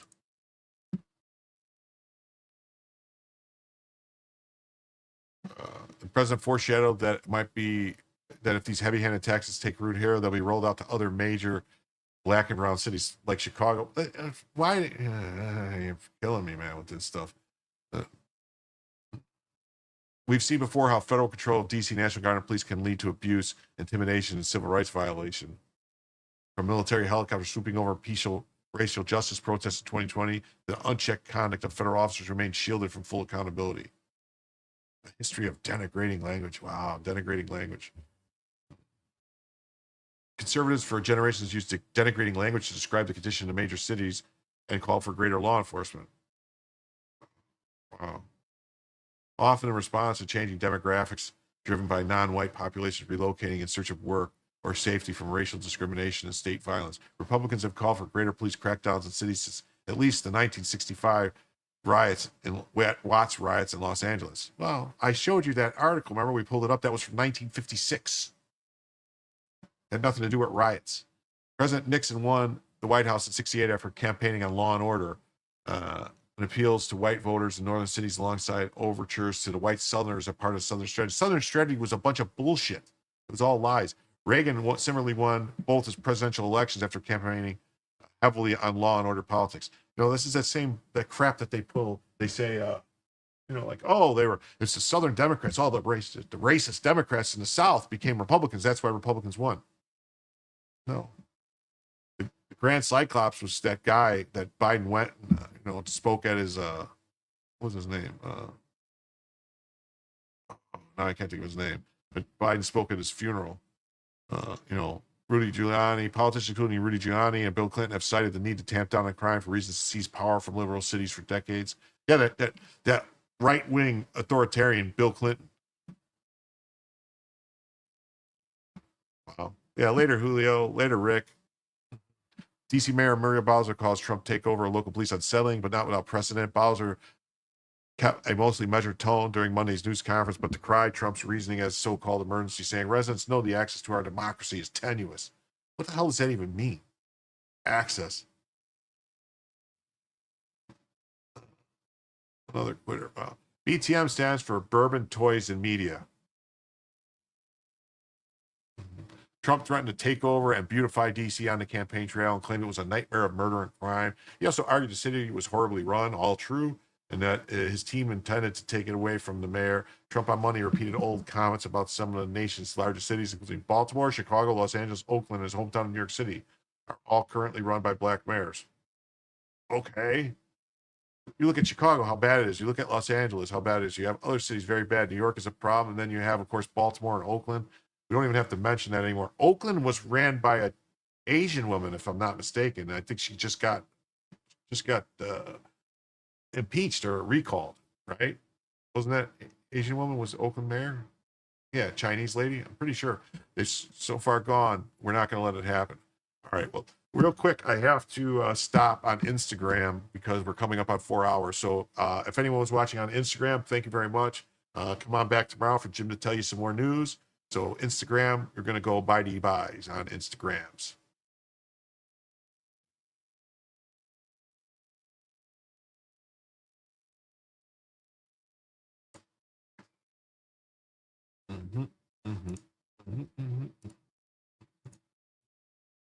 You know what else? I'm going to say goodbye to X, to Twitter. I let it stay a lot longer than I normally do.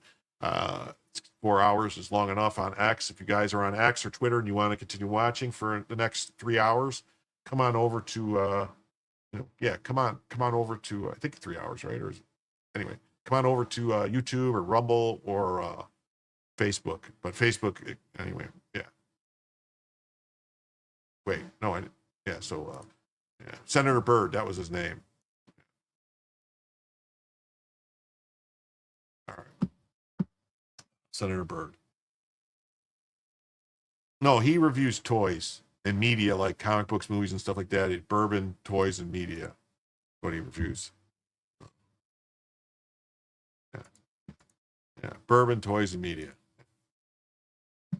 Oh, you put your applications in for Submariner today? Well, there you go. That's awesome. Open insane asylums. Yeah, sounds good. Definitely. Civil rights advocacy, the rhetoric is part of a broader political strategy. It's a playbook he used in the past. CEO of the Leadership Conference on Civil Rights. Oh, that's Oakland Mayor Barbara Lee speaks. When did she become mayor? When did Barbara Lee become mayor? When did she become mayor? Let's see here.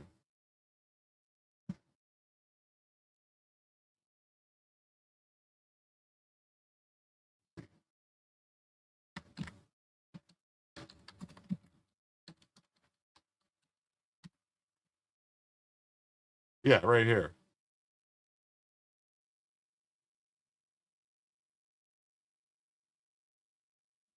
Yeah. Yeah, the Oakland mayor. Yeah,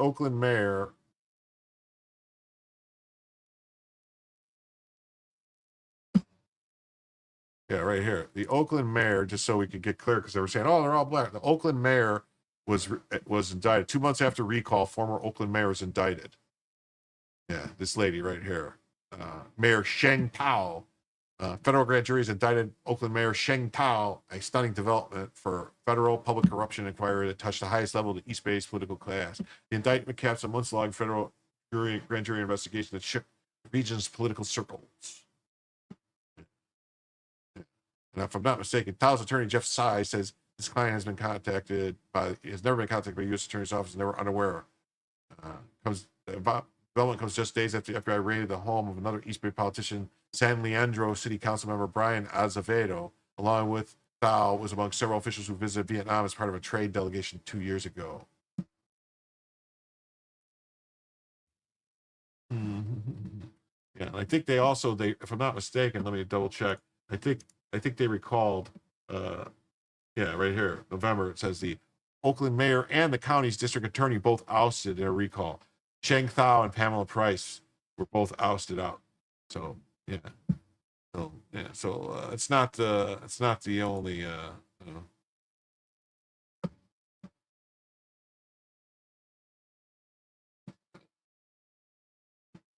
not the only thing. Trump's rhetoric paints a picture of crime is out of control, even when it's not true. It's not true. Yeah. And Jim's Place is like Cheers, where everybody learns the news. Where everybody learns the news. She was working for the Chinese mobster. She was working for the triads. Mm-hmm. Then blames the policies of Democrat lawmakers that are reform and public safety minded. Calling it reform when they're just the reforms they're trying to make is to not arrest people. Claims you have to step in to violate people's rights. They always throw that stuff in there. No one wants to violate anybody's rights. She added that the playbook has special potency in D.C. because local law enforcement can be directly placed under federal control, a power Trump invoked in his announcement. And why is that? Oh, because it's a federal jurisdiction. Trump's actions in Washington and comments about other major cities set shockwaves across the country. Not really. As other leaders prepare to respond to potential federal action. Yeah.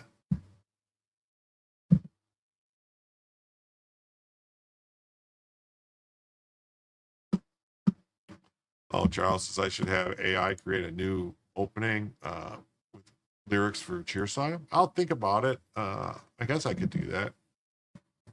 Democrat Mayor Maryland Governor Wes Moore said in a statement that Trump's plan lacks seriousness and deeply dangerous, and pointed to a 30-year-old crime rate in Baltimore. Yeah, so Baltimore is juking the stats too, clearly. There's a reason the administration should consult local leaders rather than antagonizing them. Yeah, I'm so sure that Baltimore's crime is down. Yeah, okay, don't you believe it? Administration already faced a major flashpoint between local control and federal power in the summer when Trump deployed the National Guard to quell protests. There were riots in L.A. No, I didn't get the P.O. box yet. I got to go tomorrow. Get it. I got something else to do, so I was going to be right by the post office. I'm going to get it tomorrow. Civil rights leaders have denounced Trump's actions. The president campaigned on law and order, but he is the president of chaos and corruption, said the NAACP president, Derek Johnson. There's no emergency in D.C., so why did he deploy the National Guard to distract us from his inclusion in the Epstein files? To rid the city of unhoused people, D.C. has the right to govern itself if it doesn't need this federal coup. It's a federal jurisdiction. It's the District of Columbia. These people, I swear, these people don't know what the hell they're saying. Then here's PBS with their craziness saying Trump's rhetoric echoes history of racist narratives about urban crime. Same story, basically. You know, DC's law enforcement ordered National Guard. Officials question the claims, blah, blah, blah. So we're going to go on. This is Trump's Pentagon plans to create a domestic civil disturbance quick reaction force with hundreds of National Guard troops to swiftly deploy to U.S. cities during protests or civil unrest, from the Washington Post.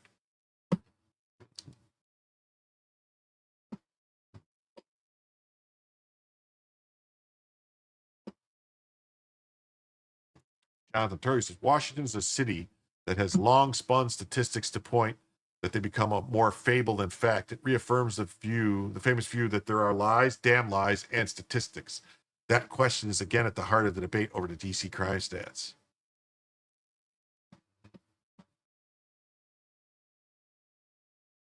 Yeah. This new Democrat talking point has gone out. Violent crime in DC is down. It's 30-year low. There's just one problem. As we speak, there's ongoing investigation of the police union and that revealed police all over the city are being pressured to downgrade violent crimes. One police commander was already suspended. If this is happening in Democrat cities across the country, if Democrat talking heads don't agree, they should go walk the streets at night and prove them wrong. The crime stats in big blue cities are fake. The real rates of crime, chaos, and dysfunction are orders of magnitude higher. Everyone who lives in these areas knows this. They program their entire lives around it. Democrats are trying to unravel civilization. President Trump will save it. Please take federal action to eliminate police radio encryption. We are all less safe because of it, and it allows them to hide the obfuscation of crime.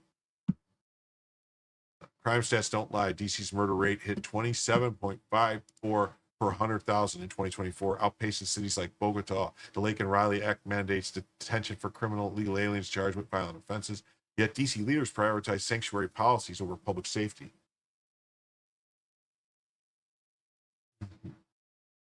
Federalizing the police, deploying the National Guard is an overreach. It's restoring order after years of failed local governance. When bureaucrats manipulate data to create chaos, to downplay chaos, it's not a partisan issue. It's a betrayal of taxpayers' funding confidence. Real leadership means confronting crisis, not hiding behind rigged metrics. Facts demand accountability. Yes.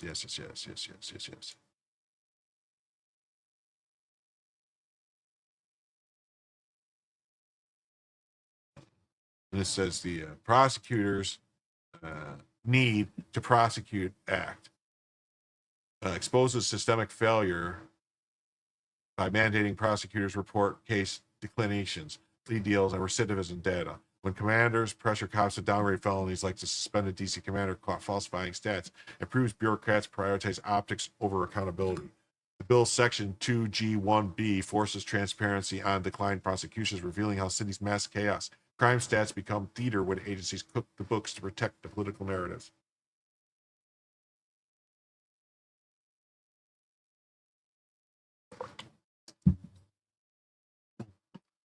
Thanks, D-Wad. I appreciate it. Dim is dope. No pun intended.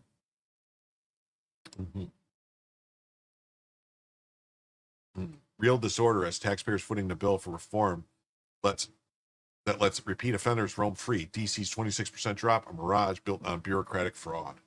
That's right. That's right. Yeah.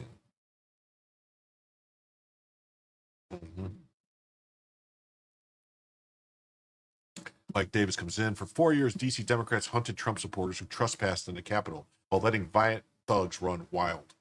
President Trump has both the statutory and constitutional power and duty to take over DC police. Jeffrey should give up his 24/7, 365 federal protective detail if DC is so safe. Go back to Brooklyn. Well, it's not any safer in Brooklyn. He serves Satan, the father of lies. Jeffries is literally working under the influence of dark forces in the spiritual world. America is a Christian nation, and that's why Satan is so active here and now. These Democrats vomit his lies every day. Ephesians 6:11.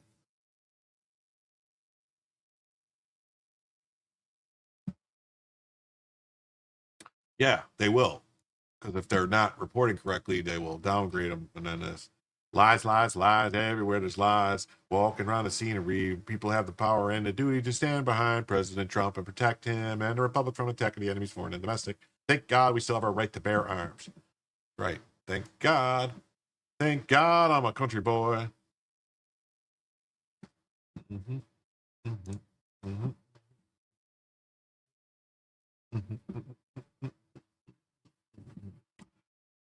I don't have a merch shop. Oh, wait.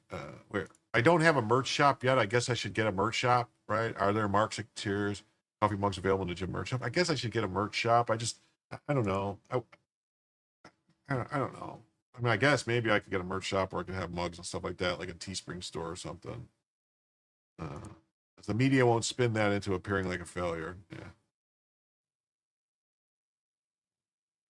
Lies, damn lies, and statistics. Trump's takeover news questions over DC's crime jam. Country girl can survive. Yeah, that's a good song too. Washington, D.C. is a city that has long spun statistics to the point that they become more fable than fact. Reaffirms the famous views that there are lies, damn lies, and statistics. The line is the perfect warning to the unwary about politicians citing statistics. The quote itself is widely misrepresented as the work of Mark Twain or British Prime Minister Benjamin Disraeli. So it seems nothing can be trusted when it comes to statistics. The question is, again, at the heart of a debate following the announcement of President Trump's that he would be sending National Guard into Washington and taking temporary control of the D.C. Metro Police. In response, Mayor Muriel Bowser and other Democrats denounced the plan and claimed that violent crime is at a 30-year low after dropping 26% so far in 2025. However, those statistics were recently challenged after a scandal involving allegations of suppressing crime reports to artificially reduce crime rate statistics. The media is reporting the reduction claim despite only recently questioning those statistics.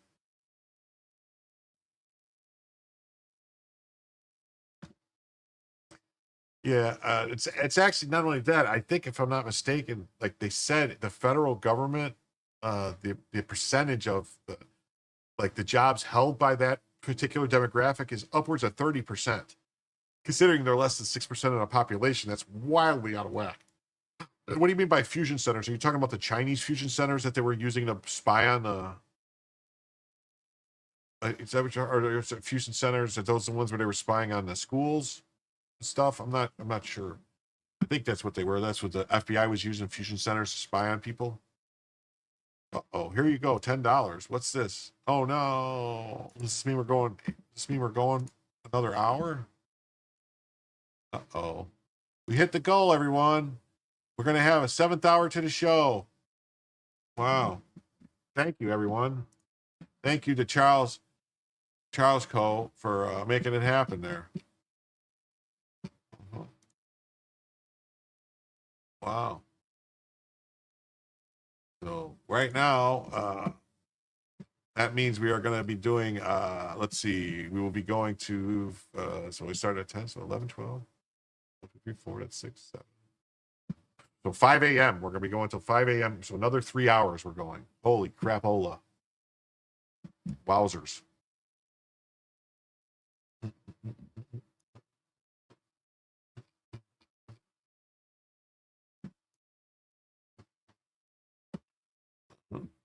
The MPD in July suspended Michael Pulliam, police commander for the Adams Morgan neighborhood, for allegedly manipulating crime data. DC Fraternal Order Police Chairman Greg Pemberton accused police officials of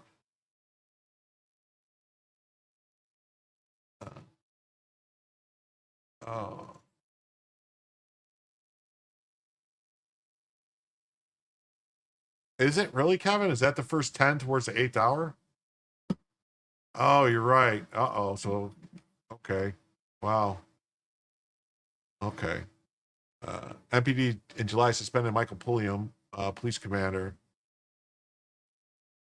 What is going on here, right? Police commander for the Adams Morgan neighborhood for allegedly manipulating crime numbers. DC Fraternal Order Police Chairman Greg Pemberton accused police officials of pressuring officers to falsify statistics to reduce crime rates. When our members respond to a scene of a felony offense where there's a victim reporting that a felony occurred, inevitably there will be a lieutenant or captain. They'll show up on a scene, direct members to take a report for a lesser offense. So instead of taking a report for shooting or stabbing or carjacking, they will order the officer to take a report for theft or injured person to the hospital or felony assault, which is not the same type of classification. 11-11 tight now, right now. Yep. Yeah, I think you're right. I think it is the first 10. This is going to cause gymflation, definitely.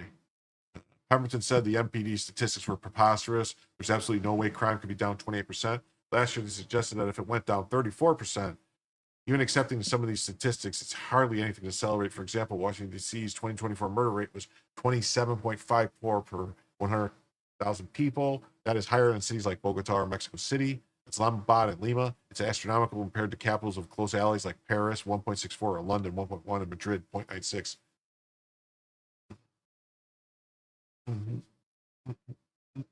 There are good faith responses to oppose this move. I am not convinced the National Guard deployment is warranted or likely to have a meaningful impact on crime. However, President Trump is within his right to order deployment. We also take temporary control of the police and can notify Congress if he wants to extend that period to 30 days. No, he can take control for 30 days. And if he wants it longer than 30 days, he has to notify Congress or ask Congress for permission. He just has to notify Congress if he wants to go to 30 days, but to get it longer than 30 days, he needs Congress to pass something.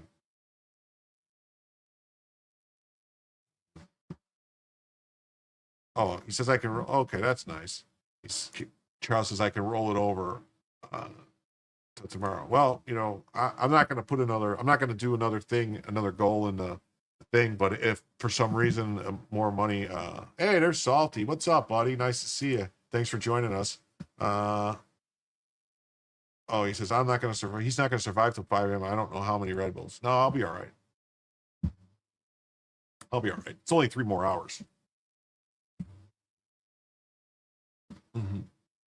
There's no governor involved in such orders. DC is a federal enclave. Yeah, and so it's different than other cities. There's no governor involved in such orders, which remains under jurisdiction of federal government. That's right. It's always been under jurisdiction of the federal government. What is clear is that crime remains very high in the city, and the reliability of DC crime statistics can be legitimately questioned as we look for solutions for public safety. Says Jim can survive a leftist apocalypse, whatever that means. I don't know. I think it means leftist apocalypse, but I think he's been drinking. And tremendous legal whistleblower shift potentially classified information. Yeah, we read that. That was the first story of the evening. All right. We're finally off of DC now. I don't know. That took like over an hour and a half or something to talk about DC. But this is now we're going to jump into about Texas and the quorum breaking. And it seems like cracks are starting to form with the Democrats, and they're starting to break, and they're going to be coming back. So here we go. Breaking, they're caving. Derelict Texas House Democrats will return to the Texas House for Greg Abbott's second special session to pass the new congressional map that adds 5 Republican House seats. Democrats believe they've accomplished their mission by killing the first special session by raising national awareness about the mid-decade redistricting effort. Now, what mission was accomplished when Abbott is simply calling another session to pass the exact same thing, or worse, or a worse map for the Dems? Good job. You've embarrassed yourself again. He says, I meant leftists. I type for crap. Well, Charlie, yeah, I'll make sure to remind him tomorrow that your 10 is getting rolled over. Well, it's getting rolled over as long as we don't get another 4. So, you know, I mean, the problem is you can only do like they specific numbers. They have like 1, 5, 10, 15, 20 for super chats. So you can't do like 3 or 2 or whatever. So that's the problem. Now they're going to have to come home and face the consequences of refusal to obey the call. Yeah, so this is what it's going to look like in Texas. It's going to be like, you're going to just have this district, this 1, 2, you're going to have just these 1, 2, 3, 4, 5, 6 Democrat districts or something only. I don't know. I'm just trying to break the door down. Here you go, Jasmine Crockett. They certainly spread awareness that they have stretched their districting maps to the limit in almost every state they can. They also succeeded in making everyone in the nation know that they're about to lose 20-plus seats. Kind of funny how they're all crawling back after they had Beto O'Rourke's wife personal political fund taken away from them. Yeah. Oh, yeah. Mm-hmm.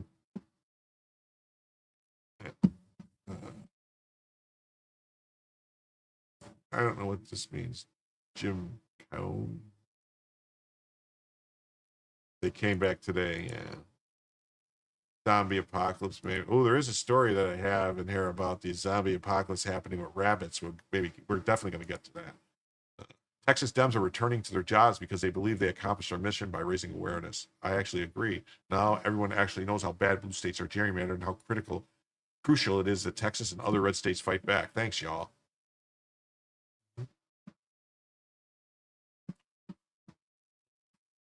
Jim Coin is a new cryptocurrency. Okay, Jim Coin. Now I get it. I thought that said something else. I was like, what? Yeah, redistricting. Texas Democrat senators walked out of the chamber to protest a new congressional map favoring Republican seats, but their absence was not enough to break quorum. Oh, yeah, we're going to get to that, Doxy Mom. We're going to get to the TRO. Yeah, it's in here. Mm-hmm.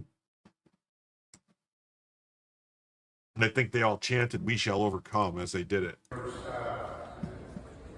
that there's a lot of discussion about what's going forward today. Everyone has different perspectives on it. I would like to, with permission of papers. All right. They can cry all they want. There are millions of Republicans living in Massachusetts, Connecticut, Rhode Island, New Hampshire, Vermont. And you know how many GOP seats they have in all there? Zero. Democrats have gerrymandered this country for decades, and now they're mad Republicans are finally fighting back. Stunts like this are why your party has such a low approval rating. Democrat Party's favorability rating has plunged to a historic low of 34% in Gallup. Wow. I didn't see this. Wow. They keep screeching. The louder they get, the lower their favorability gets. That's right.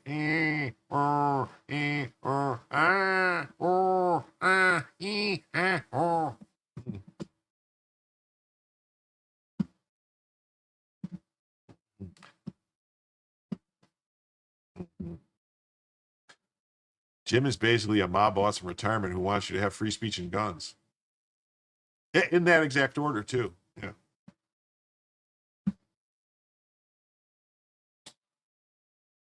Beto O'Rourke swears that he wasn't telling the Fort Worth judge to F off when he traveled to Fort Worth to violate her restraining order against him. Presumably, he was referring to another judge while ignoring her order. What do you think? Well, Beto told the audience there's no refs in this game. F the rules, we're going to win, whatever it takes. Do you think he was referring to Judge Fahey or another judge? Beto swears he didn't tell the judge to F off.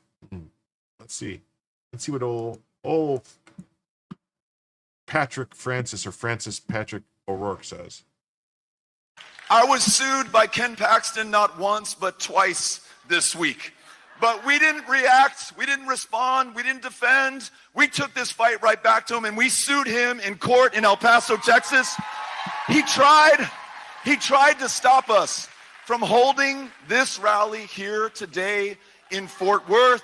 He tried to stop us from raising money to support these Democrats in the fight. He lost. And one of the worst things that we could do to Ken Paxton is to right now choose to donate to have the backs of these fighters by texting FIGHT to 20377. Text FIGHT to 20377. He is trying to stop us from raising the resources they need to ultimately prevail and come through, and we are not going to let him stop us. Are you with me on that? Ándale. It also means, as Mark was saying Dave earlier, calling me to laugh at me and telling me have fun staying up. Punch thrown by these would-be fascists to land. Would-be fascists. We punch first. They don't know what a and we fascist punch is. harder. We want California and New Jersey and Illinois and Maryland and every other state where the Democrats hold the governor's mansion, the assembly, and the state senate to redraw their congressional districts now, not wait for Texas to move first, to maximize Democratic Party advantage. Listen, you may say to yourself, well, those aren't the rules. There are no refs in this game. Fuck the rules. We are going to win whatever it takes. Wow. Yeah, that was Dave. That was the BTM Reviews Dave calling to laugh at me and tell me have fun staying up till 5 in the morning. But I don't think it's 5, is it? No, it's 4 in the morning. Right? No, is it 5 in the morning? It's 5 in the morning. Yeah, 3 more hours. 5 a.m. Yep. Yeah, 5. It's 7 hours. Yeah, and we're actually $10 into the next one, I think. But we'll see. I'm not going to talk about it. Hopefully no one pays attention. Sounds like Beto's campaign slogan is now laws are for other people. When you're violating a restraining order while yelling F the rules, you're not just admitting you're lawless, you're auditioning for a spot in the DNC Hall of Fame. Beto or Beta keeps sticking his foot or dental equipment in his mouth. Robert Francis O'Rourke. Just another reason to make sure he isn't in government. Yeah, so here's, it says, redistricting on Friday, a Fort Worth judge ordered Beto to stop raising money for the rogue House Democrats. Yeah, unless 40 more comes in, that's right. Then it'll be 6. On Saturday, Beto went to Fort Worth and told the judge the rules don't apply to him and proceeded to raise money violating her order. Listen to Beto's vulgarity-laced speech where he explains, Judge Megan Fahey, there's no refs in this game. F the rules. We're going to do whatever it takes to win. Yeah. I don't know. Didn't we just listen to this? Who's Megan Pelosi? I don't know who that is.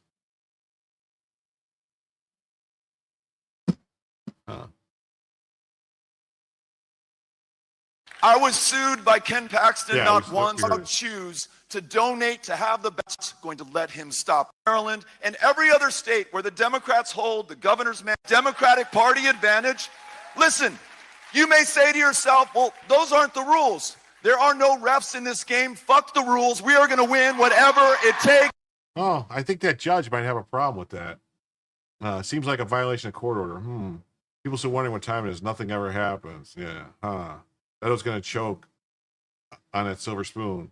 And then Uncapped Turtle, who's a friend, who's on the show sometimes, says absolutely nothing will happen except more money being in their coffers. They do this. They call you fascist 24/7. It doesn't matter what you do, so go ahead and use your power you have. If we start locking up politicians for breaking a law, actual breaking court orders, nothing is going to get done. Attorney General Ken Pax is asking Judge Megan Fahey to hold Beto in contempt. Yeah.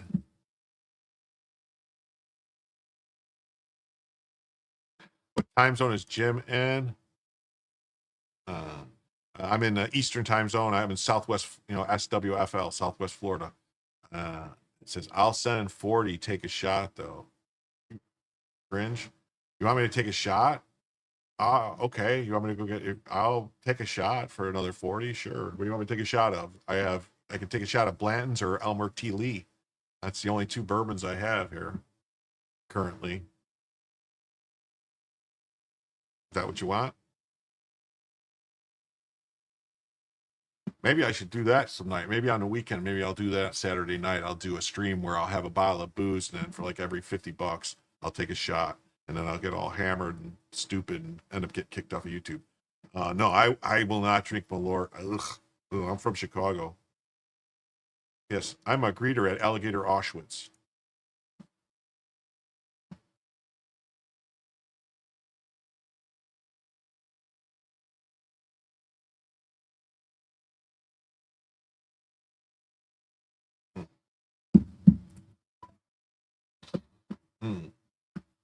Yeah, no, Malort is not something to. I just don't like it. It's we all need to read YouTube's super safe super chat guidelines. I don't know. Is there guidelines for super chat safety? I don't know. I don't know what that is exactly. Okay. Beto made clear to the Fort Worth judge that he doesn't recognize her authority. He doesn't respect authority. There's no refs in this game. F the rules. We're going to win whatever it takes. Do you think the judge ought to give him a pass? The judge is asking, and there's no refs, so we'll see. Your choice, Jim. Oof. Shots for super chats. I don't think. Yeah, I think. Shots for. I don't think it's against the rules because a lot of people do it all the time. Jim reads drunk news. Take a shot after 5 yellows. Ooh, not tonight. I'm not doing that. All right. Well, there it is. I gotta go. He said. I just got another 40 from D-Watt, so I'm gonna have to go get. I'm gonna have to go get a drink. I'm gonna be back in a minute. So everybody, hang on. I'm gonna play a video, and then I'll be back.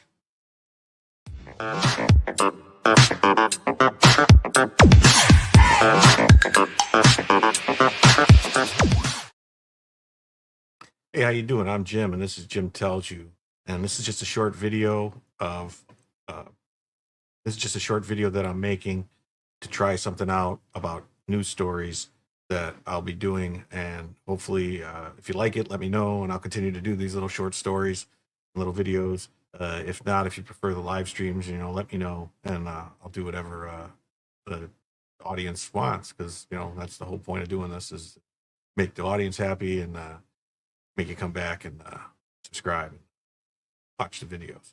So, today we're talking about a scandal that happened. Seems there was an issue with the Secret Service at Obama's mansion, and emergency services had to be called to the scene.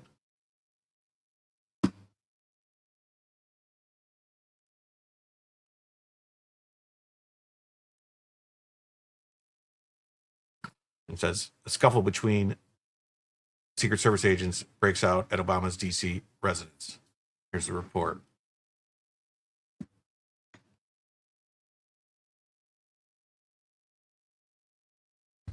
A physical altercation between a pair of uniformed Secret Service agents guarding former President Barack Obama's D.C. residence earlier this week necessitated a call to a supervisor, according to a report.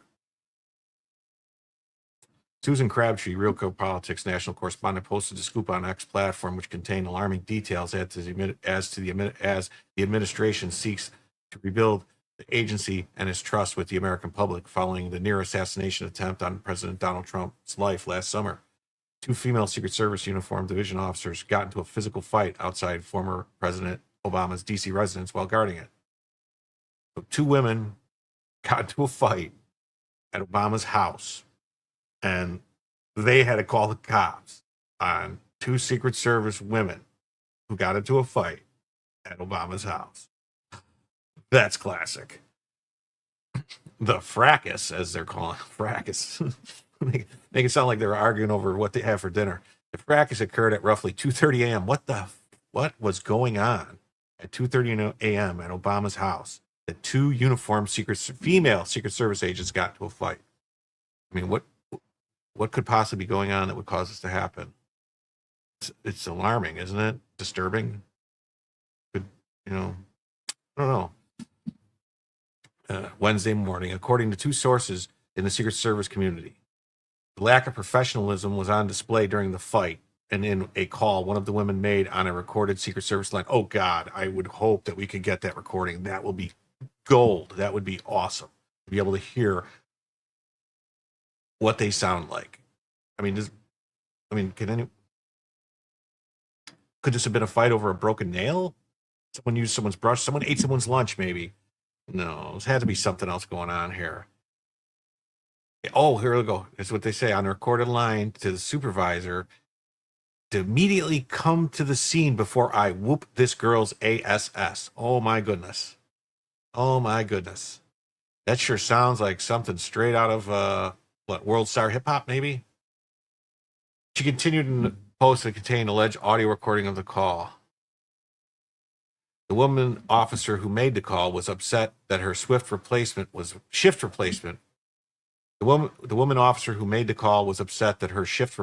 late and assailed her verbally and physically when she finally did arrive to relieve her. Audio of the early AM call is now circulating among the agents and officers and is attached to an X post. Well, we're going to have to find that X post, aren't we? We're just going to have to listen to what it says. I mean, we have to.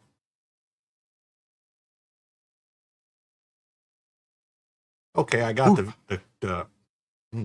got the recording of the call. Let's listen to it and hear what it sounds like. Slancha.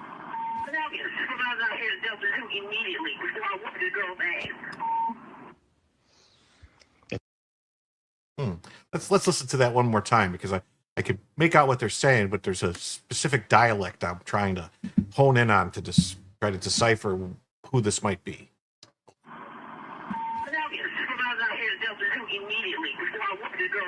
I'm gonna whoop this girl's ass. All right, we don't need to hear that. So we're gonna get back to this story. Oh. I'm gonna have to open another can of Red Bull, I think.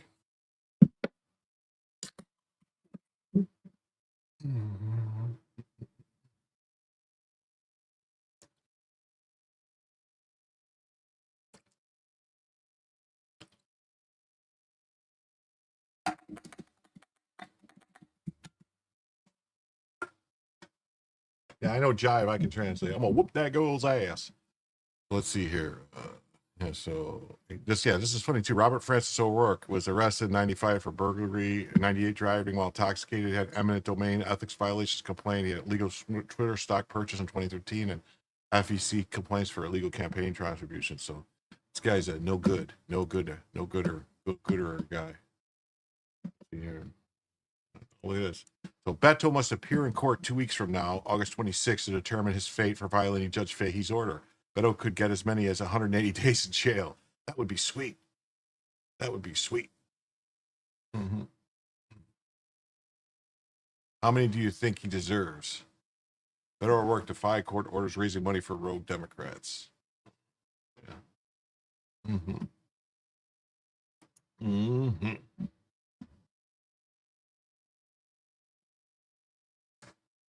I guess it sounds like it. I mean, although I wasn't exactly clear at the time, he said if I take a shot, he would give me another 40. He didn't say anything about going till. I mean, I guess seems like I'm getting double dipped here if I take a shot and I go to 6 a.m. I mean, but I'll try. I'll see what I could do. I'll make my best attempt at 6 a.m.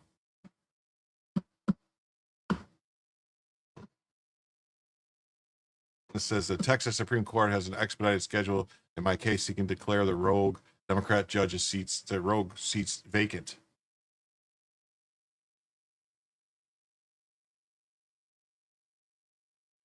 The 13 runaways I sued will face justice for abandoning Texas. I look forward to fight alongside Greg Abbott to hold these cowards accountable. The reason Democrats are screaming for Trump to stop redistricting is because Democrats have almost nothing left to gerrymander. Yeah, see, that's what I thought. It was never, okay, that's what I thought. He never said it was 6 a.m. It was for the shot. That was strictly for the shot. Okay, cool. Whew. All right. Well, if that's the case, I would gladly do another shot for another 50. Oh, no. I might do one anyway. Because that was good. That tasted really good. The reason Democrats are, because they're not to fight back. They don't have the cards. Who's covering their expenses? CNN Jake Tapper asked Abbott, aren't you worried about gerrymandering arms race? Oh, let's listen to this. We got a gerrymandering arms race talk here. And those big states are already gerrymandered. Let's hear. We got here a couple minutes to listen. Do not get removed by this court, this process is going to continue. I'm going to call special session after special session after special session. They could remain in hiding for literally years, tying the hands of the state of Texas from performing essential government needs. That cannot be allowed, and that's exactly why I should prevail in my lawsuit to have this Democrat removed from office, because they are denying Texas the ability to conduct business. I mean, not entirely, though, right? Because, I mean, there are filing deadlines for candidates in September and November, and then in March, of course, would be the primaries in Texas. So they really, I mean, I'm not advocating this, but they really only need to wait you out until the fall. Yeah. So, sorry, Jake, that's not the case. Because I can call a special session at any time to have these districts redrawn. And even if we get to and beyond the filing deadline, we are still going to redraw these maps. And before we've done this, what we can do again, and that is have two different elections, one for all the other candidates on the ballot, one for members of Congress. And that's exactly what we'll do this time. If they think all they have to do is wait it out until November, December, they're wrong. I'm going to do this for the next 2 years, and they're going to have to basically take up residency in Illinois. They might as well start voting in Illinois. Well, let me ask you just this final question, sir, as a bigger picture item, which is, what's unusual about this is that you're attempting to do it in 2025, as opposed to waiting till the end of the decade, as normally is when the redistricting takes place. You've explained the Supreme Court decision that led you to do this. But what's going on, obviously, is not happening in Texas. It's not happening in a vacuum. We have Democrats in California and New York and other states saying, well, if Governor Abbott does this in Texas, we're going to add 5 Democratic seats. Are you not worried at all about a redistricting, gerrymandering arms race going on? And theoretically, is it not just better for voters to be picking their politicians instead of politicians to be picking their voters through gerrymandering? Well, to be clear, listen, all those big blue states, they've already gerrymandered. Look at the map of Illinois. Look at the map of California, New York, and Massachusetts, and so many other blue states. They gerrymandered a long time ago. They got nothing left with regard to what they can do. And know this, if California tries to gerrymander 5 more districts, listen, Texas has the ability to eliminate 10 Democrats in our state. We can play that game more than they can because they have fewer Republican districts in their states. Texas Governor Greg Abbott, don't be a stranger. Thanks for popping by. Really appreciate it. Do not get... Oh, that was cool. Mm-hmm. Give them low straight against 4. Yeah, why does Jake Tepper still have a job? Texas don't believe. Well, Texas does not believe in democracy. Yeah, okay, whatever. So I'm taking action to hold Robert Francis O'Rourke accountable for contempt for violating a court order and scamming Texans. Beto is about to find out that running your mouth and ignoring the rule of law has consequences in Texas. It's time to lock him up. Austin General filed a motion of contempt to get Robert Francis. Let's open a new tab. Okay. We'll read this.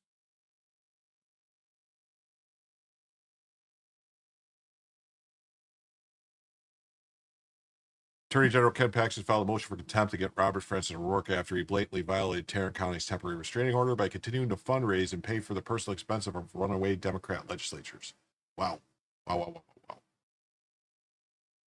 Less than 24 hours after the temporary restraining order was signed, Robert Francis told a crowd of hundreds in Fort Worth that he would continue fundraising in violation of the restraining order because there are no refs in this game. F the rules. Robert Francis is wrong on both counts. There is a referee, the Honorable Megan Fahey, and there are rules, namely that a person violating a temporary restraining order can be fined up to $500 and jailed up to 6 months. Given Robert Francis' vulgar disdain for the rule of law and immense personal wealth, imprisonment is absolutely necessary to persuade him to obey the lawful restraining order issued by the Tarrant County Court. Beto told me to come and take it, so I did and beat him in court. Now he thinks he's above the law, so I'm working to put him behind bars. Robert Francis flagrantly and knowingly violated a court order I secured and prevents him from raising funds and distributing any more Beto bribes. He's about to find out that running your mouth and ignoring the rule of law has consequences in Texas. It's time to lock him up. O'Rourke, whose criminal past includes drunk driving, was sued by Attorney General last Friday for operating a misleading and fraudulent scheme to raise personal funds for rogue runaway lawmakers breaking quorum while advertising as political fundraising. Just a few hours later, a court ordered O'Rourke and his organization, powered by the people, to stop their unlawful fundraising operation and expenditures. Despite this crystal clear court order and temporary restraining order, O'Rourke continued to scam Texans by repeatedly promoting an illegally fundraising scheme. I don't think if they could probably get him for wire fraud and stuff too, if that's the case. Here's, I guess I had it here. Attorney General Kemp takes action to hold him a contempt for violating the court order. It was right here. I guess I should have pulled it up here. Oops. And here's this. It says Paxton seeks Beto O'Rourke's arrest over financials. This is the Hill. It says Paxton seeks Beto O'Rourke's arrest.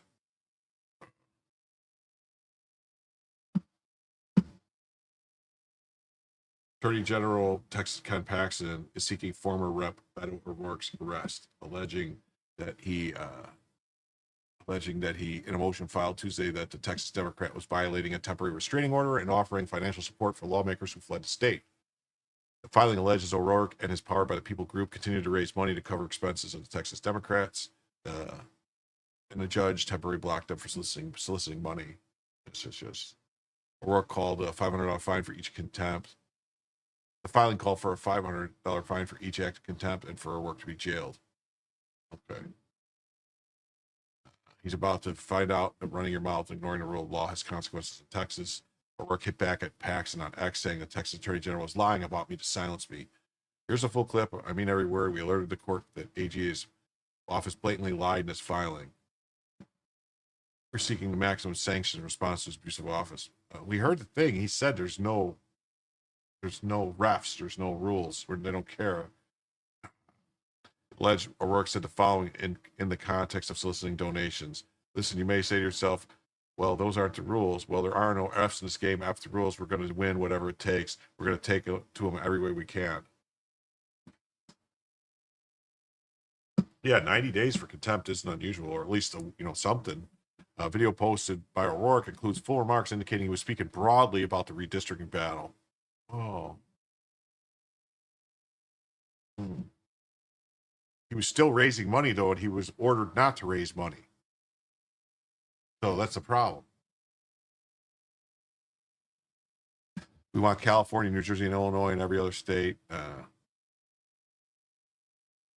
Yeah, but it's not about that. It's about him raising the money. Not so much about what he said. The video, however, did include a donation solicitation asking viewers to text fight with a number to help lawmakers who fled the state. The Republicans are trying to put maximum pressure. Yes, that's the point. He was ordered not to raise any more money, and he did it anyway. Democrats incur a daily $500 fee for every day they remain out of the state, while Republicans have issued warrants for the rest. Democrats like O'Rourke have sought to financially help Texas lawmakers shoulder the financial cost of fleeing the state. Paxton's move underscores how Republicans are placing maximum pressure on the lawmakers to return. Texas Republicans have also said the FBI is involved trying to find the Democrats who fled the state, though the Bureau has declined to comment. It's not clear what the jurisdiction the FBI would have. Texas GOP has also moved to vacate the seats, and it's unclear how long Democrats can remain out of the state. Well, I think they held up their money too, so there's that. All right, well, that is the last tab I had open, so it's going to take me a few minutes here to close some tabs and to reopen some tabs. So just give me 1 second here. Opening tabs and closing tabs. We're closing tabs. We're closing tabs. We're closing tabs. Closing tabs. Closing tabs. Closing tabs.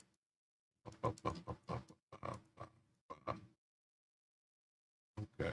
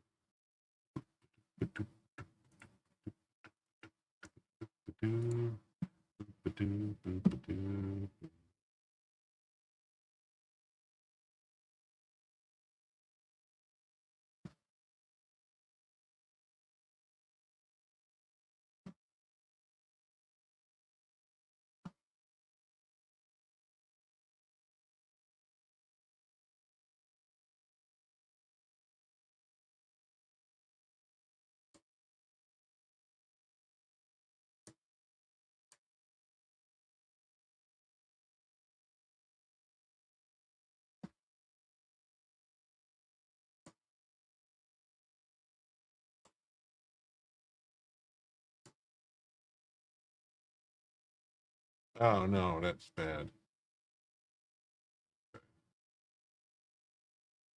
Sorry.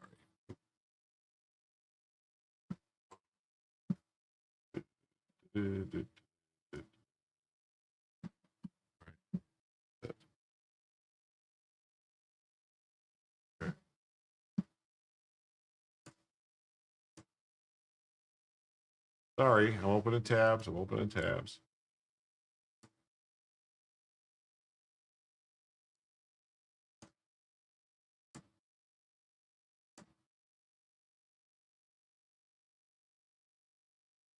I probably should have played a video while I was doing this, so that way you guys could at least not stare at me opening tabs.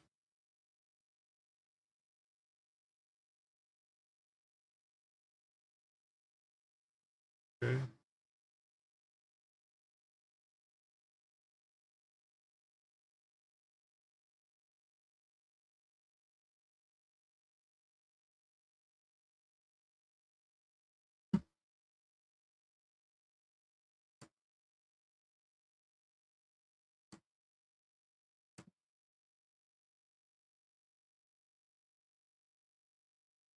Okay. Okay. So these are all the tabs now I have open, all the tabs from today. So if we get through all these, I'll have to get to the, I'll have to go to something different. Sorry about that. All right. Where are we at here?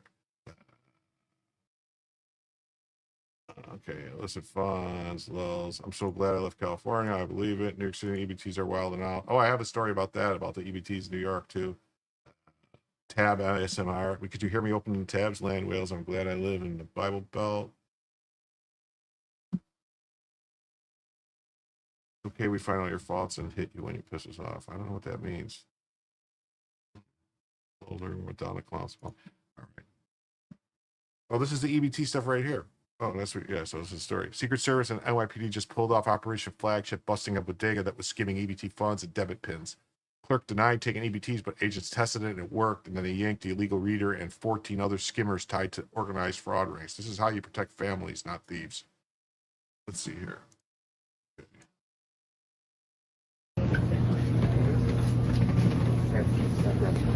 Joe? Yeah.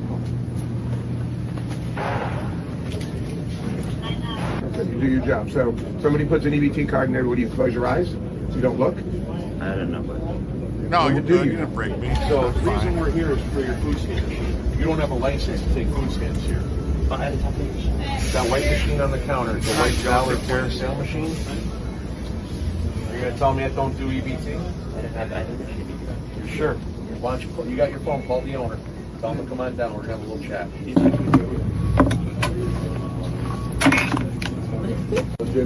And then the extension that they had connected to it. We'll look at it and see what the AMR is. But if it was in, a small store could generate $1 million in illegal transactions in a year without difficulty at all. So this is becoming very popular. Yes, unfortunately it is. How long have you been taking EBT? Wow. Yeah, so that's what's been going on. You know, he should be required to pay back every single penny and be thrown in jail. It's part 2 of the bus, full arrest and aftermath. Okay, let's see, we got part 2. All right. A small store could generate $1 million in illegal transactions in a year without difficulty at all. So this is becoming very popular. Yes, unfortunately it is. How long have you been taking EBT here? I don't have any EBT. You don't have EBT. Your sign says you take EBT and you got EBT machine on the counter. And we sent somebody in here earlier today and used EBT. So please, I don't know about that. I worked debit credit. I didn't have any EBT. I didn't work. I didn't know about the store. I guess. You know, they're doing a disservice to the legitimate stores that are out there by bypassing the authorization process, and it allows them to commit other crimes using EBT and go undetected. Hopefully it's a message to the community that we see the fraud that's going on with the SNAP benefits and EBT benefits. And also it's a message to the community that, hey, there are people there out here, the service, our partners with New York City Police Department, USDA, that care about you, that are going to investigate these crimes. And it's also a message to the folks that are doing these crimes. People are coming for you. what we do today Yeah. and the totality of the operation, since the beginning. So the 39 million is the totality, I'm assuming. Yeah, those are estimates that. So this acts as the pin capture, as we have on the point of sale. But instead of getting the keylogger strokes, as you put it on your point of sale terminal, it will take video. So as it's sitting in the video, looking down at the pin, it's gathering video and it runs constantly. So if you're putting in your code, 1234 enter, it's entered on the camera device.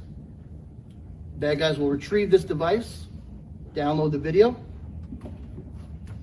and then they'll pull out the skimming device that is inside the card reader. So that will sit in the card reader when you input your card. So it'll fit right on the bottom. So when you use your card, acting the same measure as this, as you're swiping through here, except you're getting the data on the deep insert skimming device.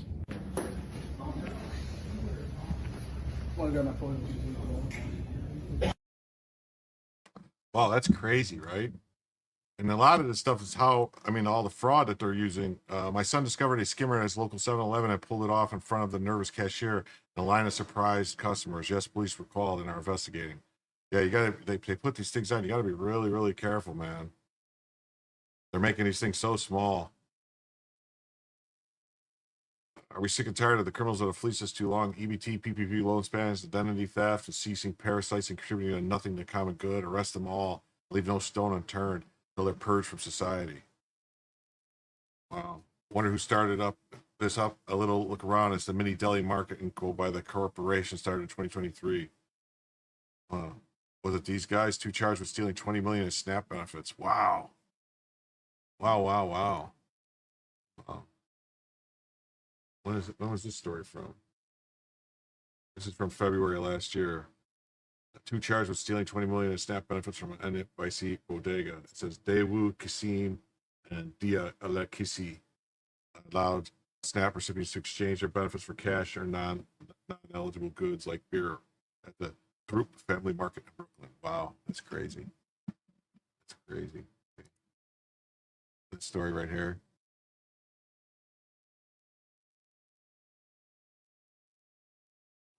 I had my car scammed. Yeah, it's brutal. You got the most common place to get your card skimmed is at gas stations when you go, like they put them on on the pumps if you pay at the pump. If I'm not mistaken, the best thing to use is is not actually put the card in. It's the where you just put the card up to it and it what is it called, the NFC, near NFC, right? Something like that. NFC, near terminal thing where it's like reading, I think. But yeah, look at this. 2 charged with stealing 20 million in SNAP benefits from an NYC bodega. Or tap and go, yeah, pay wave or tap and go is the safest way. If I'm not mistaken, they're fronts, definitely. That's the safest way.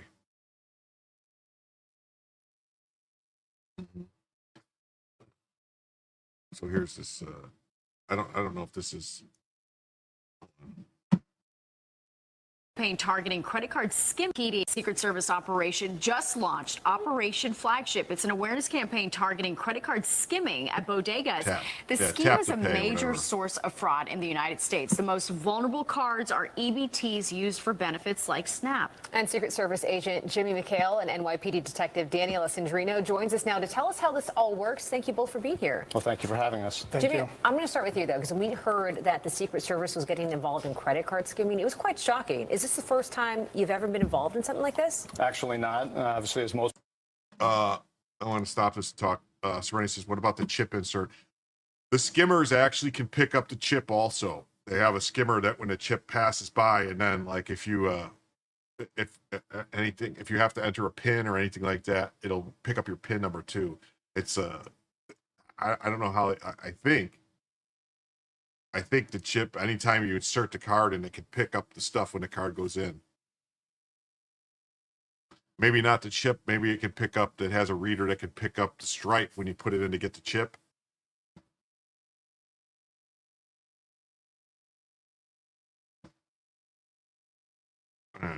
Never let a gas attendant hold your card.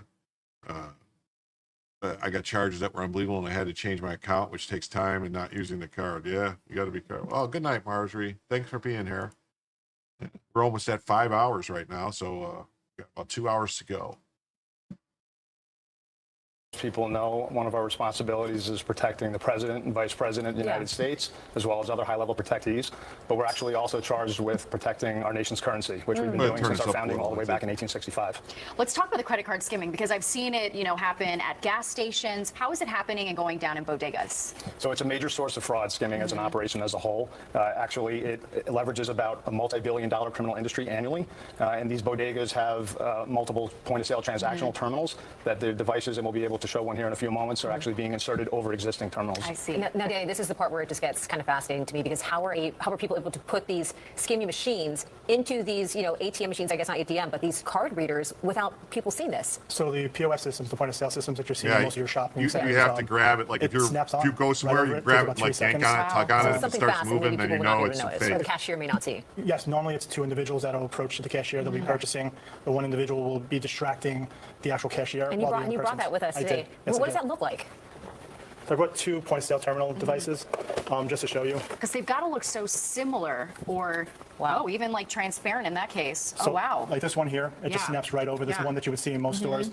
They'll lean right up there while the other person's distracting, and it just snaps on. Wow. It takes literally 4 seconds. Yeah. Usually held on by, as you can see here, double-sided tape. Yep. And they're short life because they have a lithium battery. Okay. There's a SIM card here that collects the credit card and PIN data. That is My fascinating. goodness, wow. And it takes like 3 seconds for someone to snap this on. Correct. And you can't even tell the difference. No. Yeah. Each one of these devices can actually be attributed up to $300,000 in loss. So it depends on the duration that they're in place, and they're taking all the information from the debit card and credit card transactions. Are you talking to the bodega owners to make sure they're checking the machines regularly to know that they don't have this, any of these devices on there? Yeah, so in addition to obviously the outreach to go out and take these devices off of the point-of-sale terminals, we're trying to raise awareness that they do in fact exist and are fairly prevalent, and make sure that they know what to potentially look for, because there are slight disruptions that you will see from a normal device at any cashier location. Very interesting. So where are you at in the outreach so far? How many bodegas are you working with? So this particular operation, which was taken over the course of 3 days, we saturated all five boroughs, and we had a multitude of detectives from the NYPD and special agents and other specialists from the U.S. Secret Service. We hit hundreds of locations, and just over those 3 days, they inspected over 3,200 devices. Wow. That actually resulted in 55 skimmers that were located over that time frame. And just for content, as I mentioned, with $300,000 per each device, we thwarted up to $16 million in fraud by taking those out of circulation for those actors. The owners must have been so shocked when they pulled this off, and they're like, oh my gosh, thought that this was, They believe usually are. Yeah. The outreach actually works. I would think a lot of times, though, they're in on it. Some of the people are in on it that either work there or, I think they're in on it, Worked really well, because after we ended the operation that Friday afternoon, we were getting a ton of calls into our call centers and stuff like that, 911, with store owners and civilians that saw the outreach and were reporting to us, and I think we recovered just over that weekend another 5 devices. Interesting. So where can people get more information, just to make sure that... So, yeah, NYPD Secret Service Operation Flagship. So that's that. Yeah. Here's this story. It says 7-Elevens are notorious, yeah. Authorities launched NYC crackdown on credit card scam rings responsible for $18 billion in stolen money. People are coming for you. And we watched that. Watch this. So let's see. Authorities are cracking down on national organized crime rings.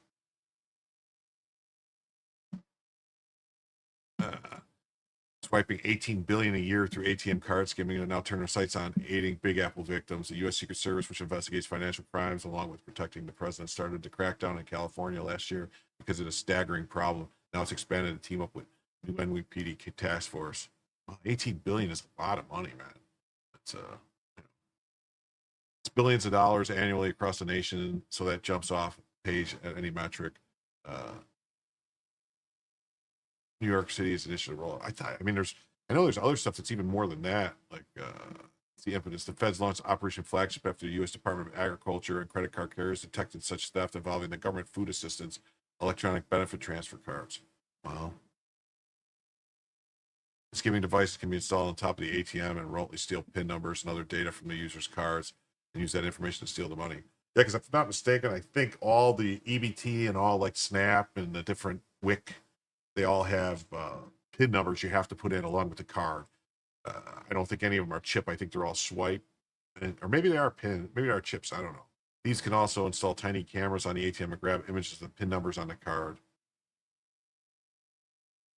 I wouldn't be the PIN number, it'd be you're typing it. In a Big Apple, the ring primarily targets the poorest neighborhoods. Unfortunately, they're targeting people who really need the money the most, and that's why the problem is really blowing up in the city. They'll come in, distract the teller, scanning device goes on, and it takes 2 to 4 seconds to install the device. They're targeting particularly for EBT cash benefits. So it's direct access for the victims because those cards are not chip protected. They're able to get direct access and a monthly income coming in for the money. They're taking the money out every month, and people are like, "What are you talking about?" And they're trying to get it. The devices steal on average 300,000 per skimming device and 1,000 for each person targeted. The Joint Federal Task Force focus on bodegas and small markets. It's a message to the folks doing these crimes. I don't know, man. They need to put some cameras, maybe. Yeah, it's bad. If it wasn't for Dave from BTM Reviews, Jim would be going to sleep right now. Yeah, Dave really stuck it to me. He did. He tacked on well over 2 hours, 2.5 hours. Dave was responsible for it because he did. What did Dave do? Let's see here. Dave did two $50, one at 109 and one at 119, and then another 20. But yes, that damn Dave. I wouldn't be asleep if it wasn't for Dave.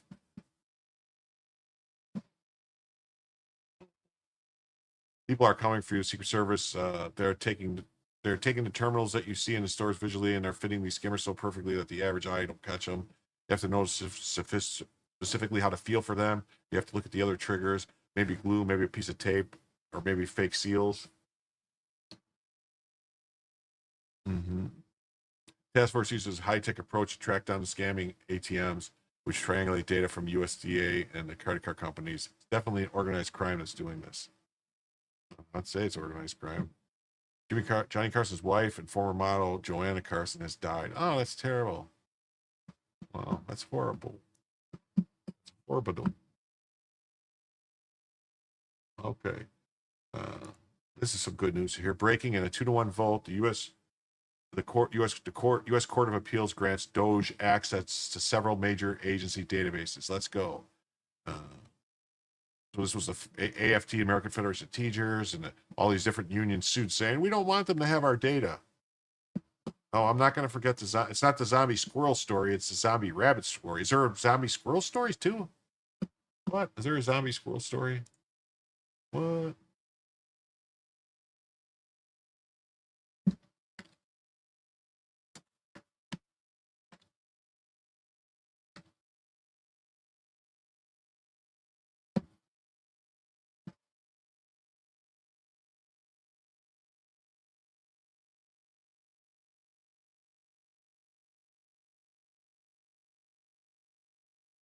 Oh, that's an April Fool's from 2019. Zombie squirrel. Okay. All right. I was wondering. Thought you were messing with me. It says the court ruling confirms what taxpayers already know. Bureaucrats will fight tooth and nail to hide their waste. Doge accessing Treasury, education, and OPM databases means exposing $175 billion in savings from canceled contracts, grants, and leases, like the $2.9 billion ORR refugee facility boondoggle and the set $1.7 billion defense contractor scan.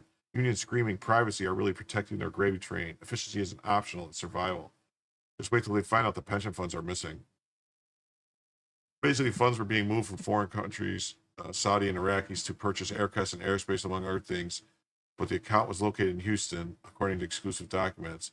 They had identical routing numbers as that of New York City branches. This allowed money to flow through it in the form of loans from New York City without a Texas originating or landing routing number. It turned out that Baghair business address was also located at BCI Bank, Houston, and Pandora box open. It was a front. Mexican cartel money, mafia money, and generally illicit organization money were all being funneled through it. Oh, well.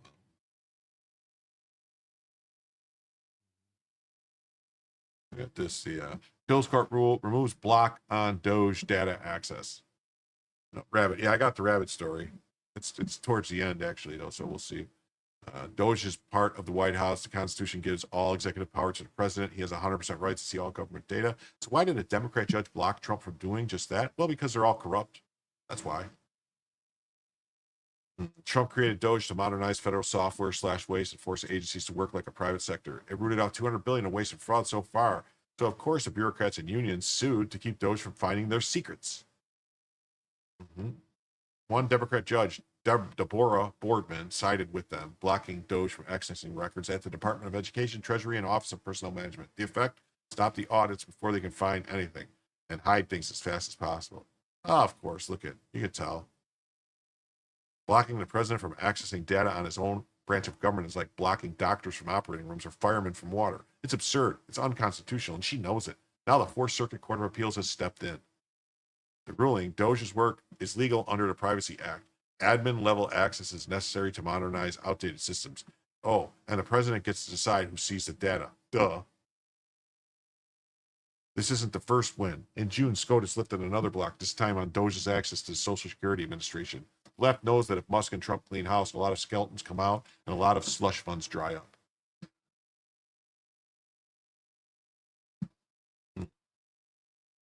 Doge is the most serious threat to DC's waste machine in decades, and now it's back in business. It saved more than 10% of the federal deficit so far, and that's why this block is in place. Now it's Katie bar the door.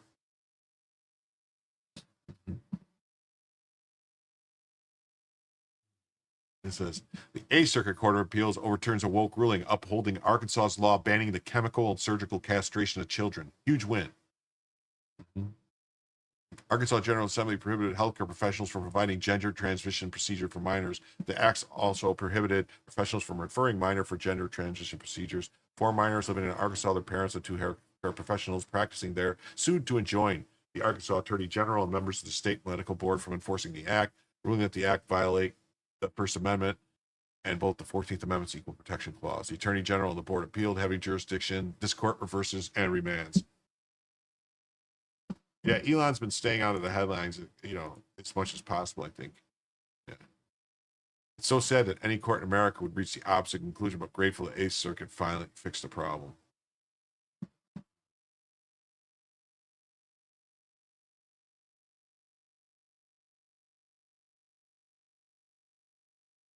We got a big win for protecting kids.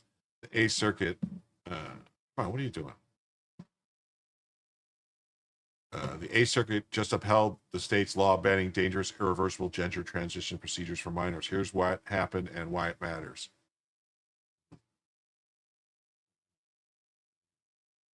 In 2021, Arkansas passed Act 626, stopping doctors from giving or referring minors for puberty blockers, cross-sex hormones, or surgeries for gender transition. Exceptions existed for rare medical conditions. Families and doctors sued. A trial court struck the law down, saying the treatments weren't experimental and the risks were overblown. But the Eighth Circuit, sitting on bonk, reversed. The court rejected claims that the law violated equal protection, parental rights, or free speech. On equal protection, plaintiffs said the law discriminated based on sex and transgender status. The court said no. The act classifies based on age and medical procedure, not sex. Lawmakers' motive: protecting kids. The records show that Arkansas legislature was concerned about the risks, the lack of any long-term studies, and the irreversible nature of the surgical procedures. Rational basis review was enough to uphold it.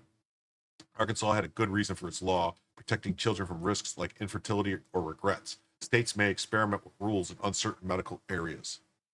On parents' rights, the question is whether this nation's history and tradition, as well as its historical understanding of ordered liberty, support the right of a parent to obtain for his or her child a medical treatment that, although the child desires it and a doctor approves, the state legislature deems inappropriate for minors. This court finds no such right in this nation's history and tradition. The Supreme Court has long recognized the power of the state to regulate the medical profession to provide for general welfare of its people. They cited some cases, and then on bond collecting, Supreme Court and appellate court case upholding state and federal laws reasonably prohibiting or limiting access to particular medical treatments. On a First Amendment claim, doctors argued banning referrals violated free speech. The court narrowed refer to formal medical referrals and applied intermediate scrutiny. Bottom line, the court found Arkansas has the authority and the duty to shield minors from harmful, unproven medical interventions. This is a major precedent for other states. Protecting kids from irreversible procedures Safety, not ideology, should guide medical care, especially for children.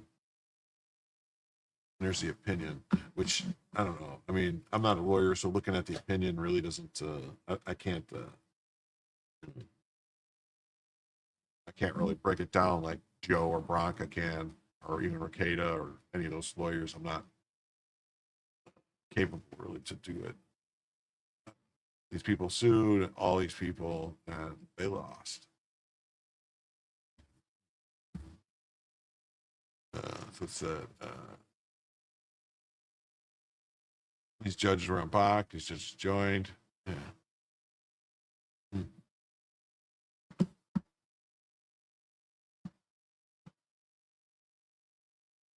And Judge Boasberg made another order, and this is finally an order by Judge Boasberg that Julie Kelly agrees with. While his motives are suspect, note his salty framing of the matter. I want to see all the orders, filings related to the egregious piercing of attorney-client privilege in both the J6 and document case. I also love how he just glosses over the fact that the grand jury proceedings in the document case took place in D.C., then Jack Smith switched jurisdiction to Florida at the last minute to get an indictment. Smith did so because it was highly unlikely a Florida judge would have determined the crime fraud exception to compel testimony evidence from two of Trump's lawyers in the case. Beryl Howell, then Boasberg himself, were only too happy to cooperate with Smith on that score. Yeah, so it's grand juries in this district investigated then former President Trump for his alleged interfering with the peaceful transfer of power after the 2020 election and whisking away classified documents after leaving office. He didn't whisk away documents after leaving office. He was still president when he got on the helicopter and left. Both investigations spawned a host of legal disputes. Yeah. After leaving office in 2020, he was embroiled in criminal investigations. Yeah, because you guys kept fucking with him. In the election case, the court will unseal all opinions, orders, and docket sheets involving disputes over attorney-client privilege. In the documents case, it will unseal the docket sheets recording the dispute over the testimony of Trump's lawyers, as well as other responsive opinions. Yeah, so what they're saying, basically, there is an imperative that moves quickly, particularly so not interfere with the 2024 election cycle.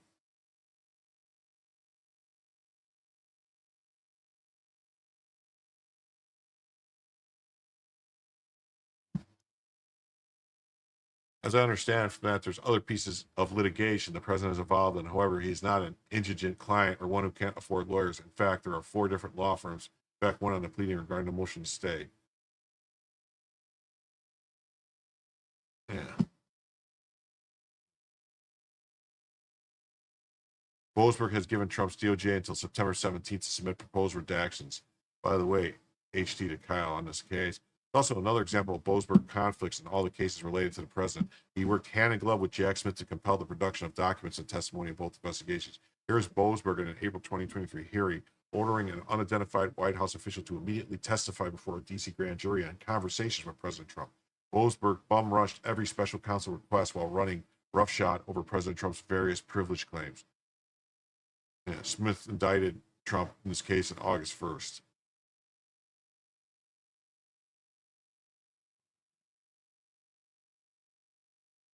Boasberg mocked the president for waiting 2 whole weeks to file a motion. Keep in mind, Boasberg just sat on this lawsuit for 3 months, asking for a hold on the order to testify. I mean, this is far from appropriate judicial behavior in weighing unprecedented issues related to 2 criminal investigations to a former president. Yeah.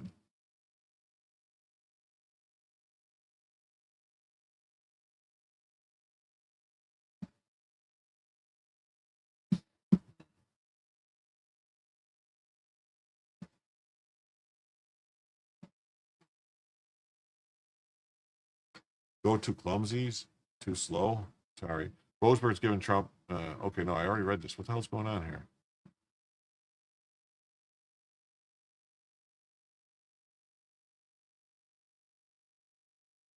Well, look at this. Zelensky is not invited. Here's why. Trump and Putin will meet face-to-face in Alaska on Friday to talk peace in Ukraine. Trump said, I may say lots of luck, keep fighting, or I may say we can make a deal. Here's what's happening, why Zelensky is out for now. White House Press Secretary Catherine Leavitt said the invite came from Putin. Trump accepted a loan to walk away with a better understanding of how we can end this war.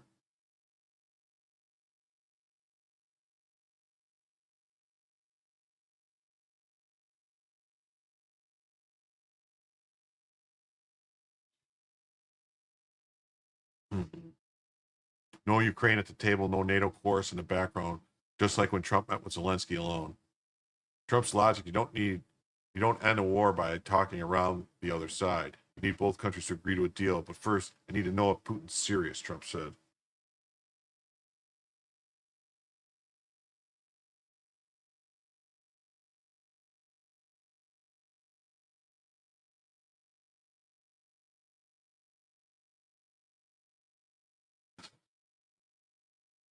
If not, there's no time for secondary sanctions and arms shipment.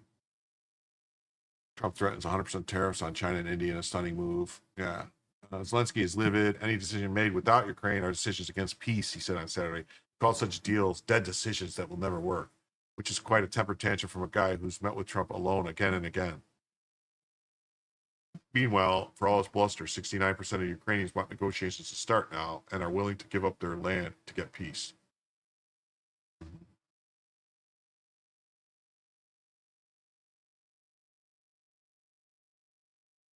Trump says he'll know within minutes if Putin is serious. If it's fair, he'll take it to Zelensky. If not, lots of luck, keep fighting. Trump holds the cards. That's why Putin sought the meeting right after the India sanction and Armenia flip. Putin attempts damage control after Trump flips key ally. Armenia, a loyal Russian ally for decades, just signed a Trump brokered peace deal. All eyes are on Anchorage, Alaska. This summit could lead to peace or not. But peace is impossible if people won't talk to each other. Biden refused to meet Putin for years. How did that work out? Yeah, the EU is keeping their mouth shut about it for right now. I mean, they've been making some noise, but it is what it is. Zelensky not invited to the upcoming Trump-Putin talks. White House says this was the reason.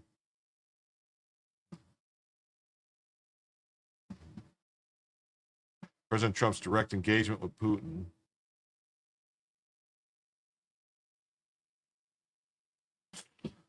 reflects a decisive strategy to end the Ukraine conflict without endless bureaucratic delays. Zelensky's exclusion isn't a snub. It's about cutting through NATO's red tape and globalist gridlock to secure peace through strength. The Biden administration dragged this war for years with no results. Trump's approach, face-to-face negotiation, forcing Putin to the table and prioritizing America's interests. Only performative diplomacy if a deal emerges. It'll be because Trump leveraged U.S. power decisively, not by repeating failed multilateralism. Ukraine's concerns matter, but endless war serves no one. Real leadership means making tough calls, not virtue signaling. The real test is whether the bold negotiation can deliver what years of diplomatic inertia could not, seeing the full analysis.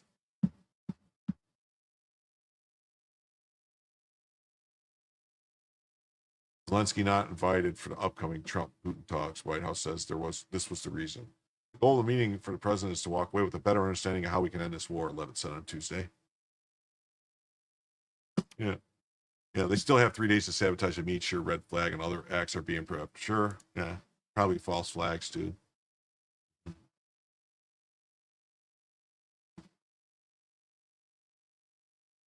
Well, this meeting came about because the president of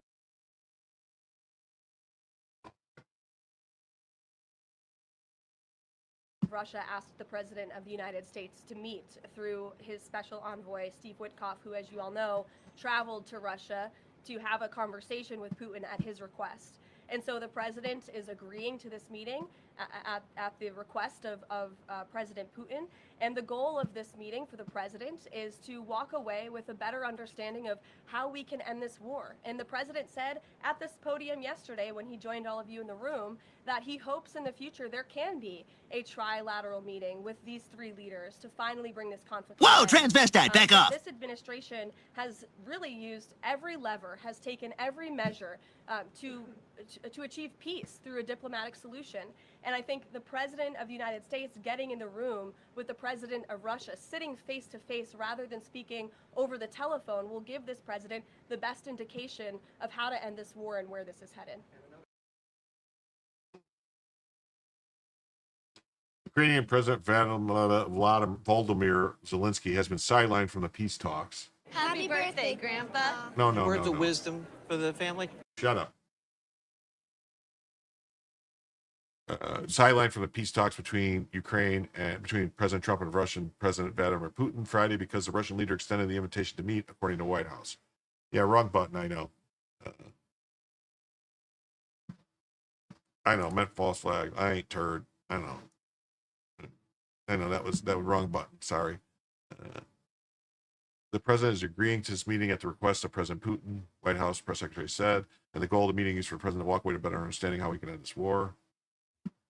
No, I hit the wrong button. That was the wrong button. I think the president of the United States is getting in a room and the president of Russia sitting face to face and speaking over the phone, and the best indication of how to end this war is where it's headed. Let's so you were serious about that?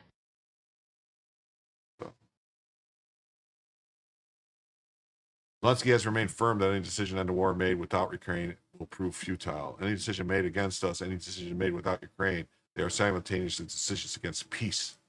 He said, these are dead decisions. They will never work. Well, something could be dead. All we need to do is real living peace on one that people will respect. Other European allies have Ukraine's back.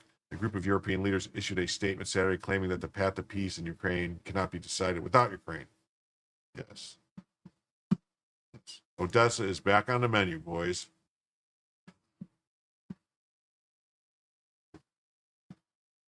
Trump told reporters he predicted he'd know within minutes whether Putin was serious about hashing out a deal or not. Trump also said he'd be in contact with Zelensky and other European leaders following the meeting. If it's a fair deal, I'll reveal it to the EU leaders and the NATO leaders and also Zelensky. And I may say lots of luck, keep fighting, or I may say we can make a deal. When asked if the meeting would pave the way for a peace deal or whether the meeting would simply be an opportunity for Trump to feel out if a deal was even possible, Levitt said the administration wasn't ruling out either option. I think both can be true. The president has always said he wants a peace deal, but he wants to see this war come to an end. But this bilateral meeting is a bilateral meeting between one party in this two-party war. You need both countries to agree to a deal, and the president accepting this bilateral meeting with Putin on Friday, and I will speak to him further to it after it concludes about how it went, how he felt it went. Trump and Putin are scheduled to meet in Anchorage on Friday. Despite the president's comment, the two would meet in Russia. Many sites discuss Alaska as a state within the United States of America, so the president is very honored and looks forward to hosting Putin on American soil.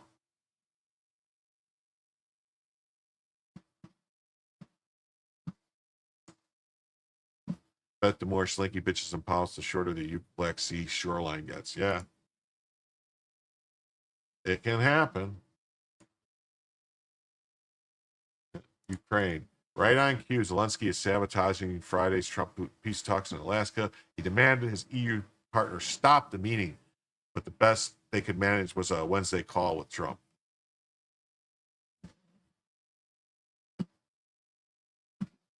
This guy needs to lay off the cocaine. Також сьогодні була доповідь розвідки і військового командування про те, на що розраховує Путін і до чого реально готується. Зокрема, це і приготування воєнні. Він точно не готується до припинення вогню і війни. Путін налаштований тільки на те, щоб подати зустріч з Америкою як свою особисту перемогу. І далі продовжувати діяти так, як і раніше. Тиснути на Україну так, як і раніше. Немає жодної ознаки, що росіяни отримали сигнали готуватись до післявоєнної ситуації. Поки що немає. Навпаки, вони переміщують свої війська та сили таким чином, щоб розпочати нові наступання. Також сьогодні була доповідь розвідки. Okay, so that's what he says, yeah. So, Ukraine. Russian forces have breached Ukrainian lines north of Pokrovsk, advancing 13 kilometers into 2 days, with defense undermanned and commanders relying on drones over infantry. Russians seized long, empty bunkers and trenches. Analysts warn the sector is critical for Ukraine, citing severe troop shortages, and chaotic retreats fueling the breakthroughs. Well, some trenches there.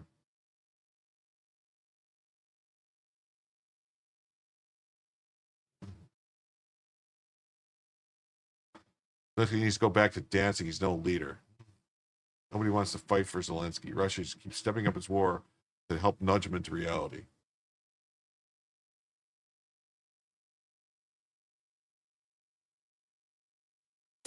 All right. Now this is a little something. It's a little update on that story from yesterday about the Hamas journalist Hamas guy or whatever.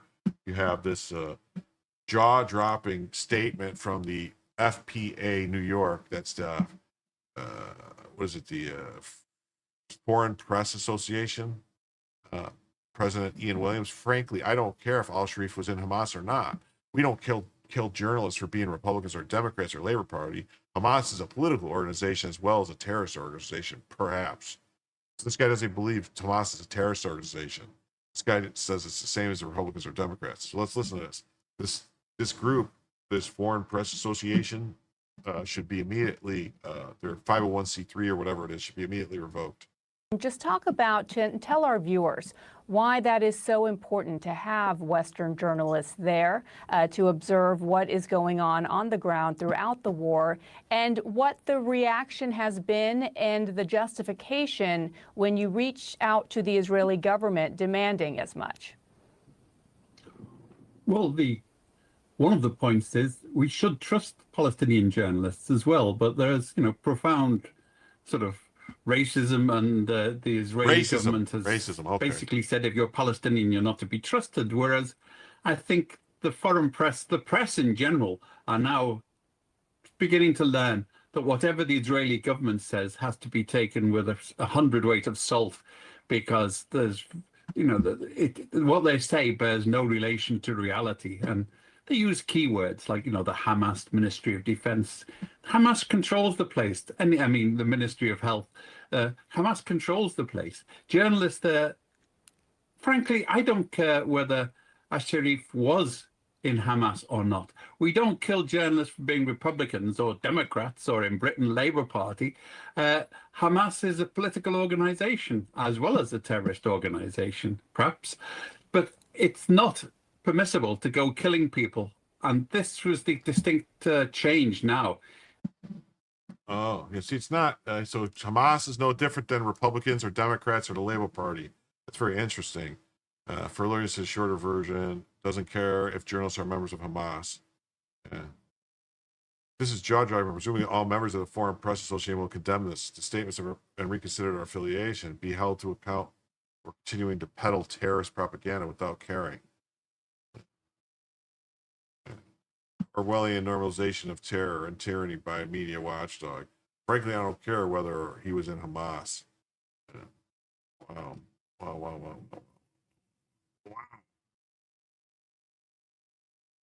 This guy was alive in 1945. He's saying, I don't care if Goebbels was in the Nazi party or not. He's a journalist. Wow. Because here's a couple of photos with his boss still up on the guy's Telegram channel. This is not some low-level guy. Yeah, so this is the guy, and then these are the three Hamas leaders. Yeah.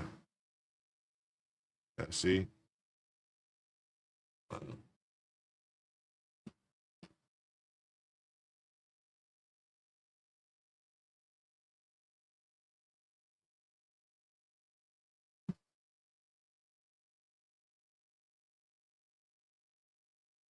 And here's this other one. It says the IDF releases footage of 5 Law and Order SVU. What?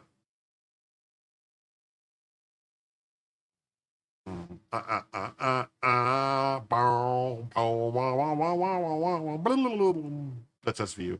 The IDF released footage of 5 Hamas terrorists using a World Central Kitchen vehicle and yellow vests to pose as aid workers.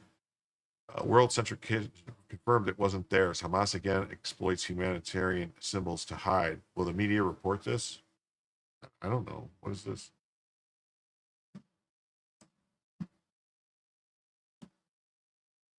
Armed terrorists who cynically and deceitfully use a vehicle marked with. Okay.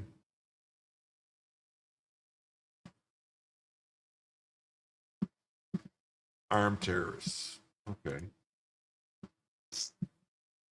Why are they blurring out some stuff? Seems weird. What are they blurring out?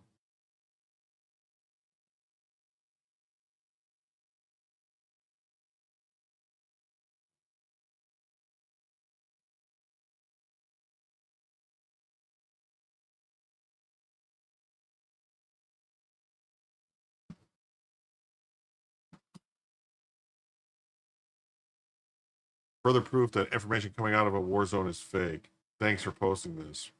Risking the lives of civilians and real aid workers.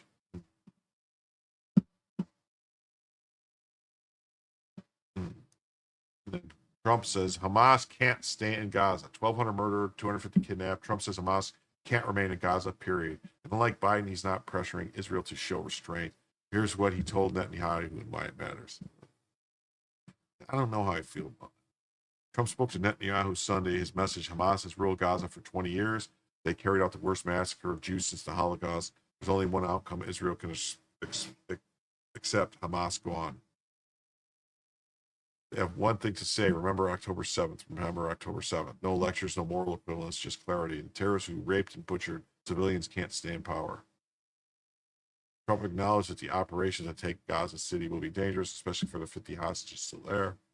But he was blunt. Hamas is going to release them. Negotiations have stalled. Hamas is using the hostages as human shields if they're still even alive. Netanyahu's plan is to evacuate the civilians from Gaza City, militarily occupy it to destroy the Hamas terror cells, force Hamas to demilitarize and relinquish control, hand it to a peaceful, non-Israeli administration. Israel's position is clear. The war ends only when Hamas is eradicated. Anything less guarantees another October 7th. Anything less is victory for terrorism. Hamas was created because its founders thought other terrorist groups were too moderate. It hasn't changed its position. Opinion. Even before the war, it fired 5,000 rockets per day into Israeli neighborhoods. It must be removed, like the Nazis, full stop. I don't like the comparison to Nazis all the time. I really don't. Okay. On to the next story. Why are Silicon Valley big tech workers donating so much money to the Islamic Marxist running for mayor? Zoran is raking in tens of thousands from workers from Google, Facebook, Amazon, Spotify, Block, Squarespace, and MongoDB. Big tech workers' top donations to Mandami campaign and headache for Google. Big tech workers' top donations. Wow. I might have to rethink subscribing to Amazon if they're backing a communist. It's all the workers. City Desk says Google staffers pumped $40K into Mandami's campaign. Meta another $10K. These aren't grassroots donations; they're big tech down payments on a mayor who let them colonize and New York City with activists run chaos while they dodge real accountability. Mandami's tax are a shtick for leader. His base isn't the working class. It's Columbia radicals and city bureaucrats who donated $33K to keep their DEI sinecures. Rent freezes won't fix housing. They'll collapse it. City-run grocery store, a front for union kickbacks. Every dollar from these techies fund Mandami's war on functional government.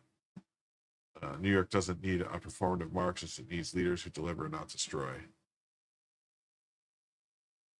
F off if you don't live in New York. Oh, okay. Big tech workers' donations to Mandami, blah, blah, blah.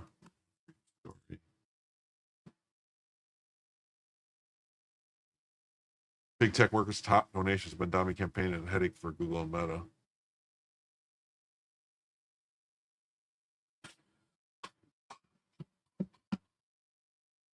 Big tech workers, including from Google and Meta, were among the biggest group of donors to Zoran Mandami's mayoral campaign. Is it just me or something happened? Did I lose? I haven't seen any chats in like 10 minutes. Everything seems still there. All right.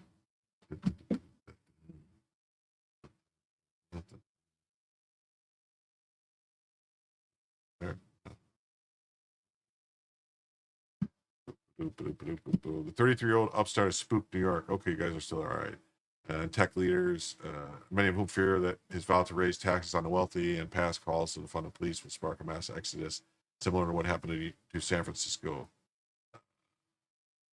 under progressive leaders in recent years. Hey, Charles, how you doing? You're doing paperwork? Okay, you guys are still there. That's fine. I just didn't see anything for, it was like almost 10 minutes. I was like, what's going on? However, their underlings have thrown our financial support behind the front runner. Rank and file Google employees donated 40,500, more than any other company or institution. Meta workers chipped in more than 10,500, followed by Amazon employees who donated nearly 9,000. Yeah, he's a commie. Mandami is a commie. Mandami is a commie. Campaign funds also flowed from employees at the New York City mainstays like the tech and media firm Bloomberg, Spotify, Block, and Squarespace, and MongoDB. Outside of the tech sector, Mandami's received significant support from workers at New York-based colleges and city agencies. Of course, Columbia University system ranked second with 33,000 in donations. Plus, the New York City Department of Education. Of course, the commies at the Department of Education. The New York University system and the CUNY, C-U-N-Y system.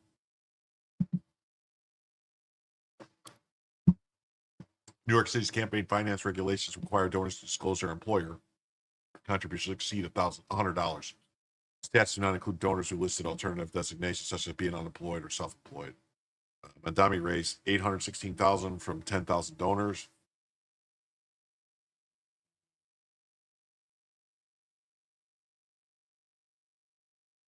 So that's like $80 per person, roughly, with more than $350,000 of cash coming from outside New York.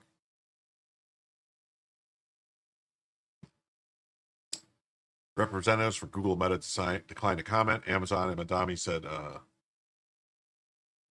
did not return requests. Hey, Rud 1RN2 gifted a membership. Thank you very much. Let's see who it went to. It says Freedom Forever received a gifted membership. Jim's falling asleep too. No, I'm not falling asleep. I am tired, but I'm not falling asleep. I'm going to push through. John Borthwick, a famed tech investor and CEO of New York-based Beto O'Rourke, said that the donations from tech workers doesn't surprise me at all because young people particularly want change. Mandami, who handily beat Governor Andrew Cuomo in the Democrat primary, has vowed to lower the cost of living through taking money from people. Mm-hmm. Hey, MC Bernhardt says, I am alive and kicking, Jim. Well, thank you. I'm not falling asleep. Doesn't universities get federal funding? Yeah, they do. So I don't know how that works exactly. Yes. Thank you, thank you, thank you. Critics say his plans could cause chaos in the housing market, among other unwanted side effects. Tech giants are particularly focused on the quality of life impacts of Mandami's policies on issues like public safety, housing, and education because they're key in making a city an attractive destination. Companies left San Francisco in droves due to rampant crime and homelessness, which some critics attribute to woke policies. Yeah. Drew Oting, president of the tech-focused venture firm 8VC, described San Francisco in 2022 as probably the worst-run city in the United States. While Elon Musk quipped in 2023 that the city looked post-apocalyptic. Hey, Rud, 1RN92 for a $5 super sticker. Thank you very, very, very much.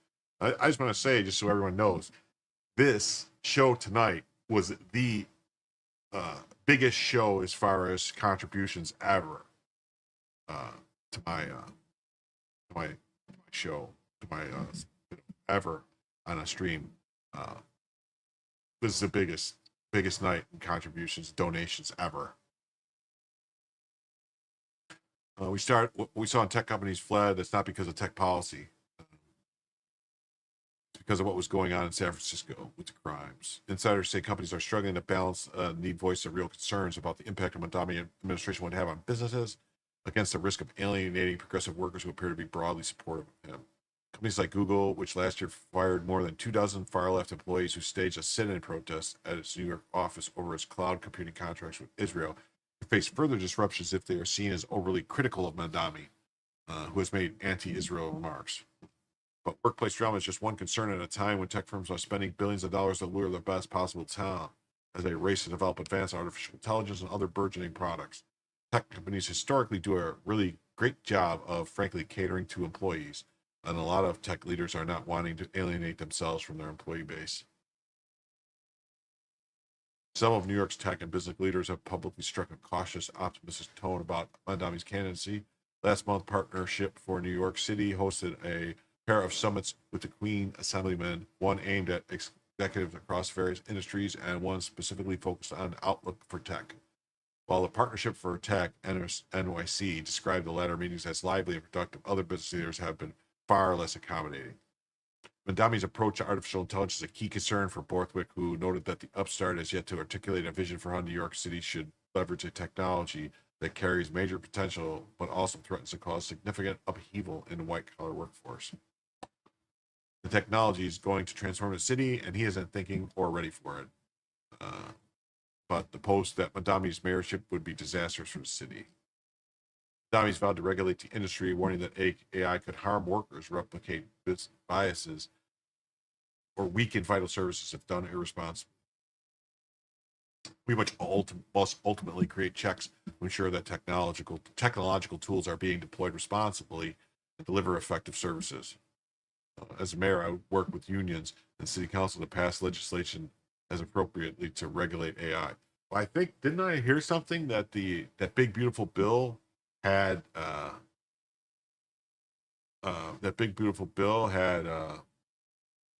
something in there that said that they can't regulate AI for 10 years or something, or 5 years or something.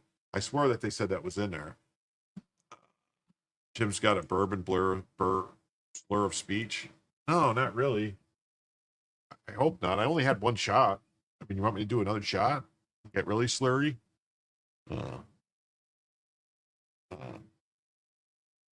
He must be falling out. No, I'm going to make it. I only got an hour and 20 minutes to go to make the time, so I'm going to do it. I'm going to muscle through it. At the same time, he wrangled some executives over his refusal to outwardly condemn the phrase globalized intifada, which is widely seen as anti-Semitic. I would say it's not anti-Semitic so much as it's revolutionary. Basically, they're saying they want to conquer the world. Globalize the intifada means they want to conquer the world. That's what it is. Take over the world. It's basically the Mohammed's demand to go out and convert or force converts. It says, keep it up. Your show is interesting. Well, thank you, Rudd. I'm going to really try. I'm doing my best to try. Try. Yeah. Jim tells you. The caliphate. Yeah, they want to expand the caliphate to the whole world. Mm-hmm. Local tech leaders are hoping that Mandami or whoever ultimately wins the mayoral race will take a more open-minded approach to AI's potential benefits while also preparing for its risks, according to Samuels. Yeah, I thought they said it can't be regulated by local governments, that the federal government said states and localities couldn't mess with it. I absolutely would hope that the next mayor would be open to experimentation, would be open to using these modern tools to make New York work better, said Samuels. If elected officials come and only worrying about negatives first, I don't think we'll ever see real change the way the city uses technology. Yeah, that's right. Escape from New York, but Florida has no vacancies. No more. We're full. Okay. Here we go. Democrats, socialists, communists, Zohran Mandami paints Trump as a threat to every New York City borough, claiming New Yorkers will feel the pain of the administration's legislation. Oh. Let's see. There is no borough that will be free from Trump's cruelty. We will feel the pain of this legislation. I have said time and again, I will speak to the president and anyone as long as it is to the benefit of New Yorkers, not at the expense of those same New Yorkers. Donald Trump does not respond well to cowardice, to collaboration. He requires a response that showcases the ability to fight back against that same agenda. And that's what I would do if and when he makes these kinds of threats with regards to New York City. There is no borough that... Wow. Yeah, I don't understand how they're able to do it. Listen up, New York City, we're done playing this game. You want communism? You can do it without our money. You need to remember what made New York City expensive. Liberal bureaucrats defund New York City. New York City wants an army. President Trump must cut off federal funds in New York. I can give you 2,296 reasons not to elect a radical Muslim as New York City mayor. Yeah, ain't that the truth? Ain't that the truth? And then my latest from the Fox News piece, numerous government officials engaged in grotesque conspiracy to violate President Trump's civil rights because of the acts of conspirators in Florida. They and co-conspirators cannot escape accountability and will help of virulent anti-Trump juries in the District of Columbia. The brilliant Jason Redding-Quinones is now the United States Attorney for the Southern District of Florida, and he will leave no stone unturned to hold the guilty accountable. You're from West Central California? So, West Central California. So, are you talking like Galesburg? Are you talking further south than that? Are you talking Rockford? Not Rockford, that's northern. I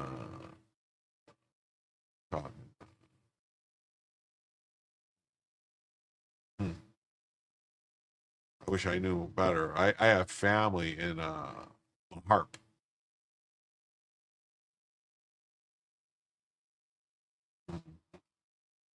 Fox News should stop putting Bill Barr, who stabbed Trump in a bag, on TV.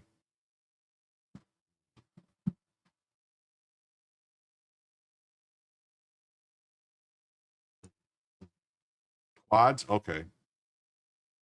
So like Moline? The truth has come out, is still emerging as many more documents await classification and release has occurred only because of the dogged determination of heroes like Patel and Grassley. Critics scoffed at these patriots, labeling them as unhinged, and even enablers of the Trump-Russia conspiracy. The Russia collusion era was reminiscent of McCarthyism. That is, if anyone dared question the government officials involved in the persecution, these skeptics would be then branded as Putin collaborators. In reality, Patel and Grassley made enormous sacrifices, jeopardizing their reputations to expose the horrible truth for America's benefits. Okay, yeah. Okay. What's it, Galesburg or Galena? No, Galesburg is not the Galena. I'm trying to remember where my mom's aunt and uncle had quarries. Was it Galena or Galesburg or something west out that way? Republicans are going to stop playing footsie with Congress with these Democrats. It'd be nice. And there's Mike Davis, a tale of two Russiagate heroes. Patel and Grassley continue multi-year efforts to expose the details of Crossfire Hurricane investigation.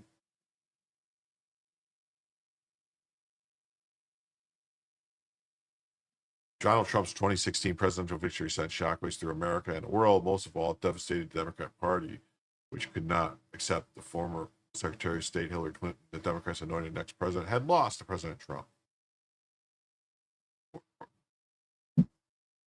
Yeah, I don't know. I mean, I don't think, like, 91 is kind of old to be in the Senate still, but I don't know. Maybe they don't know who can take his place yet.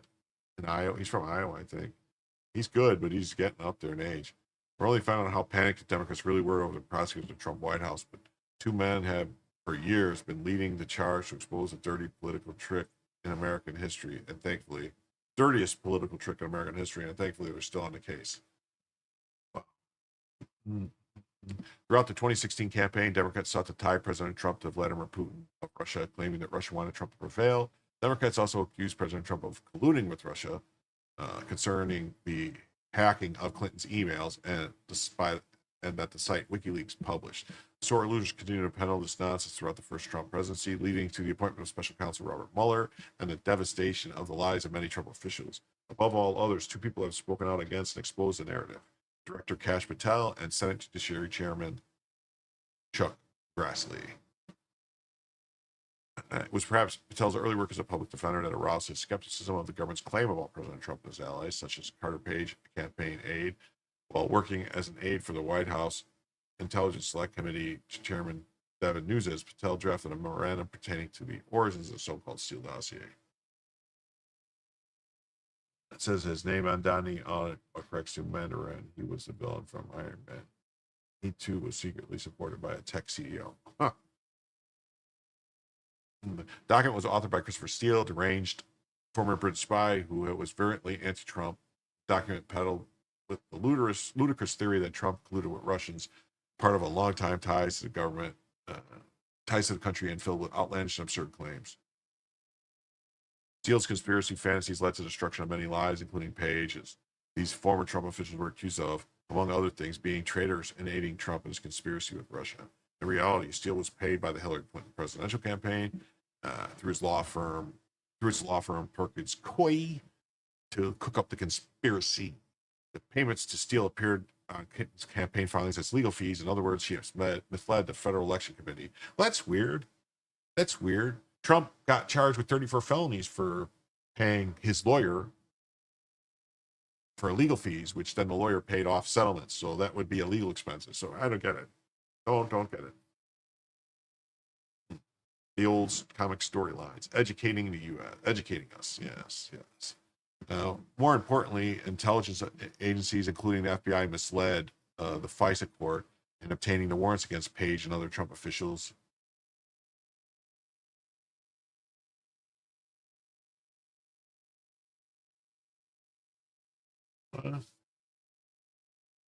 WC3 tells me Fulton or White County, maybe Abe, Fulton, Albany area.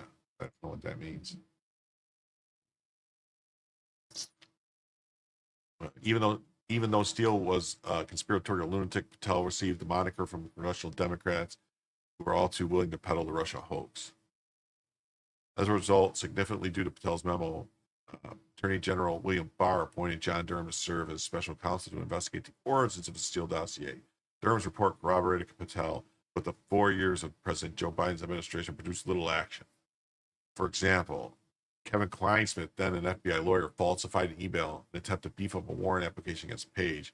The disgraced attorney later pled guilty to a felony in the matter and shamefully only received probation for his actions. Judge Boasberg. Before the Senate Judiciary Committee, several officials, including James Comey, conceded that they would not have sought FISA warrants if they knew the information unearthed by Patel. Patel has continued his investigation since assuming control of the FBI. Last month, he revealed that burn bags containing many documents related to the FBI Russia hoax were discovered at FBI headquarters. Grassley has stood alongside Patel as an ardent but a long-time lonely voice against Russia hoax. Last week, following ordered declassification by Attorney General Pam Bondi, CIA Director John Ratcliffe, Grassley released the so-called Durham Annex, the previously classified version of this report. According to the document, the Clinton campaign was planning the Trump-Russia allegations since early February 2016. Wow. New York Times published a piece last week claiming that emails from Clinton campaign officials and George Soros Foundation were not legitimate, but were instead Russian disinformation. No American intelligence agency, however, has made that such assertion. Indeed, the CIA expressed no reason to doubt the authenticity of the emails contained in the Grassley's release.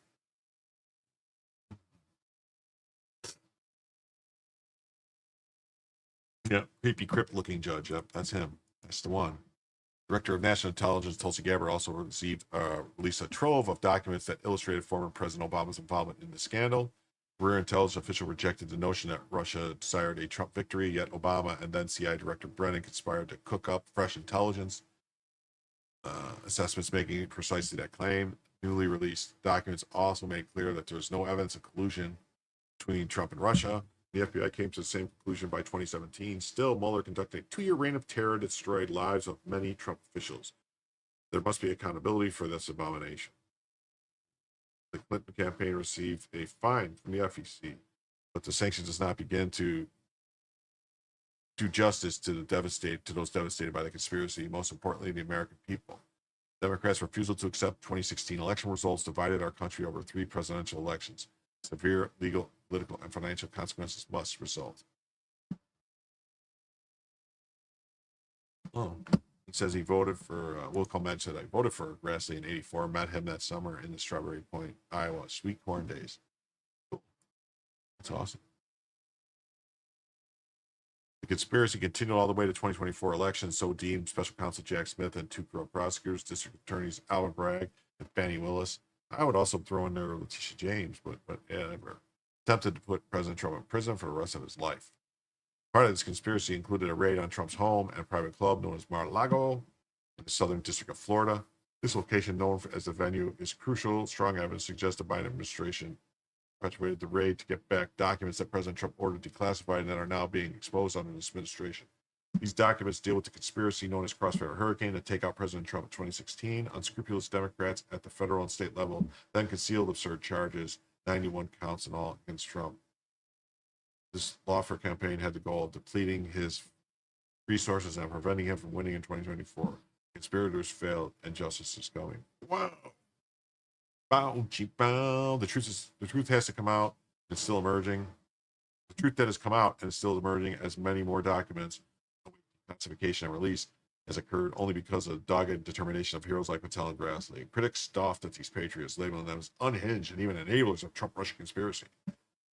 The Russian collusion era was reminiscent of McCarthyism. That is, if anyone dared question the government officials involved in the persecution, these skeptics were branded as Putin collaborators. In reality, Patel and Grassley were made enormous sacrifices, jeopardizing their reputations to expose a horrible truth the Americans benefits.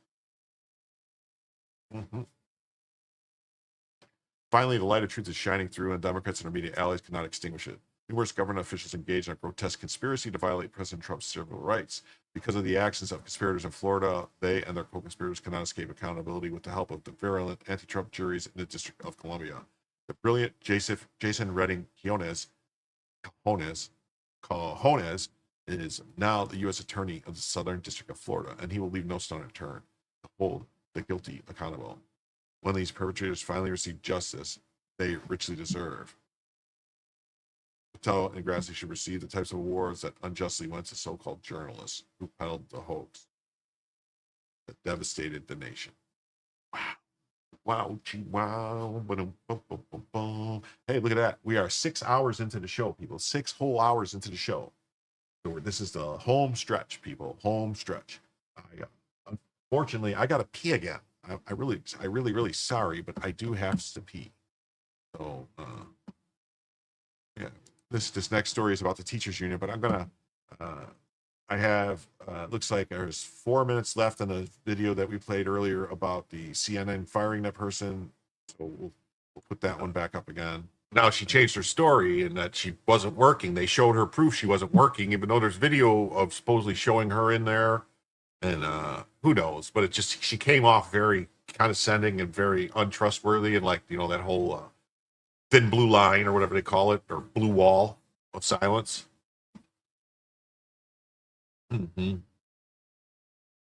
Yeah, I don't feel the need to apologize. We heard that over and over again. She later added, it was obvious to the entire jury that Marquardt was out to get him. So yeah, so that guy's out at CNN. I didn't realize it was such a short story. Sorry. So I guess we could go and look at the defamation suit thing real quick. That guy got fired. So yeah. So here's the thing, you know, it says on Friday, a Florida jury found CNN guilty of defamation in a case brought forth by U.S. Navy veteran Zachary Young. Is it Zachary or Zachariah? I don't know. Against Jake Tapper and his network. Young alleged that Tapper had defamed him on the show. The verdict came after 8 hours of deliberation. That's not very long, 8 hours. Oof. Young was working to evacuate Afghans in August 2021. Tapper misrepresented Young and his work, and Young stated he wasn't able to work since. CNN was ordered to pay compensatory damages, with the jurors still needing to decide how much the outlet will pay in punitive damages. The damage will be at least $5 million. In the sum, they write jurors awarded Young $4 million for lost employment, $1 million for pain and suffering. Yeah. Yeah, and hyphenated, that's my opinion, is that female officer came off bad. You know, did not look good. And said CNN should also be subjected to punitive damages. So I wonder if they settled it and just fired him and didn't pay the punitive damages. According to the Free Beacon, Young alleged that a segment which aired on the lead, Jake Tapper singled him out as an illegal profiteer who operated a black market. Young said that the segment irreparably destroyed his business. Nemex Enterprises and Reputation worked to evacuate Afghans during the Biden-Harris administration deadly and chaotic withdrawal from Afghanistan. He testified that since the segment ran, he hasn't worked or made money. During closing arguments, CNN attorney David Axelrod claimed that the story was accurate and tough but fair. So David Axelrod, David Axelrod was their, isn't that a political guy? The black-haired guy with the mustache, the Clinton guy, he was their attorney They should have got a better attorney. He's not that good. And claim that Young should have gone out of his way to convince journalists with the outlet that he wasn't shady. That's not how it works. You don't have to. They're going to run a story claiming you're shady. They need to have some proof. It's not For the last up to you hour. to prove you're not shady. That's not how this country works. That's not the way any of this works. No. It's not to smear you and you prove your innocence. No. CNN, these places all need to go bankrupt.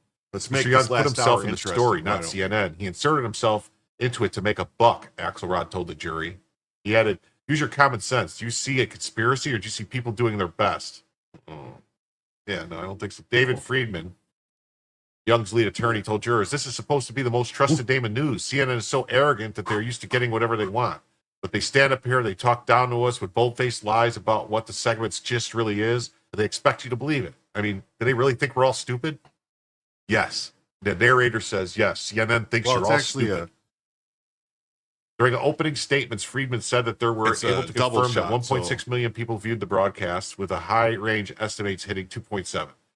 The correction was seen by 942,000 double, people, but you let's know, be honest, the double, correction 2-ouncer. didn't do anything. It doesn't matter. The band can't get hired. It doesn't matter how many people saw it. They issued a correction because they were trying to get out of a lawsuit.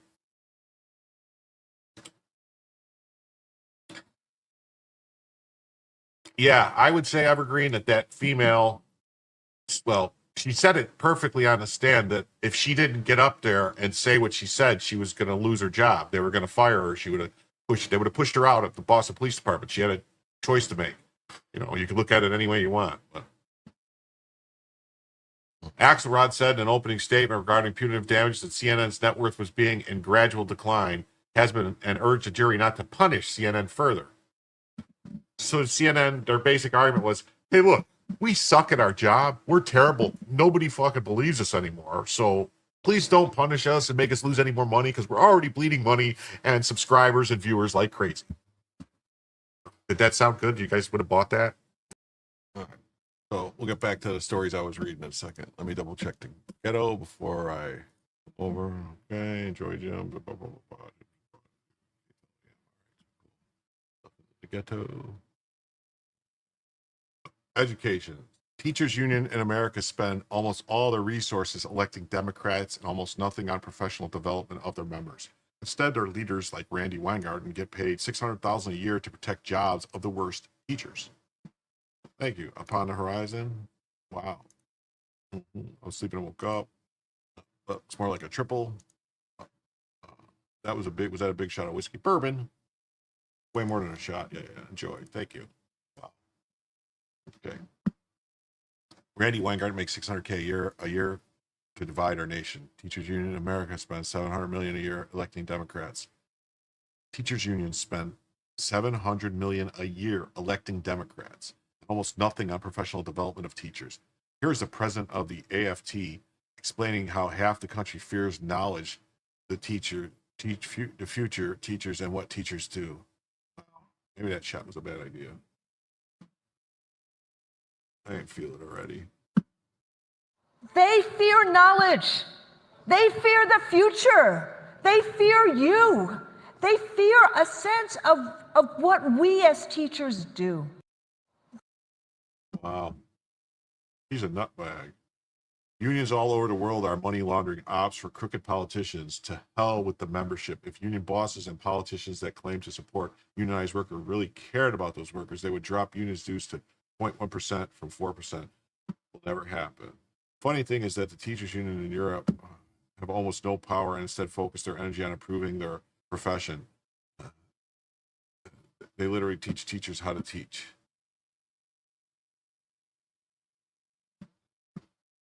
The numbers don't lie. Oof.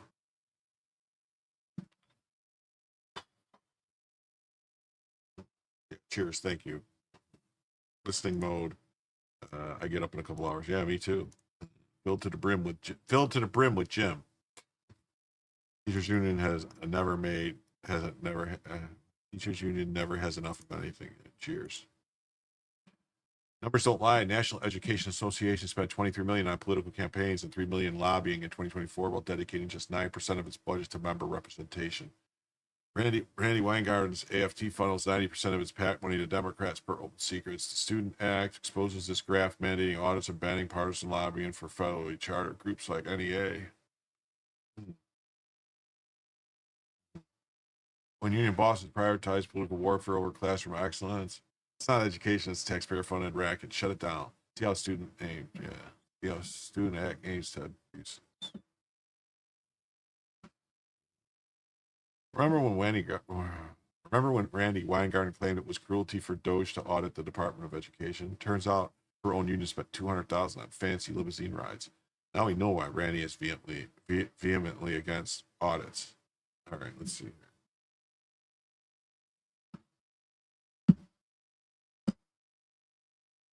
Complete chaos and, frankly, a whole bunch of cruelty.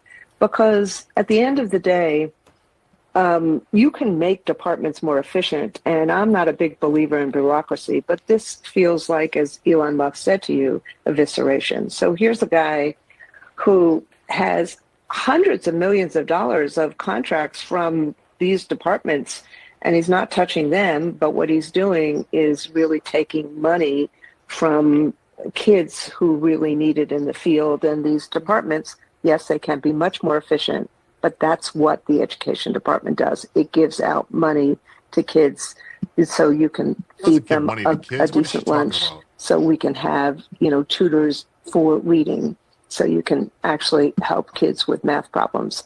That's what's going on right now. Complete chaos and, frankly,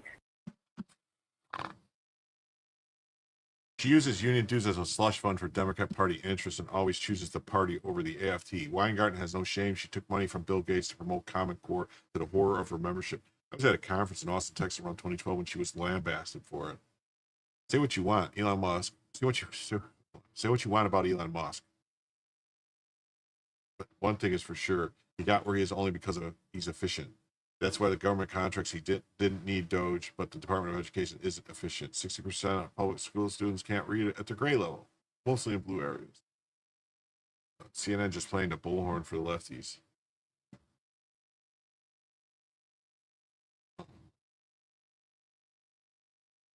Oh, crazy. Okay. Dallas voted to end its DEI program so that it could continue to receive $300 million in federal grants.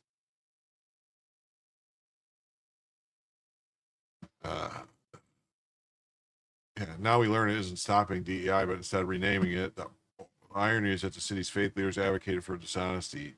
Even my own retired pastor, George Mason, urged city officials to show moral courage by finding legal workarounds, even if it simply means renaming programs to preserve the substance of racial equity efforts. My advice, be honest. If you take the money, end DEI. If DEI is important, take a stand. But don't take the money. Lying is the worst possible example our city can make. DEI, Dallas pauses DEI to protect over $300 million in federal funding. Another minister urging Dallas to break federal law and lose funding for at least for the least of our citizens. The same sort of performative nonsense that creates majority of Dallas present problem.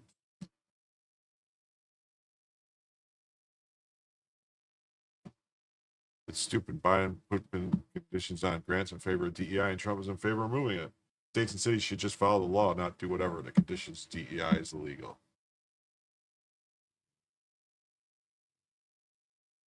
This is Mashe Darby, 40, a monster who got 18 months free pass for killing a man in 2011, has been given a 16 to 20 year slap on the wrist for slaughtering pedestrian Ryan Zadrozny in Charlotte, North Carolina in 2024.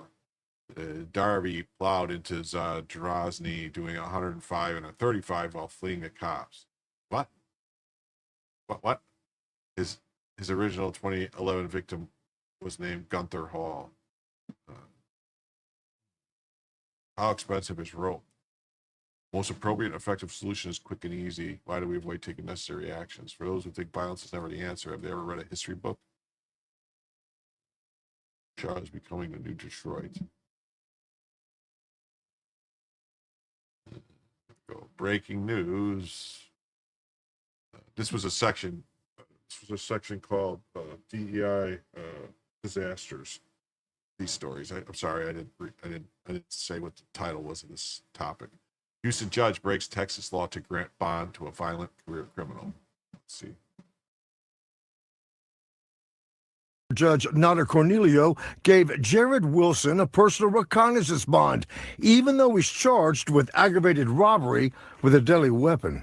That's a no-no because we enacted a law, better known as Senate Bill 6, that eliminated most violent crimes, including aggravated robbery. Judge. Wow. So she gave him a personal recognizance bond for aggravated robbery with Piling criminal promotes crime. Bring back law and order. This stuff's got to stop. Violent criminals belong behind bars. Impeach her. Here's another case involving the same lefty judge from another case involving the same lefty judge, Houston, Texas, from the Texan. Administrative judge has agreed to remove Judge Nada Cornelio from the case of Ronald Lee Haskell following the allegations that Cornelio issued a false bench warrant for the death row inmate who was convicted for the brutal murder of 6 people in Harris. The first reported by the Texan, according to the recusal motion filed by Harris County District Attorney's Office. Oh, thank you for Dr. Mao. Great show. I'm doing the best I can. Keep it going. Cornelio issued sealed orders to have Haskell transported from a high security unit for death row inmates to the Harris County Jail for a court setting. 24 at midnight. Records indicate no court setting took place. Why?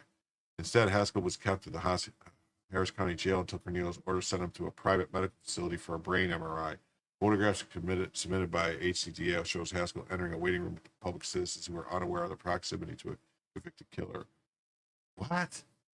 Joshua Reese said that prosecutors only learned of his transport back to Harris County when a surviving victim was contacted by the Texas Automatic Victim Notification System. Cornelio and the prosecutors also sparred over disclosures of her communications with Christy Dean, Haskell's defense attorney, provided at taxpayer expense. Well, yeah, she can't talk to the defense attorney like that. You can't. No, that's called ex parte. It's not allowed. Dean serves as an assistant public defender. While at the Harris County Jail, Haskell told his mother that Dean did not want anyone to know the details of his removal to the county and complained of cloak and dagger nature of his visit to the medical facility. Administrative Judge Susan Brown of the 11th Administrative Judicial Region of Texas reviewed the records submitted by both State and Cornelio and granted the motion to recuse Wednesday. Texan also learned that a formal complaint has been filed against Cornelio with the State Commission on Judicial Conduct. Okay, you're off. I'm off. Early start tomorrow. Need extra sleep. Have a good one, everyone. All right, cool. That body could, this Texan also learned a formal complaint. The body could also issue additional disciplinary actions against the judge, and she could face criminal charges over allegedly falsifying a bench warrant. Yeah. Haskell was convicted in 2019 for the brutal 2014 murders of Katie and Stephen Stay and their 4 children. What? This lady did. Why? Why would she do this? A 5th child was shot in the head, survived. He pleaded not guilty by reason of insanity, but prosecutors allege he methodically planned and carried out the mass murder with his ex-wife's family. Wow. Hey, Patrick 7, what's up, buddy? Nice to see you this morning. We're moving on. And oh my God. HCDAO had previously unsuccessfully sought to have Cornelio removed from Haskell's case in relation to a conversation she had with a former first assistant district attorney David Mitchum prior to his election, during which she referred to Haskell as a sick man, expressed disgust over the state's continued use of the death penalty. Harris County judge accused of issuing a false bench warrant to remove inmate from death row. What the hell? Wow. That's the judge? This judge should be in jail. Judge should be in jail. Jail. Be in jail. Jail. Wow. I just want to thank the 60 people that are still watching. I don't know if this is people coming. She must be removed from the bench. Pattern of legal abuse is indefensible. Totally. What's going on here? I don't know. Arrest the activist. She's compromised. Definitely.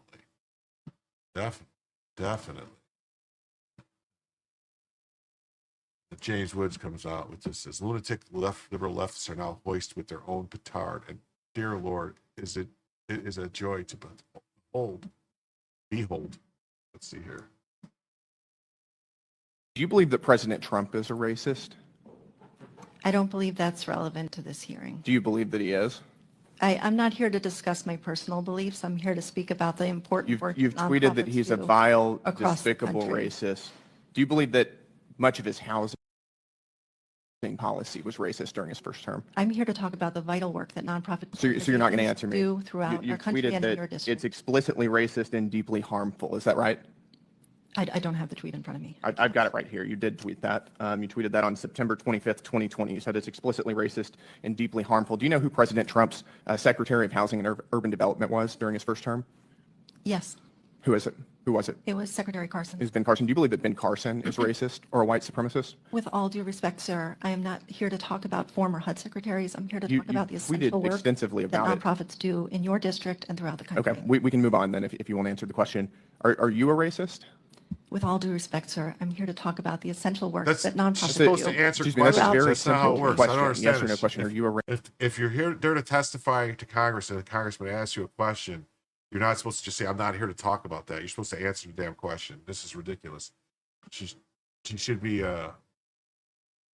she should be, isn't there like something you can do to people who refuse to answer questions? I'm not a racist. You're not a racist. Particularly interesting because according to one of your affiliate charities under your nonprofit umbrella, denial of racism constitutes covert white supremacy. Are you a covert white supremacist? Sir, I'm here to talk about the essential work that nonprofits Are you a do. covert white supremacist? Can I talk about the work that nonprofits do in No, your I'm district? asking you if you're a Because I think covert that's- white supremacist, which according to one of your own organizations, again, denial of racism constitutes covert That's white awesome. supremacy. Yeah, you would think contempt of Congress, right? Would you like to answer the question? Saying I'm not here to talk about that. So you refuse to answer whether you are a covert white supremacist.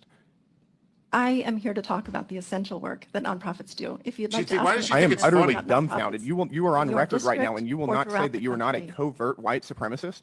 I don't have a definition in front of me. I haven't looked at the definition. I'm not going to answer a question about She my doesn't personal- know if That she's a is- covert white I'm here to talk supremacist? about the work You're not- nonprofit organizations.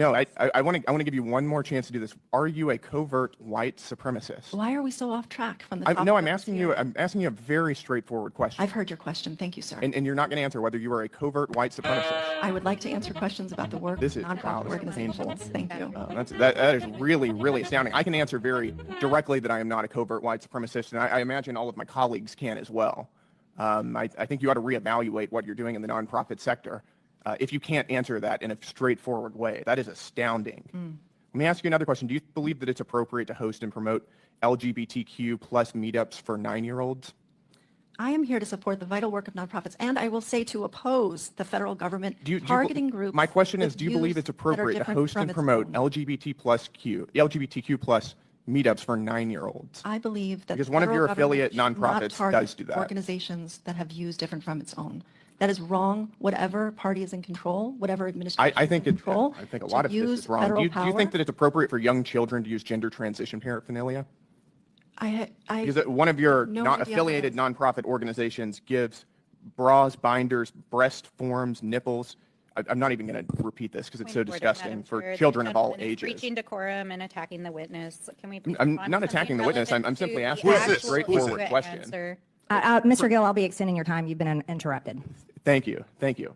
Do you believe that art exploration camps for transgender and gender diverse youth of the age of 11 is normal? We support the vital work of nonprofit organizations and oppose the federal government opposing. So you and refuse targeting to answer any of organizations these with questions. views You different refuse to than even our own. answer the question of whether you are a Wow, she covert opposes the white federal government, supremacist. so that- I'm not isn't that here to answer sedition to questions oppose about the my federal personal government? views or my personal. Is that because you stance. don't want to disclose whether you're a covert white supremacist? I'm here to talk about the. I'm essential work giving that you a chance nonprofits to do. tell the world that you are not a covert white supremacist. Thank Will you you for do the that? chance. I'll pass on your chance. You'll pass on Thank that. you, sir. That is astounding.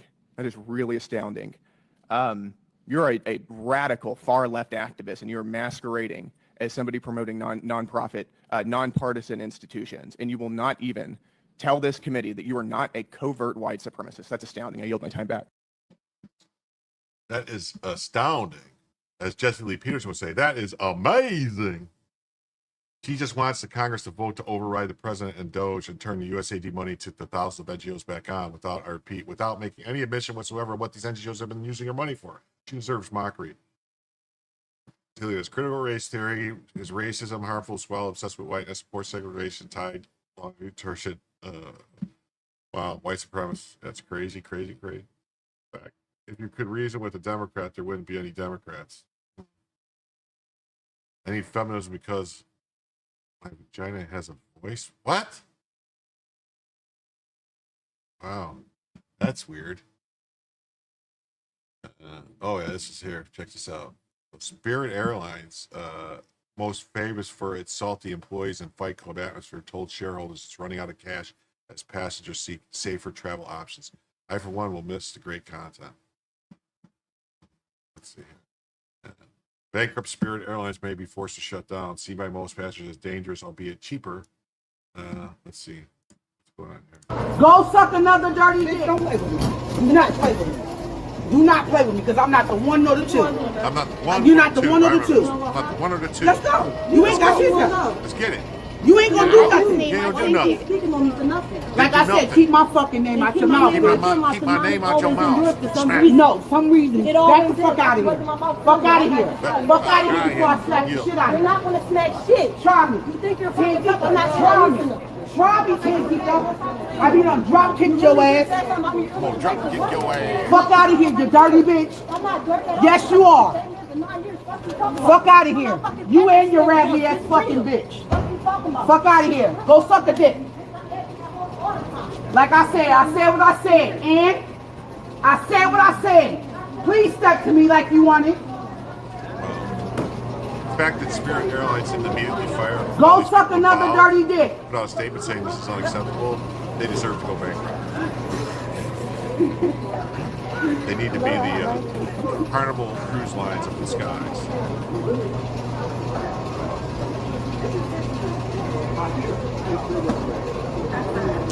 I'm not the one of the two, bitch. You tried me 2 times. I want you to do it a third. One or the two. It's not the piss or the boo. Is that what she's saying?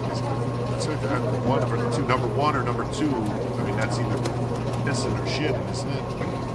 I don't get it. Oh, this is on the thing. Let's see. Why you messing with my friends? Play with me.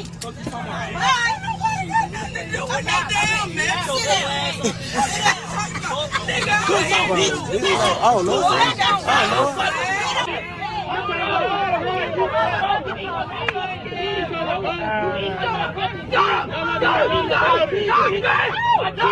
Oh my God. Oh my God. Oh my God. Oh my God. Please.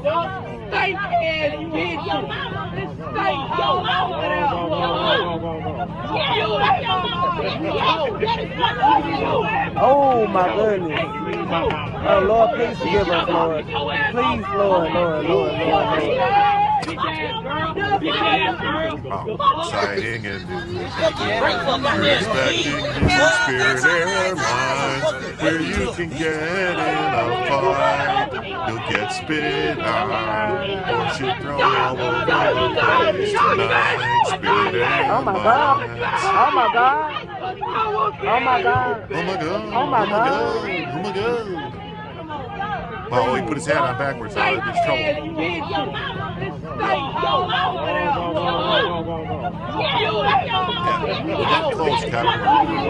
Oh my goodness. Oh Lord, please forgive us, Lord. Please, Lord. Unless somebody gets more money and then we're stuck for another hour. That would suck. Here. Wow. Yeah, Spirit Airlines is going bankrupt, so not that Spirit Airlines will be missed. Yeah. Retrofit all planes with CCTV and live stream them on pay-per-view nonstop flights between Detroit, Chicago. Problem solved. Yeah. Spirit Airlines runways on Carnival cruise ships. Oh yeah. We need an airline that requires a clean criminal background check and 800 plus credit scores to fly with them. Oh man. You couldn't have it to a better scam company. If you look at their pricing structure, you'll see both why customers' base is so foul and why they were losing money. There's ways to make a genuine profit is discount airlines. See, Southwest Spirit ironically has no soul. Snoop Dogg should buy it and turn it into the real soul plane. Soul plane. Oh, here's cool. Check this out. So, a luxury Section 8 apartment tour in Arizona.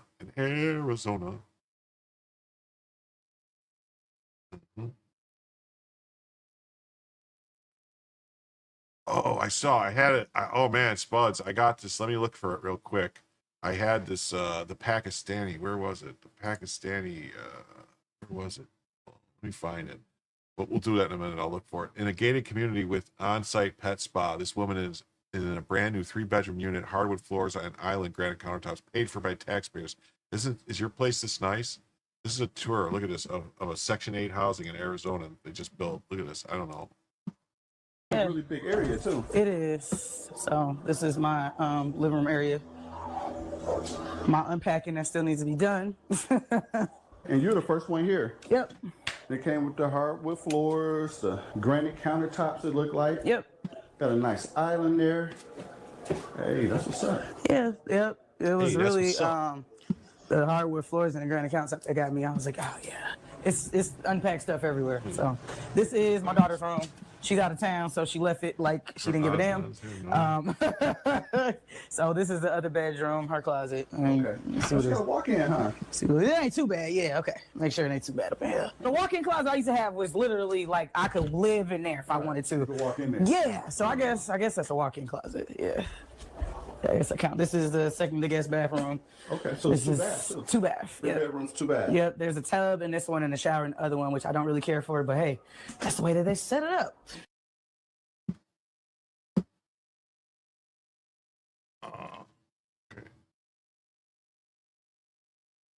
We also have a dog spa, which obviously I love. I got my little doggy. They were supposed to build a dog park as well, but I'm guessing they ran out of funding. That's is what I fine. would assume.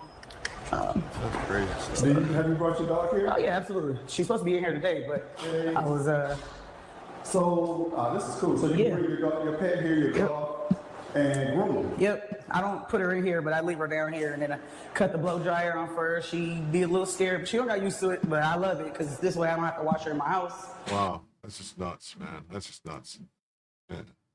There's a lot of low-income housing, which is not nearly as stringent, which is undocumented migrants can use. And there's a lot of localized rent assistance programs which give federal subsidies, plus many of those new high-rise apartments offer low-income units. Yeah. Now imagine they kicked Americans out of that to put privileged illegals in.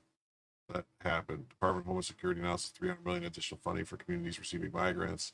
Yeah, $110 million. They were giving all this money, for migrants. Well, here, this is the thing I was talking about. I found it. Look at this. So, Pakistani buses with business class seats, which are located instead of a luggage compartment. Look at this. So this is what you're talking about. So this is way better than Spirit Airlines, right?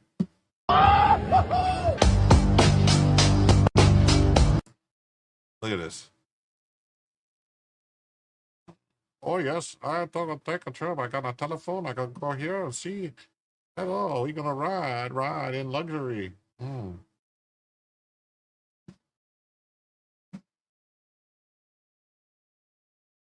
Look at that. They got garbage cans. They got. See, that's actually not bad. It looks like it wouldn't be too bad way to travel. Now look at the trains at Bangladesh. People riding on top and everything. It's nuts. Wow. That's nuts. Oh, here's this thing.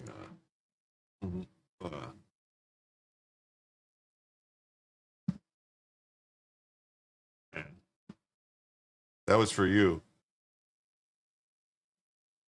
That was first class bus trip for you. That where my pit bull gets washed? Definitely. 7th suspect arrested in connection with the violent attack in Cincinnati. Detectives testify the incident was coordinated. Look at that. It isn't completely coincidental that all the suspects are one race and all the victims are another race. 7th Cincinnati suspect arrested, 32-year-old Gregory Wright, forcefully risked the victim's gold chain off during the mob attack and then proceeded to film the beating on his phone. Thank you. Come again. Wow. Mom of one of the thugs said he's not a thug. He's got 5 kids and he's in school. He's on the honor roll. Yeah, and she said they said they were going to attack these guys because they were. Why is she wearing a mask? Because they were Russians. We're gonna mess with these Russians.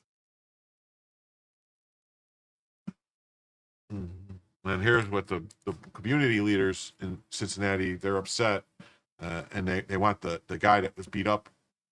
They want the guy that was beat up indicted. All right, you ready? Ready for 6 individuals were charged with aggravated assault, which is a felony. The white guy incited or urged 6 other people to commit a felony. The method by which this situation has been handled raises serious questions as to whether there's bias involved in the investigation. Yeah, it's racism. It also brings into question the possibility of a lack of integrity and whether there's something else to hide. 6 individuals were charged with. This is a problem. This is the community leaders.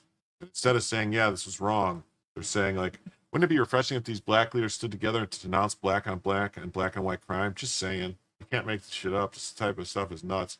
Arrogant pieces of, whoa, Mark Rivera, what are you doing?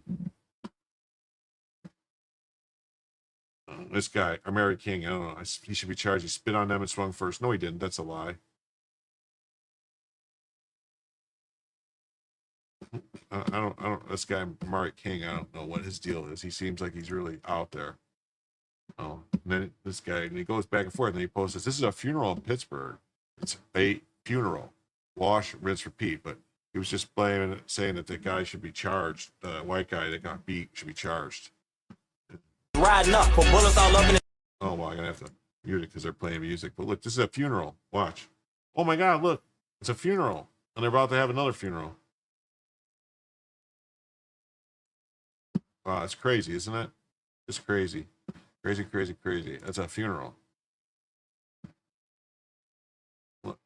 There were no roads in South Africa before Europeans arrived, so as Europeans are pushed out, the roads revert to their natural state. Yeah, this is crazy, right? She's living like that in Section 8. Meanwhile, an unfortunate disabled retiree like yourself has to stay up till 5 a.m. to earn a few extra bucks. This world is, today is, yeah, it's messed up, man. Let's see what this looks like here. This is what the roads look like in South Africa. Check this. Look at this ridiculous puddle. This is number 1. This is a mess. Number 2. I'm gonna need to stop this now. Check this. Number 3. Marshall. Sorry, sir. Good. Sorry for your car. Huh? Number 4. I feel sorry for your mother. Check this. Is that what they're supposed to say? Look at this. Look at people's cars.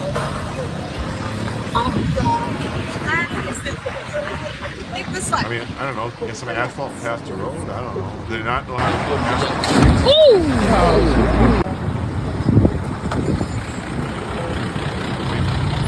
Fix it.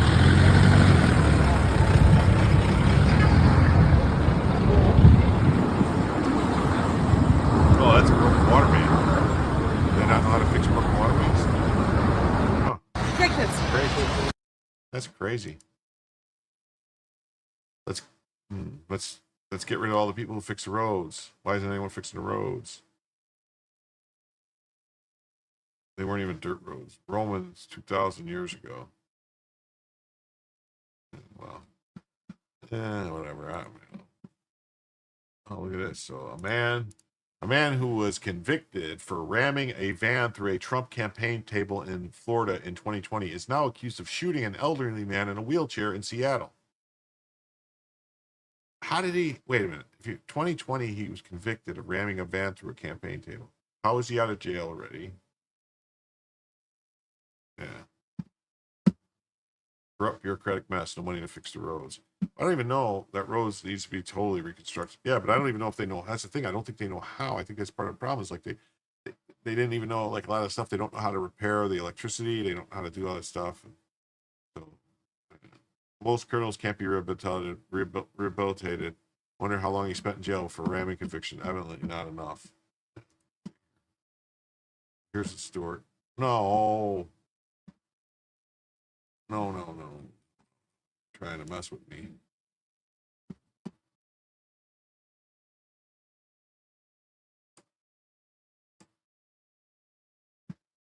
Anti-Trump Seattle area man charged with shooting a wheelchair-bound veteran. Oh, he looks like he's very, very sane, this guy. Out of jail and across the country, yeah. Tim was convicted of criminal mischief in the tent case, later telling the court he felt it was his duty to take action against the Trump administration. So this guy was a man who made national headlines for previously driving a van into a tent of Trump campaign volunteers, is now charged with shooting a wheelchair-bound veteran on Seattle's waterfront. Gregory William Tim, now 32, first gay notoriety in 2020 when he plowed his vehicle into a Republican voter registration tent in Jacksonville, Florida. No one was injured, but the attack rattled volunteers and drew sharp rebuke from then President Trump, who warned on social media, be careful, tough guys who you play with. Jacksonville, Florida, 6 Trump campaign volunteers were intentionally targeted while registering voters. Oh, wait. He was convicted of criminal mischief, later telling the court he felt it was his duty. He should have gotten like 20 years for that, then, if that's what he thinks he should be. Prosecutors say he's behind the July 31st shooting that left Harold James Powell, an elderly man in a wheelchair wearing a military patch, hospitalized with a gunshot wound in the chest. According to charging documents obtained by the Ari Hoffman talk show, Tim confronted Powell outside a Starbucks on Alaskan Way, accusing him of stolen valor and demanding proof of his veteran status. Witnesses told police that Powell, seated in a wheelchair and wearing a military patch, had been asking passersby for money. Tim allegedly ripped a military patch from Powell's belongings, prompting Powell to produce a knife and later a holstered airsoft gun. Of course, filing says Powell never removed from its holster. Prosecutors alleged Ted then drew a .45 caliber handgun, took several steps back, and shot Powell in the chest at point-blank range. It was a completely unnecessary act of violence committed by a defendant to a vulnerable victim who was confined to a wheelchair. Wow. Washington Department of Fish and Wildlife happened to be nearby, heard the gunshot, and detained him until Seattle police arrived. Powell was rushed to Harborview Hospital in serious condition. Wow. Tim is charged with first-degree assault with a firearm, held at $750,000 bond. His arraignment's scheduled for August 18th in King County. Under Washington law, prosecutors say a defendant cannot claim self-defense if they provoke the confrontation, something they argued Tim did by initiating a dispute, forcibly taking Powell's property. If you provoke an attack on yourself, you lose the rights to claim self-defense. The Casey McInerney, spokesman for the King County Prosecutor's Office.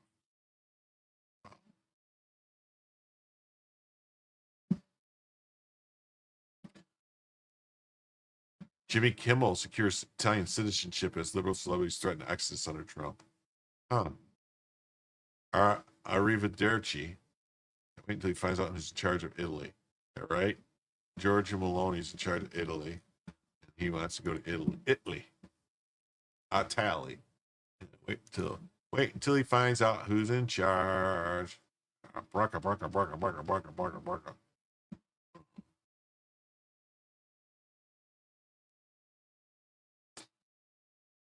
Yeah, assault, not attempted murder. It's crazy, right? Kimmel secures Italian citizenship as liberal celebrities threaten exodus. Roddy O'Donnell, Ellen DeGeneres fled. Comedian Jimmy Kimmel confirmed he attained his Italian citizenship during a discussion. Kimmel shared the news while a guest on a fellow comedian, Sarah Silverman's podcast, as they discussed the state of the country. A lot of people I know are thinking about where they're going to go get citizenship. I did get Italian citizenship. What? Oh, well, that's amazing. I do have that, and that's what's going on. It's as bad as you thought it might be going to be. It's much worse. It's just unbelievable. What? I feel like it's even going to be worse than it would like it to. What? I feel like it's even worse than he would like it to be. The White House did not immediately respond for comment. The late-night host campaigned for Democrats in 2024 and has been a staunch critic. He first shared he obtained his Italian citizenship at an event at the Consulate General of Italy in Los Angeles in June, according to the Italian news agency ANSA. Yeah, he probably wants to go hang with George Clooney, but how did he you can just go in and they'll give you Italian citizenship. You just go, hey, I want citizenship. They just give it to you. I just attained citizenship thanks to my beloved grandmother, Edith, who came here from Candia in the province of Avellino. Oh, so he's from Avellino. So he's like the Sopranos from Avellino. Told the crowd. His admission comes after fellow comedians. Trump warned last week that Kimmel would be the next to be canceled after his fellow anti-Trump late night host Stephen Colbert announced in July that the show would be ending. So that's weird, right? It's really weird.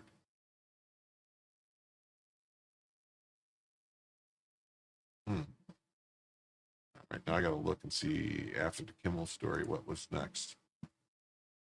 Let's just close the thing on me.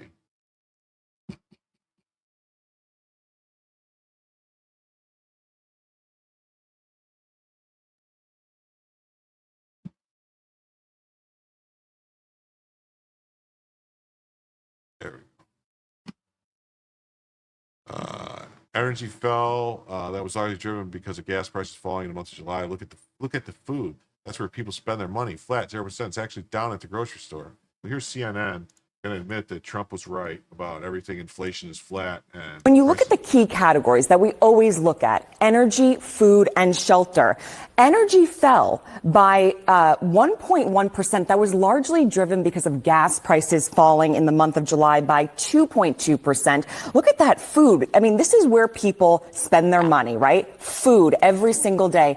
Food flat, 0%, and actually down at the grocery store by 0.1%.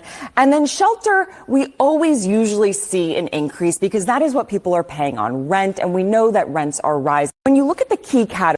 Wow. Yeah, it's crazy, isn't it? Yeah. Associated Press says U.S. inflation was unchanged in July as rising prices for some imported goods were balanced by falling gas and grocery prices, leaving overall prices modestly higher than a year ago. Oh, modestly higher than a year ago. So you're talking about the inflation that was under Biden in August, September, October, November, and December before Trump was able to take over and fix it. This Kimmel is from Brooklyn and probably like most Catholics, his family's mixed between Italians, Irish, etc.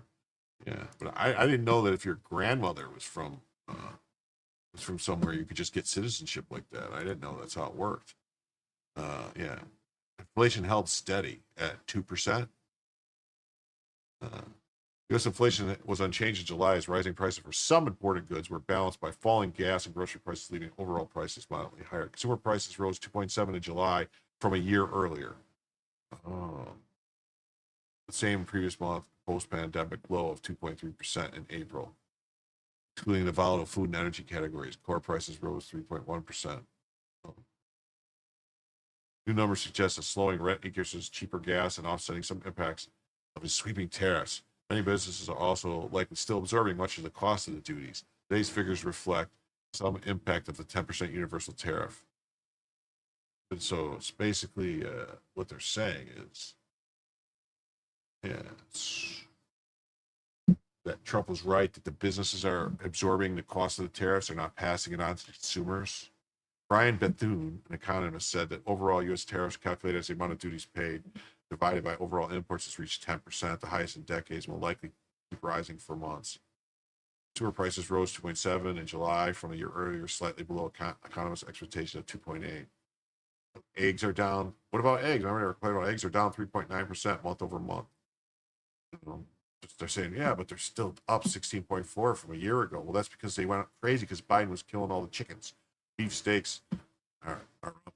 Well, auto insurance up. Yeah. Used trucks still up. Housing still up. Prescription drugs up. Airline fare up.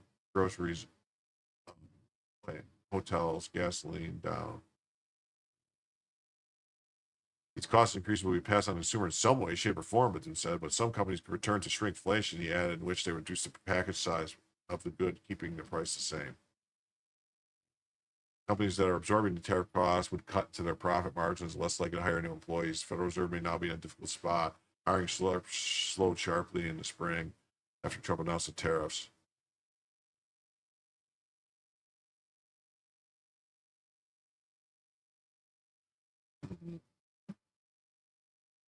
The Fed officials have raised concerns about the health of the job market. A rate cut by the Fed often, but not always, lowers borrowing costs for mortgages. Oh, yeah. They're divided on how the Feds will read the data. Powell has warned that worsening inflation can keep the Fed on the sidelines. But the inflation is getting better than it was. They didn't raise rates on it. Kept saying it was transitory under Biden. Two Democrat Hamtramck city council members, Muhtasin Sadman and Mohammed Hassan, have been charged with multiple felonies, including forgery and election fraud, for forging absentee ballot signatures and submitting false applications. That's Michigan, by the way, just so you know, if you were unaware. This is part of Detroit, another Democrat-run city. Their police chief and city manager were also suspended on something unrelated. These two guys were charged, and then you got this. Hamtramck police chief suspended council votes to suspend city manager. Police chief Jamil Al-Attari will be reinstated after he's suspended following a whistleblower email. Oh, what do you know? It's exactly why voter ID and paper ballots are non-negotiable. No more shady community leaders reading outcomes. city of Hamtramck used to be Polish, but it's now all Muslim. And they've broken so many laws. They made Michigan Attorney General Dana Nessel recuse herself because she's Jewish. Wow.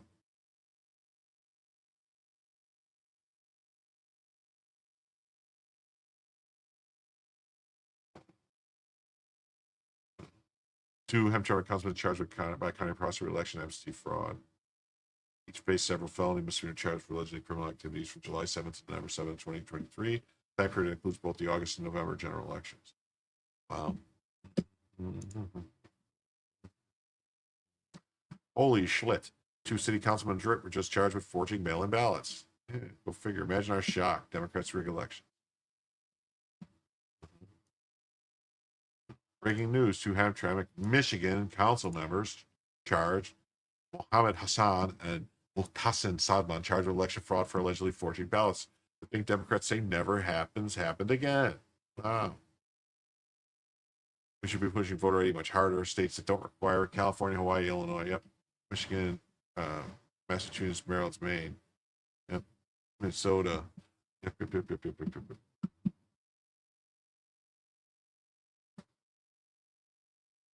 Hamtramck councilman accused of election fraud arraigned. Two Hamtramck city council members were arraigned on Tuesday on election fraud charges during separate hearings.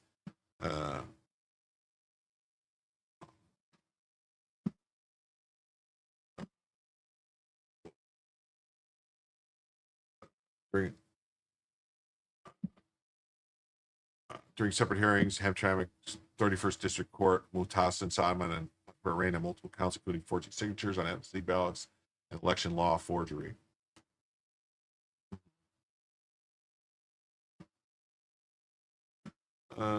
What happened to the gold citizenship cards? I don't know if that's still a thing. I thought they sold some of them. I don't know.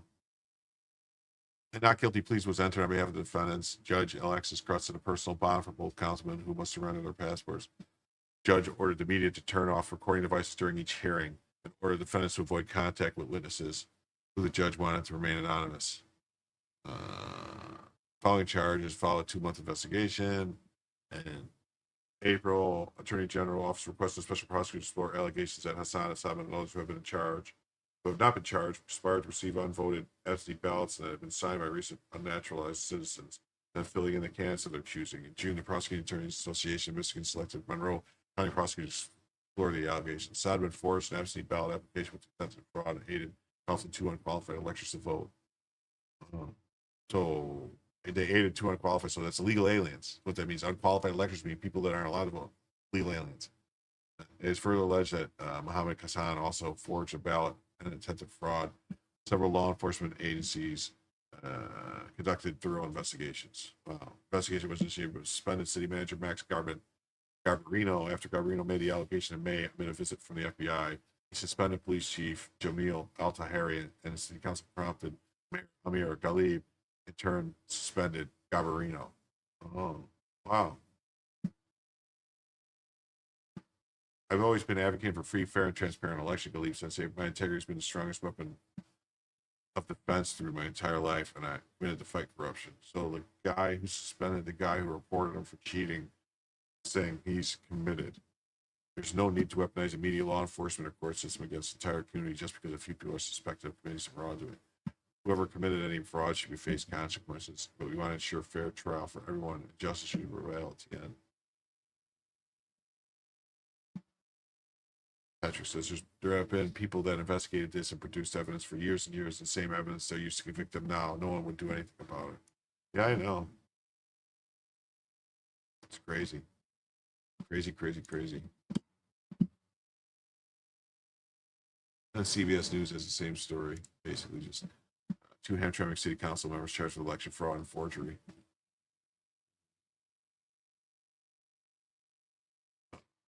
They alleged 6 people allegedly worked together during a 2023 received blank absentee ballots that have been signed by naturalized citizens. 6 people would then fill the candidates they wanted. That's crazy.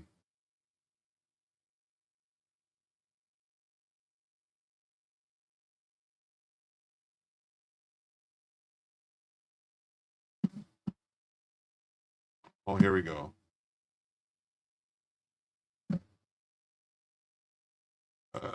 breaking. Colorado officials just sent a warning: do not touch their residents after rabbits were spotted invading parts of the U.S. with weird tentacles sprouting from their heads due to some kind of virus. You see this? It's nuts. Whoa, it's scary. Rabbits in Fort Collins have been tentacles like growing due to the Schiff papillomavirus, which causes benign tumors. They are not tentacles or part of an invasion, despite exaggerated reports. It's just nuts, right? Look at these things. Oh, man.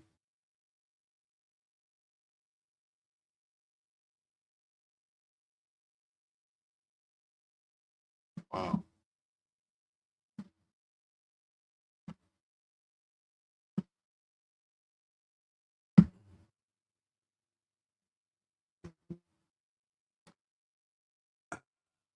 Experts warn of infected Frankenstein rabbits with tentacles invading the U.S. And these wild rabbits have been spotted hopping around with nightmarish facial growths across Fort Collins, Colorado.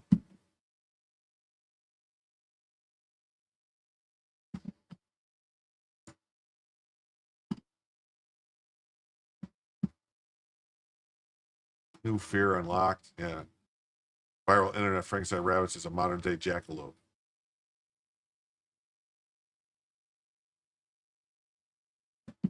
Why are they shaped that way? The things growing on them is what I want to know.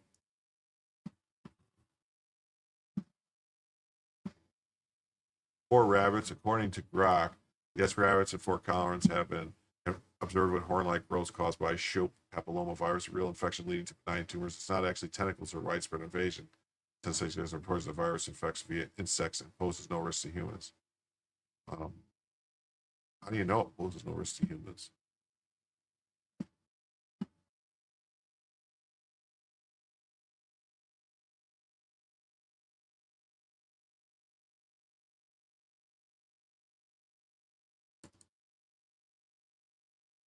It's crazy, right? Wow, we're 6 hours and 50 minutes, 31 seconds in. We're almost at the 7 hours that I promised. Come on, computer, stop screwing around.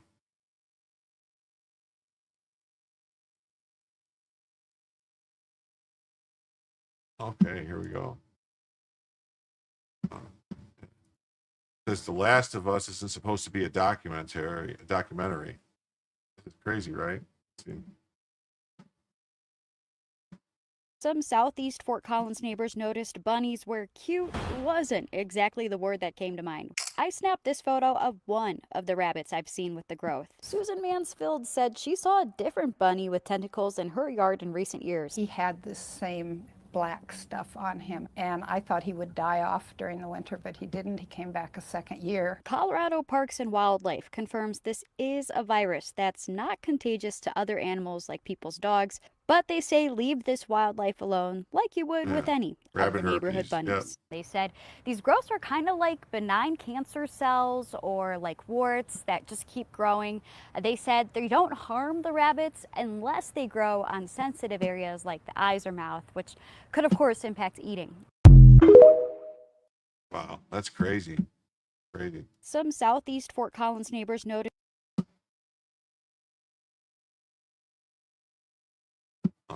only 12% of people find Sydney Sweeney's America Eagle Great Genes ad offensive, according to a poll. I know I didn't find it offensive. What percentage of women are severely obese? According to the latest CDC data, 12.1% of U.S. adult women have severe obesity. Oh, that's weird. Coincidentally, close to 12% offended by the Sydney Sweeney ad. Perhaps the greatest genes hit a nerve. And 12% of people look something like this. Wow, okay. Wow. And here's the story from the New York Post. Only 12% people find Sydney Sweeney's ad offensive. Anybody streaming?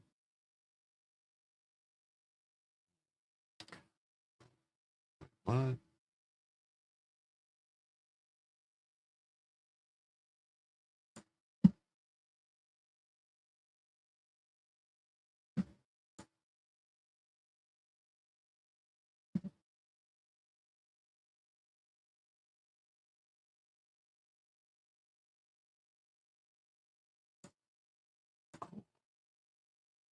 Quick.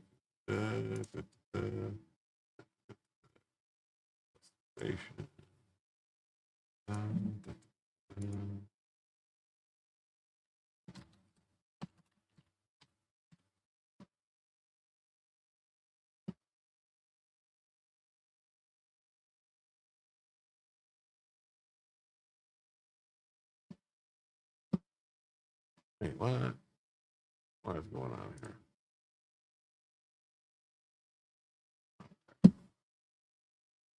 Sorry.